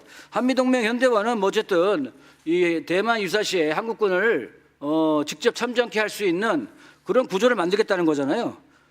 그리고 이건 한마디로 이거는 실제로 우리나라의 헌법에도 위반되는 거죠. 헌법에 위반되는 거고요. 국제 평화주의, 또 국회 동의권, 이 국회 동의권을 전제로 해야 되는데, 해외 폐병을 하려면 만약에 자동으로 한국군이 참전하게 하는 합의를 한다, 이러면은 이건 헌법 위반이고, 따라서 헌법 개정 사항입니다. 또 이와 더불어서 한미 상호 방위 조약을 개정 내지 폐기해야 되는 겁니다. 뭐 얘기가 다 길어지면 더 얘기가 길어질 것 같은데, 어쨌든 한미 상호 방위 조약을 개정 내지 폐기가 불가피해지죠. 더더군다나 얘들이 얘기하는 집단 방위, 미국이 얘기하는 집단 방위로 나가려고 한다면 더욱더 한미 상호 방위 조약은 개정 내지 폐기가 불가피합니다. 따라서 그런 과정에서 당연히 한국민들은 강력히 분노할 것이고요. 당연히 한국군의 해외 폐방을 당연히 반대하고 나서야 되는 것이죠. 이렇게 봤을 때 전반적으로 한미동맹은 약화되는 추세로 나갈 수밖에 없다. 주한미군이 전작권을 전환하고 주한미군의 감축을 진행을 하고, 그리고 한미 상호 방위 조약의 개폐정의 얘기가 된다면은 그런 차원에서 한반도에서는 북과 관계 개선을 할 수 있는 유리한 조건이 또한 역으로 만들어지는 것이다, 저는 이렇게도 봅니다. 따라서 우리한테 있어서는 이런 미국의 이런 전략 변화, 그리고 사실은 자국 방어를 자국이 알아서 하라는 것은 동맹으로서의 책임과 의미를 방기하는 것이죠. 그래서 사실상 동맹 관계를 무력화할 수 있는 이런 내용이 들려 있습니다. 따라서 이런 전략은 확실히 미국의 군사력, 경제력이 실추된 상황을 반영한 것입니다. 그리고 또 북과 중국의 대미 군사 전략을 반영해서 그런 대응 전략으로도 볼 수 있는 것이죠. 따라서 우리 입장에서는 당연히 미국의 한미동맹 현대화에 따르는 한국군의 집단방위라든지 또는 대만 전쟁 참여를 명문화하려고 하는 이런 시도들은 당연히 거부해야 되고, 그 속에서 한미연합, 오히려 이런 집단방위 다자훈련들을 강화해 나갈 텐데, 그런 과정에서 제기될 수 있는 한미연합 훈련을 중단시켜 나가는 이런 노력도 같이 있어야 될 거라고 봅니다. 그래서 결론적으로 이재명 정부는 어떤 미 정부의 이런 이중적인 태도와 입장들을 적극 활용해서 이번 한미 정상회담에서 긴장 고조를 억제하고 한반도 평화체제 실현을 위한 적대정책 폐기를 제안하고 설득해야 할 거라고 봅니다. 그리고 이런 노력을 통해서 한반도 평화협정을 위한 협의가 시작된다면 한반도의 항구적 평화를 위한 결정적 전환이 이루어지는 것입니다. 저는 이재명 정부가 이러한 노력을 통해서 진정한 국민주권 정부로서 역사에 기록되길 바랍니다. 이것을 마치겠습니다. 감사합니다.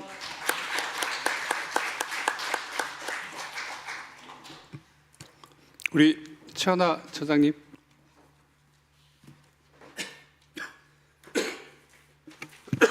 네, 방금 소개받은 자주통일평화연대 사무처장 최은하라고 합니다. 저는 한국 시민사회의 활동 방향과 과제에 대해서 말씀드리고자 합니다. 앞에서 발제하신 두 분께서 그 현재 한반도를 둘러싼 상황, 또 향후에 이재명 정부가 펼쳐야 될 과제에 대해서 주로 말씀을 해주셨기 때문에 앞부분은 좀 간략히 말씀드리고, 저 한국 정부와 시민사회의 과제를 중심으로 해서 저의 문제의식을 간단히 말씀드리도록 하겠습니다. 저는 광복 80년대 즈음에서 우리 사회 앞에 놓인 도전을 크게는 두 가지 영역으로 정리를 해보았습니다.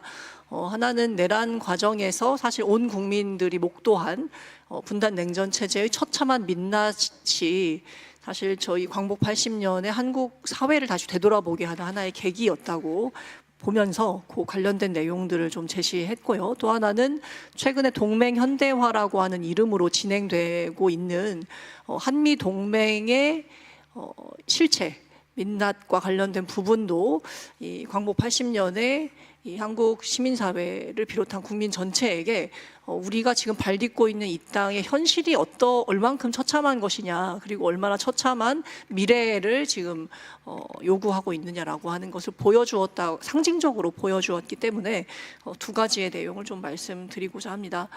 내란 과정에서 사실 그 윤석열과 동조자들에 의해 선포된 비상계엄과 내란 사태의 과정은 굉장히 신속하고 또 그 시민사회와 또 온 국민의 각고의 노력 끝에 저지가 되었습니다만, 그 과정에서 한국 사회에 깊이 뿌리내린 분단 냉전 체제의 민낯은 충격적으로 사실 드러났습니다. 이 비상계엄을 추진하는 과정에서 평양에 무인기를 침투시켰던 일련의 과정, 또 NLL 초인접 지역에서 실사격 훈련을 진행했던 일련의 과정은 내란을 위해서 이 전쟁까지도 불사할 수 있다고 하는 이 분단 정치 세력의 실체를 온 국민에게 보여주었습니다. 그리고 이들이 비상계엄 선포의 명분으로 내세웠던 반국가 세력의 척결이라고 하는 것은 정부를 비판하고 또 비상계엄에 저항하는 국민들을 향해서 척결과 제거의 대상으로까지 규정할 수 있다고 하는 것도 보여주었습니다. 이처럼 분단과 전쟁 체제를 자양분 삼아서 민주주의를 짓밟고 또 국민의 생존마저 위협하려고 했던 내란 주범의 행태는 이 분단 냉전 체제가 어떻게 한국 사회의 민주주의 또 평화를 망가뜨릴 수 있는지를 분명하게 보여주었습니다. 군사분계선에서 전쟁의 도화선에 불을 붙이려고 했던 것은 사실 윤석열 정권이었습니다만, 이들이 이렇게 할 수 있도록 한반도의 상시적인 전쟁 위기를 구조화했던 것은 지난 80년간 유지되어 왔던 대북 적대와 동맹 강화 정책에 의거한 것이었습니다. 한반도의 분단과 전쟁 이후에 미군 주둔과 한미 군사동맹의 구축과 함께 평화협정 체결은 요원해졌고 군사적 대결 구조는 공고해졌습니다. 냉전 해체 이후에도 유지됐던 비대칭적인 대북 적대 구조와 또 집요하게 이어진 북한 붕괴 정책, 또 대북 군사 압박은 북한을 핵 개발로 떠민 점이 있습니다. 그리고 대화와 협상이 반복되다가도 이것이 중단되고 다시 갈등이 격화됐던 것은 북한 정권 붕괴의 근본을 두고 있는 한국과 미국 정부의 정책, 이를 위한 군사력의 강화, 무력 시위의 전면화 등에 따른 것이었다고 평가할 수 있겠습니다. 이런 대북 적대 정책은 군사적 갈등을 오히려 격화시키고 군사적 대결 구조를 강화해 왔습니다. 군사력을 동원한 대북 붕괴, 대북 압박 정책이 계속되는 한 남북 북미 간 군사적 긴장과 대결은 해결할 수 없다고 하는 것이 지난 80년간 우리가 확인한 교훈이었습니다. 윤석열 정부의 비상계엄 사태가 전쟁 유도와 함께 진행된 것처럼 내란의 청산이라고 하는 것은 역시 외환범죄의 청산, 분단 냉전 체제의 해결과 불가분의 관계에 있습니다. 따라서 비상계엄에 대한 공모와 그 실행 과정의 불법성을 가려내고 처벌하는 것과 함께 윤석열 정부가 남북 군사 충돌을 유도하기 위해서 했던 모든 적대 정책을 폐기해야 비로소 내란 청산이 완전하게 이루어질 수 있다고 봅니다. 그리고 보다 근본적으로는 한미 정부가 고집해온 군사력을 동원한 북한 붕괴 정책을 근본적으로 폐기하고, 아울러 북한의 실체를 인정하지 않는 헌법의 영토 조항이라든지 또는 국가보안법 조항과 같은 이런 법과 제도 역시 해결할 때 비로소 분단 냉전 체제 해체의 유의미한 진전을 거둘 수 있을 것이라고 판단합니다. 동맹현대화의 문제와 관련해서는 앞서 김노엽 교수님도 지적하신 것처럼 이것이 군사적인 내용뿐만 아니고 공급망이라든지 또는 그 국제적 규범을 포함하고 있는 내용이기는 합니다. 다만 이 자료에서는 사실 군사적인 내용에 초점을 좀 두었습니다. 미국이 변화된 국제안보 전략 환경을 고려해서 이른바 억지력의 재정립을 추구하면서 동맹 현대화라고 하는 말을 사용하고 있습니다. 이 억지력이라고 하는 부분은 사실 군사적인 측면뿐만 아니라 경제, 정치적인 이런 역량까지를 모두 포함하고 있는 개념이기는 한데요. 그 중에 주로 군사력과 관련된 부분에서는 미 자체의 첨단 전투력을 강화하고 또 군사력을 효과적으로 이용하는 것뿐만 아니라 동맹국의 이 지역 안보에 대한 재정적, 군사적 역할 증대를 요구하고 있는 내용들을 함께 포함하고 있습니다. 그 구체적인 내용으로 앞서 김도희 교수님이나 또 손정모 위원장님이 얘기하신 것처럼 국방비의 대폭 증액, 또 주한미군 주둔비의 인상 등을 포함하고 있습니다. 이런 동맹 현대화는 사실 경쟁국 중국을 압박하기 위한 역할을 한국에도 부담하고 그 경제적인 부담 또 군사적인 역할까지를 전가하는 이런 방식으로 이루어지고 있습니다. 그렇지만 한국은 지리적으로 중국과 매우 인접해 있고 경제적으로도 긴밀한 관계를 맺고 있으면서 군사적으로는 적대할 아무런 이유를 가지고 있지 않습니다. 현재 북과의 군사적인 갈등을 해결하는 것만으로도 사실 한반도에 굉장히 큰 과제인데요.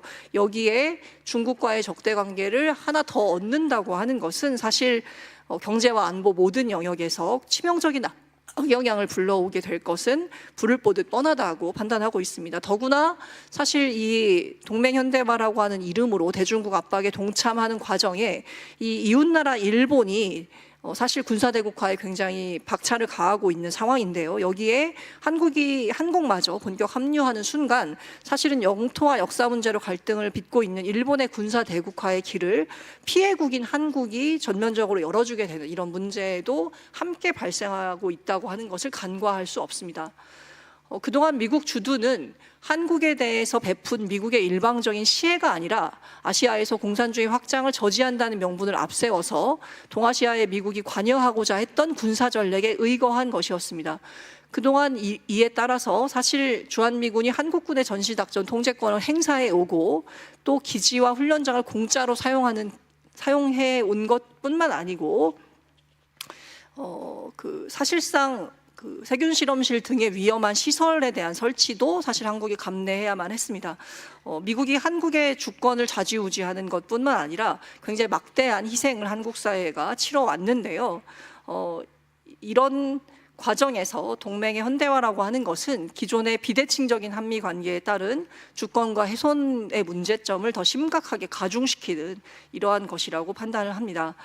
이제 한국은 미국의 대중국 전쟁기지 또 미국의 전쟁 비용의 제공처가 되어서 주권과 평화가 더욱 심각하게 훼손될 것이냐 아니면 부당한 요구를 거부하고 주권과 평화를 지키는 길을 새롭게 열 것인가 하는 갈림길에 서 있기 때문에 한국 정부와 시민사회가 이 갈림길에서 주권과 평화의 길을 적극적으로 선택하고 그 길을 나서는데 앞장서야 될 시점이라고 생각을 합니다.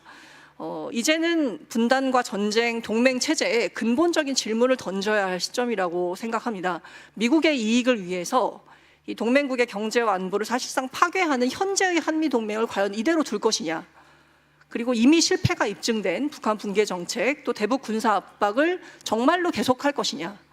80년간 계속된 한반도의 분단과 전쟁을 이대로 계속 이어갈 것이냐라고 하는 질문을 한국 사회 전체에 던지고 그것에 진솔하게 답변하는 가운데 해답을 함께 찾아 나가야 한다고 생각합니다. 저희는 미국의 대중국 압박 동참과 군비 증강 압력을 거부하고 굴욕 동맹을 해결하는 길로 한국 정부와 시민사회가 자신의 역할들을 다 해야 된다고 판단합니다. 그리고 특히 지금 다가오는 한미 정상회담에서 동맹 현대화를 앞세워서 미국의 패권 정책 강요가 공개적으로 지금 제기되고 있는 상황이기 때문에 국민주권 정부를 표방한 이재명 정부가 국민의 뜻에 따라서 주권과 평화를 최우선 과제로 삼아 동맹 정책을 바꿔내야 한다고 보고 또 한국 시민사회 역시도 이 방향에서 적극 싸워나가야 된다고 하는 이런 방향도 같이 말씀드리고 싶습니다.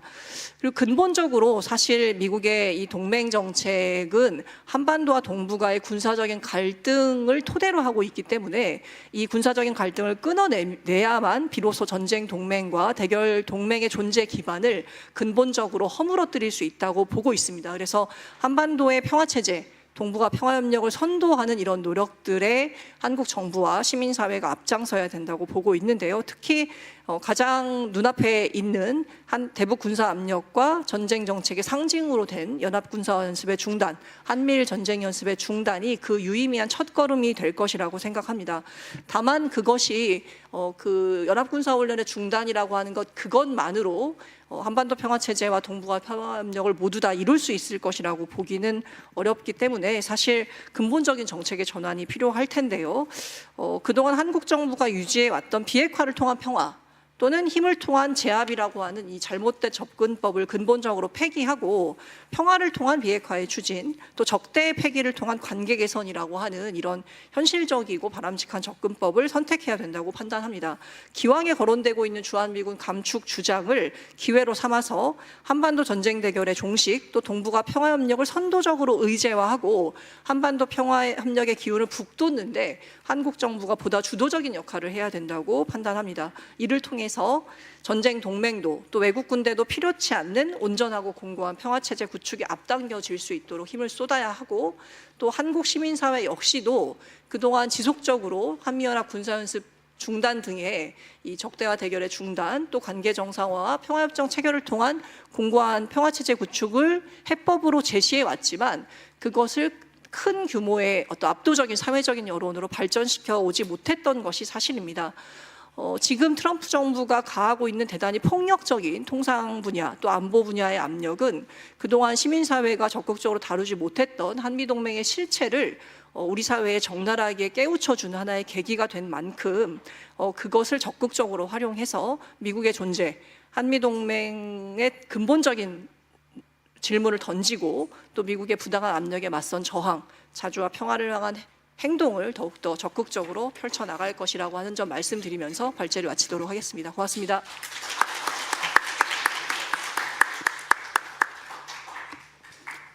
예, 세 분 발표자 감사드립니다. 예, 지금 긴 시간에 걸쳐서 3개의 세션에 걸친 발표가 다 마무리되었습니다.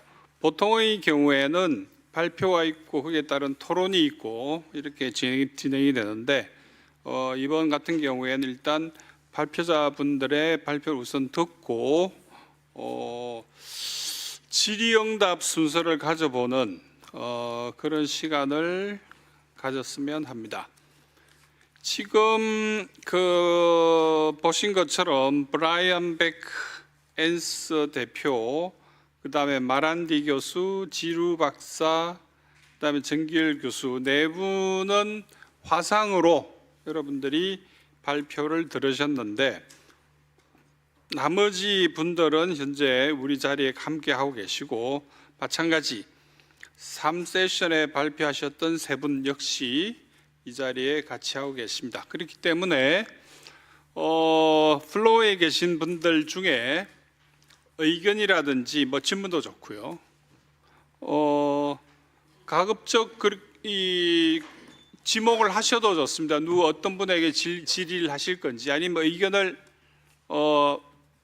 표명하셔도 좋고 해서 좀 자유롭게 그 질의와 그다음 답변 이런 시간을 정해진 시간까지 가져가도록 하겠습니다. 우리 마이크가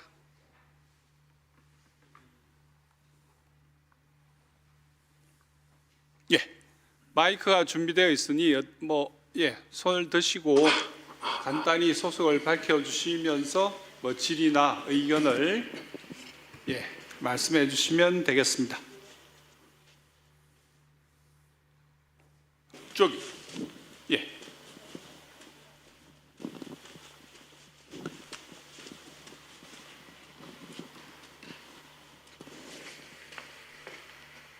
안녕하세요.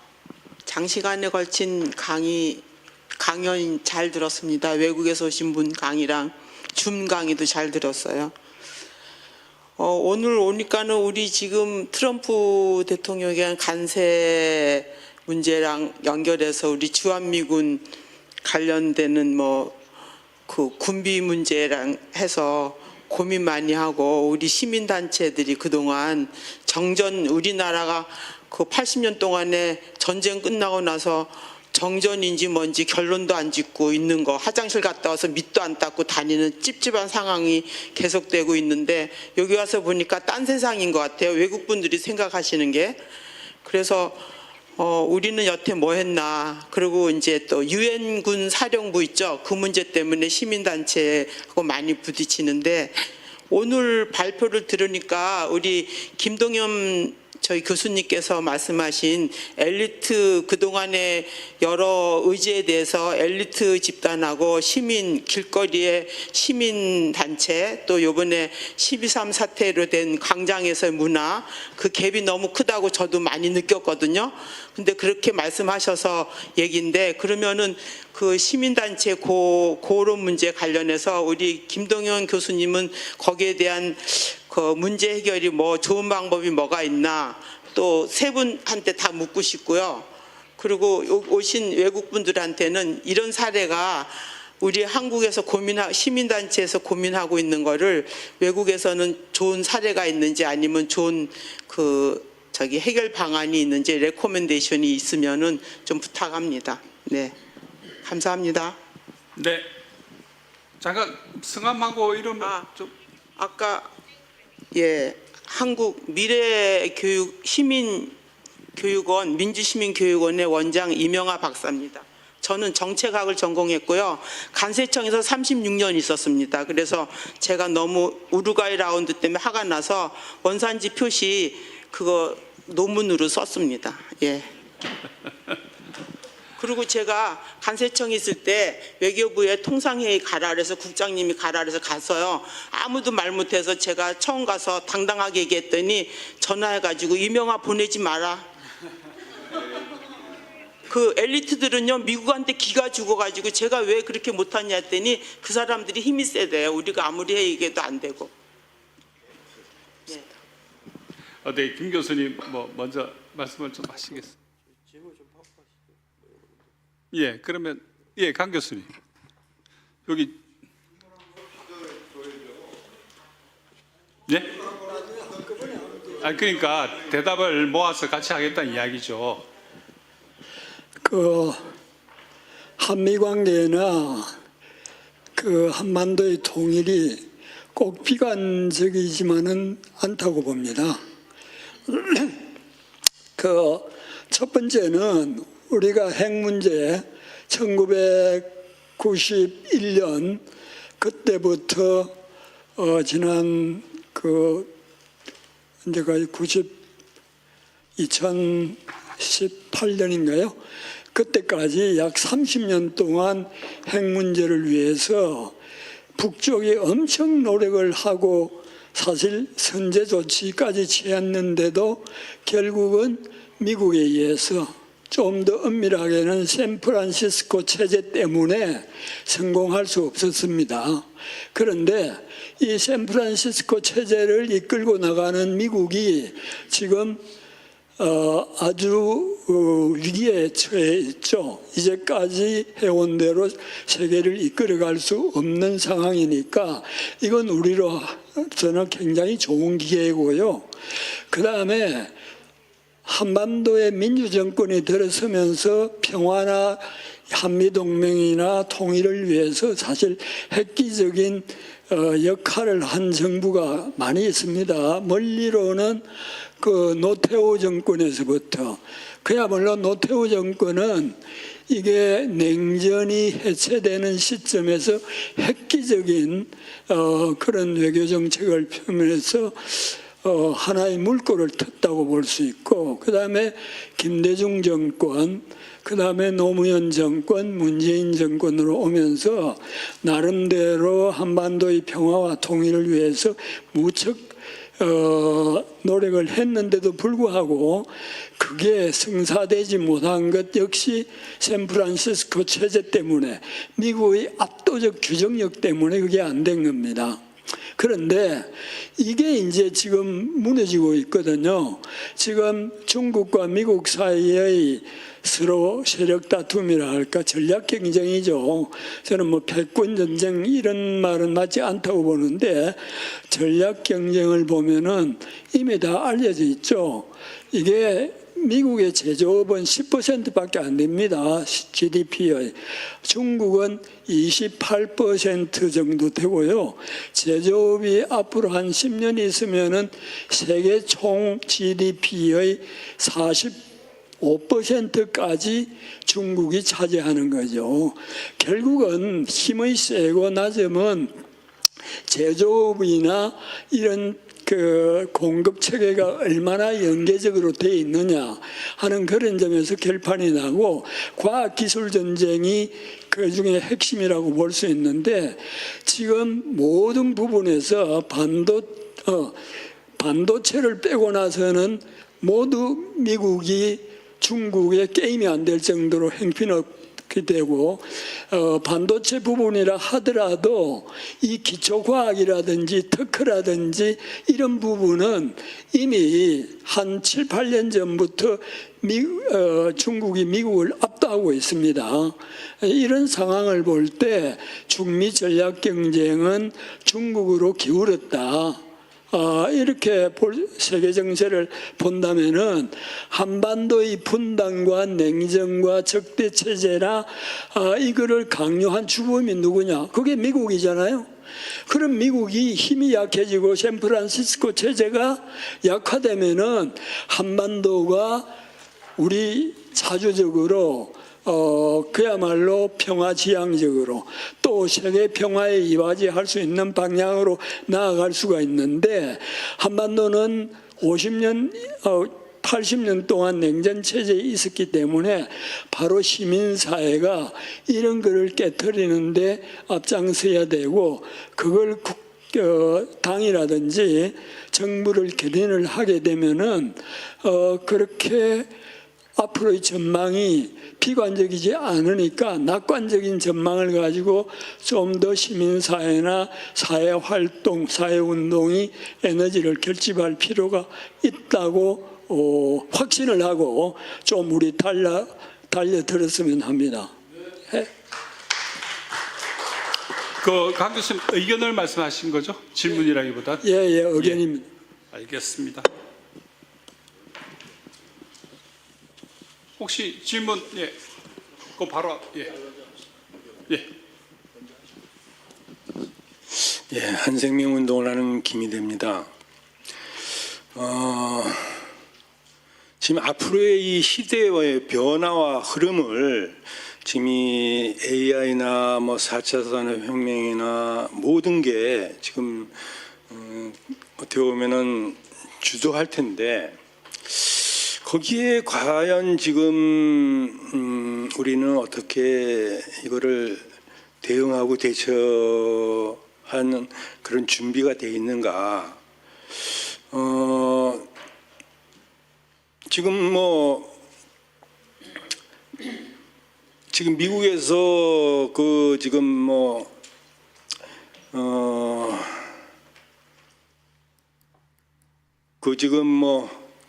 앞으로 그런 AI와 4차 산업혁명에 있어서 거기에 미국의 영향력 또 그런 거를 어떻게 봐야 될까? 또 그런 거에 대응하고 대처하는 우리 지금 한반도와 주변국들이 유럽 연합처럼 이 동북아 연합으로 해가지고 이 앞으로의 그런 다흑화 세계 질서를 어떻게 보면 좀 정리하는 또 그런 거는 어떻게 생각할 수 있을까? 거기에 대해서 한번 좀 듣고 싶습니다. 특별히 질의하신 선생님은 없이, 예. 한 분만 더 질문 듣고 답변 듣고 또 질문 받겠습니다. 예, 말씀하시죠. 네. 앞에 본 질의 좋으셨고요. 들었고, 네, 저는 소개하자면 영국 버밍엄대에서 공부했고 한국에서는 한우리 교육연구원이라고 해서 제가 단체를 만들어서 거기서 지금 연구하고 있는 연구원 대표자입니다. 저는 오늘 그 외국인 분들이 발표하시는 게 상당히 좋았어요. 그것 때문에 제가 여기 굳이 참석을 한 거고요.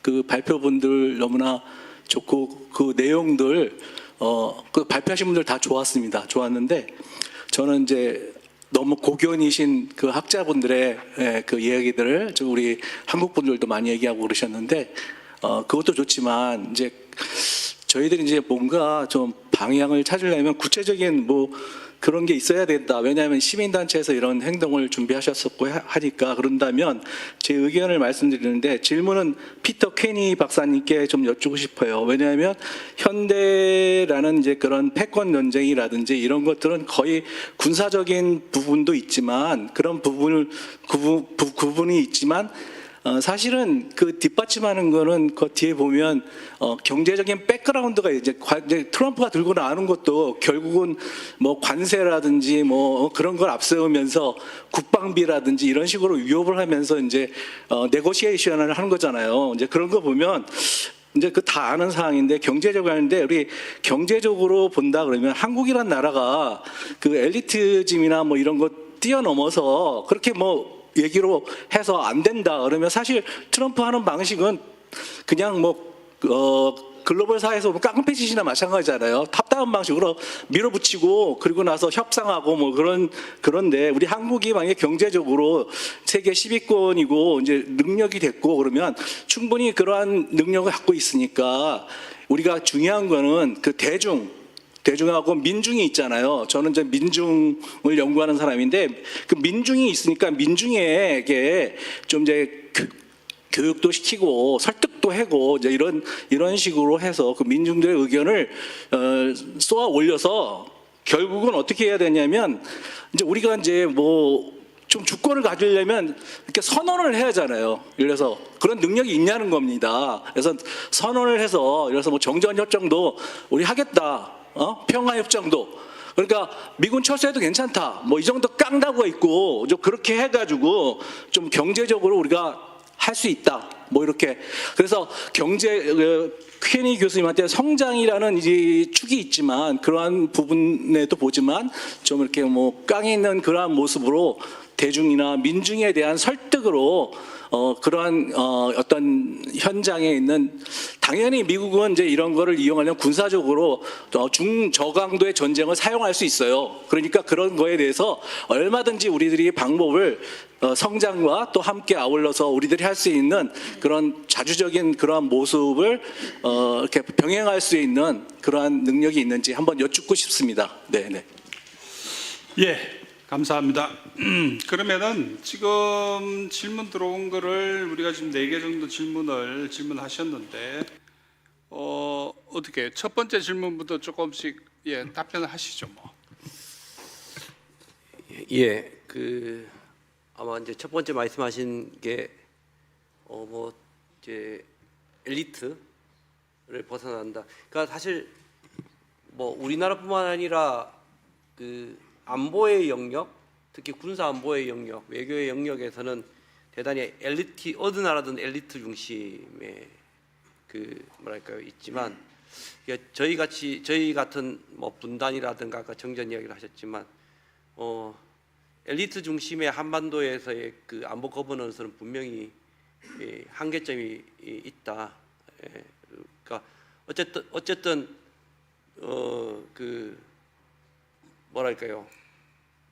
지금까지 있었던 정책의 어떤 형성의 폐쇄성이라든가 또 국민 신뢰의 부족이라든가 뭐 가장 중요한 것은 한반도에 갖고 있는 그 안보 개념이 가장 문제라고 생각을 해요. 그러니까 저희는 전쟁이라는 걸 경험을 하다 보니까 저희가 갖고 있는 안보의 개념 자체가 대단히 협소합니다. 그러니까 대단히 군사적 안보라 그러면 전쟁이라는 소위 말해서 국가 중심의 전통적 안보 개념에 딱 매여 있어요. 이미 우리는 대단히 국제사회는 오래전부터 뭐 소위 인간 안보, 다양한 안보의 개념으로 확장이 되어 있고 뭐 기후 있는데 저희는 너무 뭐랄까요 군사 위협 대응적 측면에서 안보 개념이 너무 협소하게 딱 갇혀 있는 거죠. 저는 그게 가장 큰 문제라고 봐요. 그러니까 안보의 개념을 확장을 시켜서 군사 위협의 대응 중심을 그러니까 평화로 옮기기 위해서는 뭐 인간, 인권, 경제, 환경 그런 것을 통합적 안보의 개념으로 확장을 시키면 당연히 그 확장이 엘리트 중심에서 시민으로 옮길 수 있는 기회가 와요. 근데 우리는 사실 기본적으로 한반도의 안보 개념 자체가 대단히 협소화되어 있다 보니까 결국은 시민사회가 갖고 있는 대단히 우수한 역량을 활용할 수 있는 공간이 되게 좁다는 거죠. 그래서 저는 가장 첫 번째가 우리 사회가 갖고 있는 안보의 개념 자체를 어떻게 확장시키느냐가 가장 이제 우선이 되어야 된다고 생각합니다. 그러니까 그렇게 하기 위한 노력들이 필요하고요. 그렇게 하기 위해서는 저는 제가 말씀드리고 이제 이 특히 남북 관계나 동맹 문제나 이런 문제들을 남 탓을 하면 안 된다고 봐요. 그러니까 미국 탓을 하거나 북한 탓을 하지 말자는 거죠. 저는 이게 제 주장인데요. 이것을 시민으로 왜냐하면 상대방 탓을 하고 상대방과 대화를 하려고 하면 결국은 엘리트한테 키를 맡길 수밖에 없어요. 그러니까 미국에 협상을 하고 뭐 미국하고 하고 북한하고 하려는데 시민사회가 앞장설 수가 별로 없거든요, 사실요. 그런데 중요한 거는 뭐냐면 그런 것들을 시민사회가 하기 위한 여건을 만들어가는 우리 사회에 뭔가를 만들고 그 여건을 만드는 거는 시민사회가 할 수 있어요. 그러니까 그게 중요해요. 우리가 사실 어떻게 놓고 보면 너무 상호주의적이라고 저는 생각해요. 그러니까 특히 남북관계에 대해서. 그러니까 남북관계에서는 저들하고 만나서 대화라는 걸 하고 도장을 찍고 무슨 합의문을 만들고 이렇게 해서 그 속에서 너 하나 지키면 나도 하나 지키고 너 하나 주면 나도 하나 주고 이런 개념으로 했고 미국도 동맹도 그런 거거든요. 근데 이런 것들은 당연히 엘리트나 이런 사람들이 하는 거죠. 그런데 그게 아니라 사실은 지금 자세히 생각해 보세요. 이제 남과 북은 어떻게 보면 저는 이제 극단적으로 생각하면 김정은 살아 있을 동안은 어렵다라고 생각할 정도로 이제는 대단히 오랜 기간 남북은 만날 수 없는 기간이 올 겁니다. 그러면 아무것도 안 할 게 아니잖아요. 저는 그 기간 중에 우리는 뭘 해야 되냐? 시민사회를 통해서 탈상호주의죠. 그러니까 북과 만나지 않은 상태에서 우리 스스로 선제적으로 할 수 있는 것들이 많아요. 사실은. 그러니까 그런 것들 중에 대표적인 게 사실 어떻게 보면 우리 사회에서 여건을 만들고 국가보안법도 분명히 존재합니다. 그런 것들에 대한 운동도 존재할 것이고 또 사실 북한한테 허락받고 북한의 소위 노동신문이나 출판물에 이런 거를 보는 거 아니거든요. 우리 사회가 개방을 하면 돼요. 예, 그런 것들에 대한 것들을 해나가는 노력들이 필요한 거고요. 사실 또 시민운동 중에서 저는 제가 이제 이야기하는 것 중에 하나가 사실은 지뢰 제거에 관련된 부분이 대단히 중요하다고 생각을 해요. 사실요. 이것도 사실은 뭐 엘리트나 이런 게 있지만 우리 시민사회에서 충분히 할 수 있는 운동이라고 저는 생각을 합니다.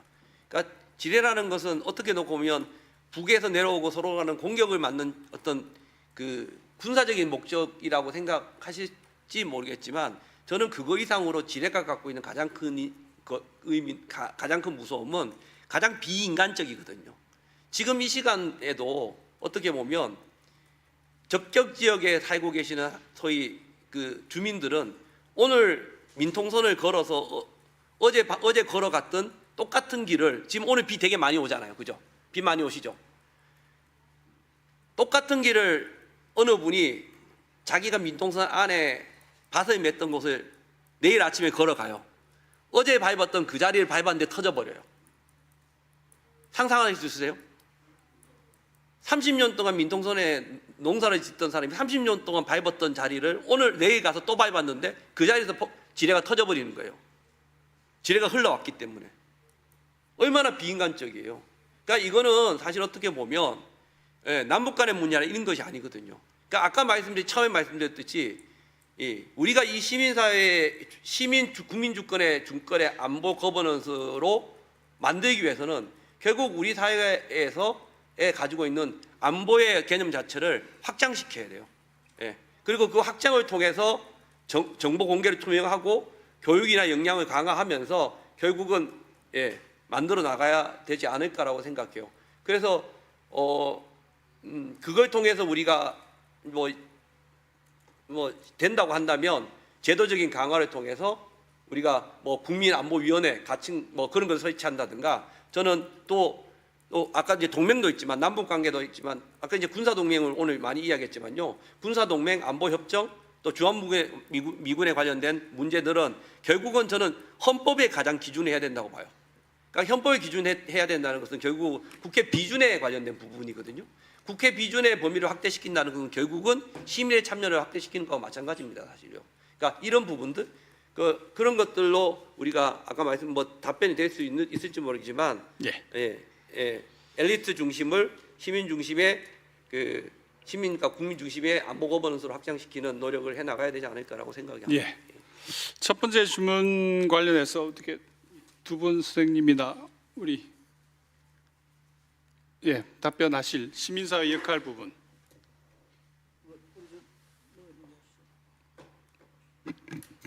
네, 말씀하신 것처럼 사실 안보 문제 굉장히 어렵기도 하고 정부나 언론이 상황을 있는 그대로 이제 공개하지도 않고 있다고 하는 것이 문제라고 생각합니다. 그래서 어떻게 보면 이제 상황을 명확하게 공유할 수 있다면 이제 그에 대한 대응이라든지 또는 활동과 관련된 부분도 지금보다는 훨씬 더 적극화될 수 있을 것이라고 생각하는데요.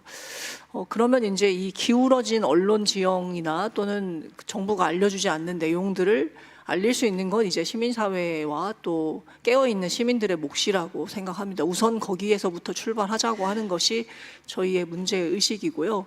문제점들을 널리 알리고 또 관련된 실천들을 구체적으로 이제 만들어가는 과정에서 아까 김동혁 교수님이 말씀하신 이 엘리트 중심의 이 안보 의제가 아니라 시민들의 것으로 그것이 실제 영향을 미치는 주권자들의 어떤 결정과 판단에 맡길 수 있도록 중간 이제 다리를 놓는 것이 시민사회 역할이라고 생각합니다. 그런 의미에서 내일 8.15 대회가 있는데요. 사실 미국의 이 안보 위협 또 불평등한 한미 관계를 해결하고자 하는 시민들의 마음을 모아서 내일 저녁 7시에 숭례문 앞에서 범시민 대회가 예정되어 있습니다. 정부는 광화문 광장에서 이른바 이제 국민 임명식을 하겠다고 하는데요. 저희는 광복 80년을 맞이해서 지금 일본과 미국 정부가 한국에게 가하고 있는 주권과 평화의 훼손이라고 하는 문제점을 지적하고 그에 대한 시민의 행동을 결집하는 방향에서 범시민 대회를 추진하고 있습니다. 범시민 대회에도 많이 참가해 주실 것을 부탁드립니다. 네, 감사합니다. 해외 참가자분들 중에 답변 있으시면 말씀하시면 좋겠고요.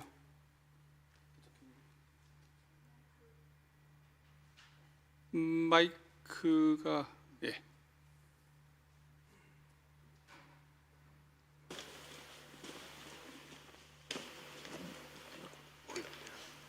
없으시면 안 하셔도 됩니다.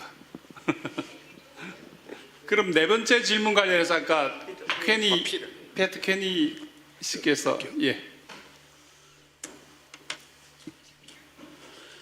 Yes, thank you very much, and thank you for the questions. I'm particularly looking at the question that addresses the future, because you have a brand new government. And this brand new government has an opportunity to meet, I think, on the 25th of August with President Trump. And even though maybe the main item on the agenda will be discussing tariffs, I don't know exactly, but I could imagine that is the thing. But you have the opportunity to pick up many more subjects, because you are the host of this meeting. And so what I would suggest to you, because that was the question, is to expand that meeting on tariffs to talk about the future relation with the United States, your future relation with North Korea, talk about the unification and what you believe is necessary. And I think what is actually necessary, that has been pointed out on several occasions, is a certain withdrawal from the relationship with the United States. In other words, making the relationships more even between Korea and the United States. That means that you should be free again, free and a sovereign country, without the military base, without this military equipment. It's the largest military base in the Pacific, except for Okinawa. And therefore, I think this should be one of the subjects that you should discuss. And as you go along that line, and we'll see what President Trump says. So far, he has made the same, I think, announcement to you, or actually not proposal, as somebody said, it's a dictate rather than the proposal, to increase your military budget to 5% of GDP, the same as they did in the European Union, and the European Union sadly accepted. I think you should not accept. You spend already too much, 2.8%. And therefore, what is necessary is that you spend your resources on what you think, you, Korea, think is necessary, namely the development of the social and physical infrastructure of the country, the development of the well-being of the people. I think that's the key, and I think this may be a key point to be discussed with President Trump. Thank you.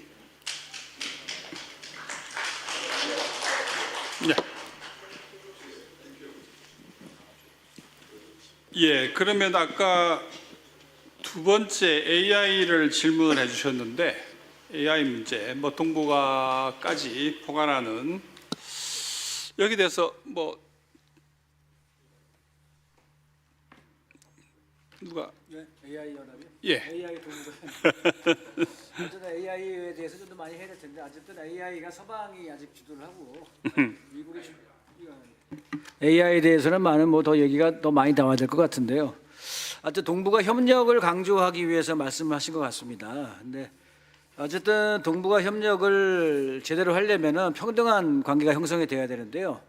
지금 일본이 제기하는 이 소위 원시어터 구상, 하나의 전구 구상 이런 것처럼 소위 현대판 대동아 공영권, 일본을 축으로 하는 한국, 대만, 필리핀, 호주를 묶는 소위 원시어터 구상을 제기하는 판이라서 어쨌든 지금의 이러한 전시 구조 등이 동북아 차원에서 얘기되고 한미일 또 한일 간의 협력 그러면 1차 군사적인 협력에 기초한 뭐 경제적, 문화적 협력 이런 것들이 계속 얘기되고 있기 때문에 일단은 그런 문제들이 제거가 돼야 될 것 같습니다. 그런 것이 먼저 제거된 조건 하에서 동북아 차원에서의 또는 동아시아 차원에서 협력 구조가 돼야 될 거라고 보여지고요. 그렇게 하기 위해서는 한반도에 있어서의 평화체제가 먼저 성립이 돼서 동북아에서의 일상적인 전시 구조들이 일단은 제거되는 이러한 조건 하에서 그런 동북아 간의 연합을 할 수 있는 그런 가능성이 열리지 않을까 이렇게 생각이 들고요. 아울러서 한반도의 평화체제 또 평화협정이 만들어지면 동북아 차원에서의 안보 협력 구조들도 제한이 된 바가 있기 때문에 지금 러시아에서도 이런 평등한 관계에서의 안보 협력 구조가 잘 만들어지는 것이 또 중요하다고 봅니다. 일단 우리는 그런 과정이 전제가 돼야지 이후에 있어서의 그러한 평등한 관계에 있어서의 동아시아 구조가 가능하지 않을까 이런 생각이 듭니다. 예, 감사합니다. 뭐 시간이 이제 충분히 지나서 마지막 질문 한 분 정도 더 받아볼까요? 예.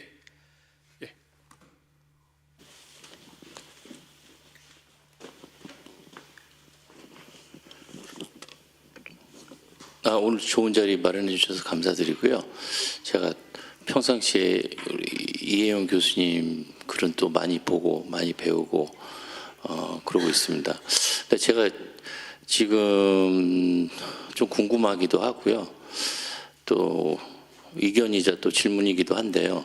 저는 이제 다극화 세계 질서를 이제 새로 만들어 간다 그러면, 근데 오늘 내용을 쭉 들어보니까 거의 뭐 한미 동맹을 성토하고 반미, 반일, 그러면 이제 세상이 좋아진다 이런 이제 결론으로 이르는 것 같은데, 사실은 좀 간과하고 있는 게 지금 이제 중국의 문제거든요. 이제 중국이 이제 우리의 우방국도 아니고 지금 중국이 이제 미국의 달러 패권 위에서 세운 제조 패권을 이용해서 지금 세계 산업을 침탈하고 있고, 특히 우리나라는 가장 큰 피해를 지금 그동안 이제 물밑에서 서서히 약탈하다가 이제는 이제 본격적으로 약탈을 하기 시작하고 있는데, 이런 부분들을 간과한 상태에서 단순하게 뭐 미국의 어떤 착취 문제, 그 다음에 이제 그런 문제만 다룬다 보면 우리는 이제 서서히 이제 중국에 이제 그 약탈당하다 어느 순간에는 우리나라 제조 자체가 붕괴가 되고 우리나라 이제 산업이 이제 망가지고 우리는 그러면 이제 먹고 살 것도 없어지는 이런 상황이 될 수도 있는 그런 상황인데 이제 그런 부분에 있어서 다극화 포럼에서 이런 어떤 중국의 문제도 다루실 생각이 없으신지 그래서 제가 또 질문을 드립니다. 감사합니다.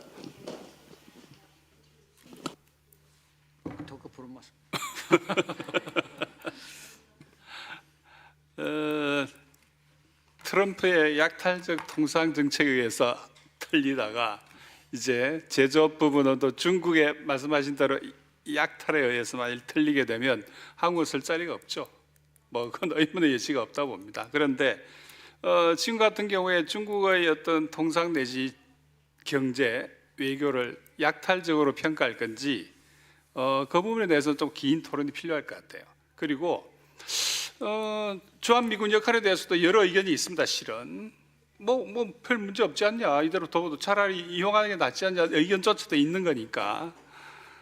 그래서 이런 부분에 대해서 사각지대에 놓여 있는, 특히 우리 진보나 시민사회 진영 입장에서 본다면 사각에 놓여 있는 방금 제기하신 그런 질문들 이제 우리가 좀 끌어올려서 한번 논해보자. 좋다.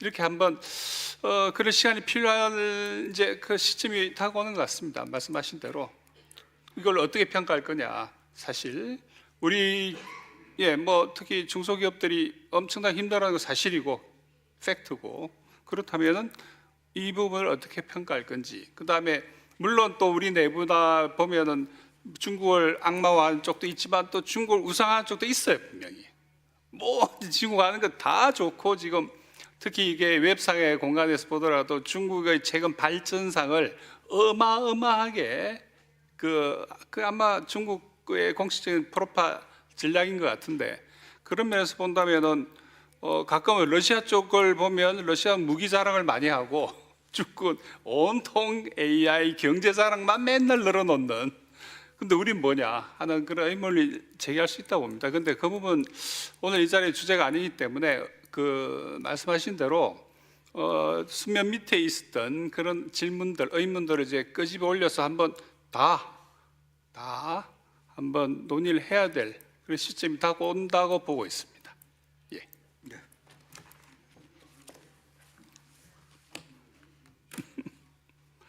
예.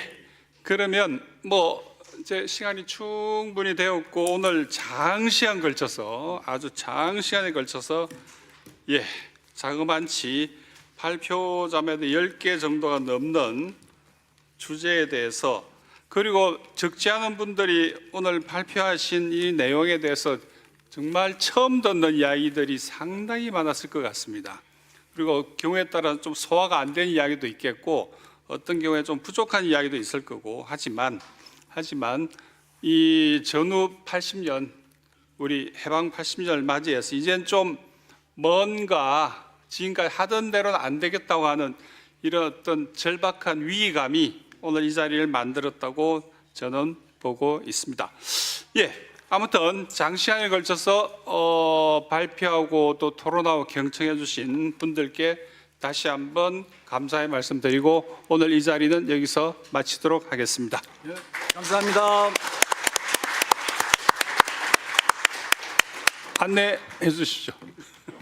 5시간 넘게 모두 너무 수고 많으셨습니다. 그리고 해외에서 멀리서 이 스위스 그리고 러시아, 캐나다는 또 런던에서 오셨어요.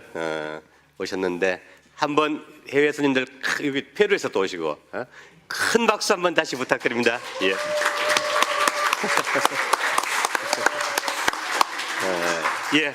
오늘 여기에는 그 소요실 110석인데 연 인원 110명 이상이 지금 오셨다 가신 걸로 나오고 있습니다. 그 최근에 가장 그 빡센 주제로 가장 오랜 시간 이재명 정부 출범 이후에 아마 거의 처음으로 진행한 것 같은데 여러분 모두 대단히 고맙습니다. 안녕히 돌아가십시오.